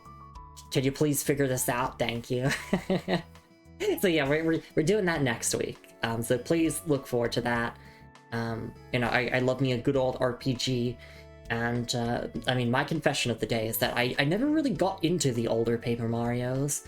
Not that I don't like them or anything, it's just I've only played 2 of the Paper Mario games. I've played more of the Mario and Luigi games. In fact, I think I've played basically all of the Mario and Luigi games aside from Brothership and Paper Jam. Like, I'm more familiar with that Mario RPG series as opposed to Paper Mario. And then for Paper Mario, I've played Super Paper Mario, which, I mean, people like the story of that, but also, like, the gameplay is very much different. And then I have regrettably played through Stick a Star. God, that was a miserable experience. Well, no, it wasn't miserable, it was mid-serable. Like, it was so mid. It was just a nothing burger. But yeah, no, that's enough yapping about Paper Mario. Point is, the indie game Paper Mario next week, please look forward to that. And obviously more Elden Ring. We'll be back to Katamari, and yeah, that'll be that. So let's get this raid up and going. Please have a lovely morning, afternoon, evening, wherever you're in the world, everyone. Make sure to stretch and hydrate plenty, as I did throughout the stream. Take your meds in case you've forgotten, and the moral of this stream is, I guess, don't abandon your other half. Like, don't abandon the parts of you that make you yourself. I don't know, though, because we're gonna have to learn more about Saint Trina and Miquella's relationship. Because, I don't know, we'll have to see, An alternative, moral for the stream could be that skeletons are awesome. Could you imagine if there was a skeleton inside of you and me? That would be wild. Moon says that Cubes is my favorite Paper Mario character. He's a big dork, he's endearing. It's really hard to not root for him. Yeah, I've heard so much about Coops. Yeah, one of these days I'll play the 1000-Year Door and Paper Mario 64. But next week, yeah, we're playing an indie game inspired by those two.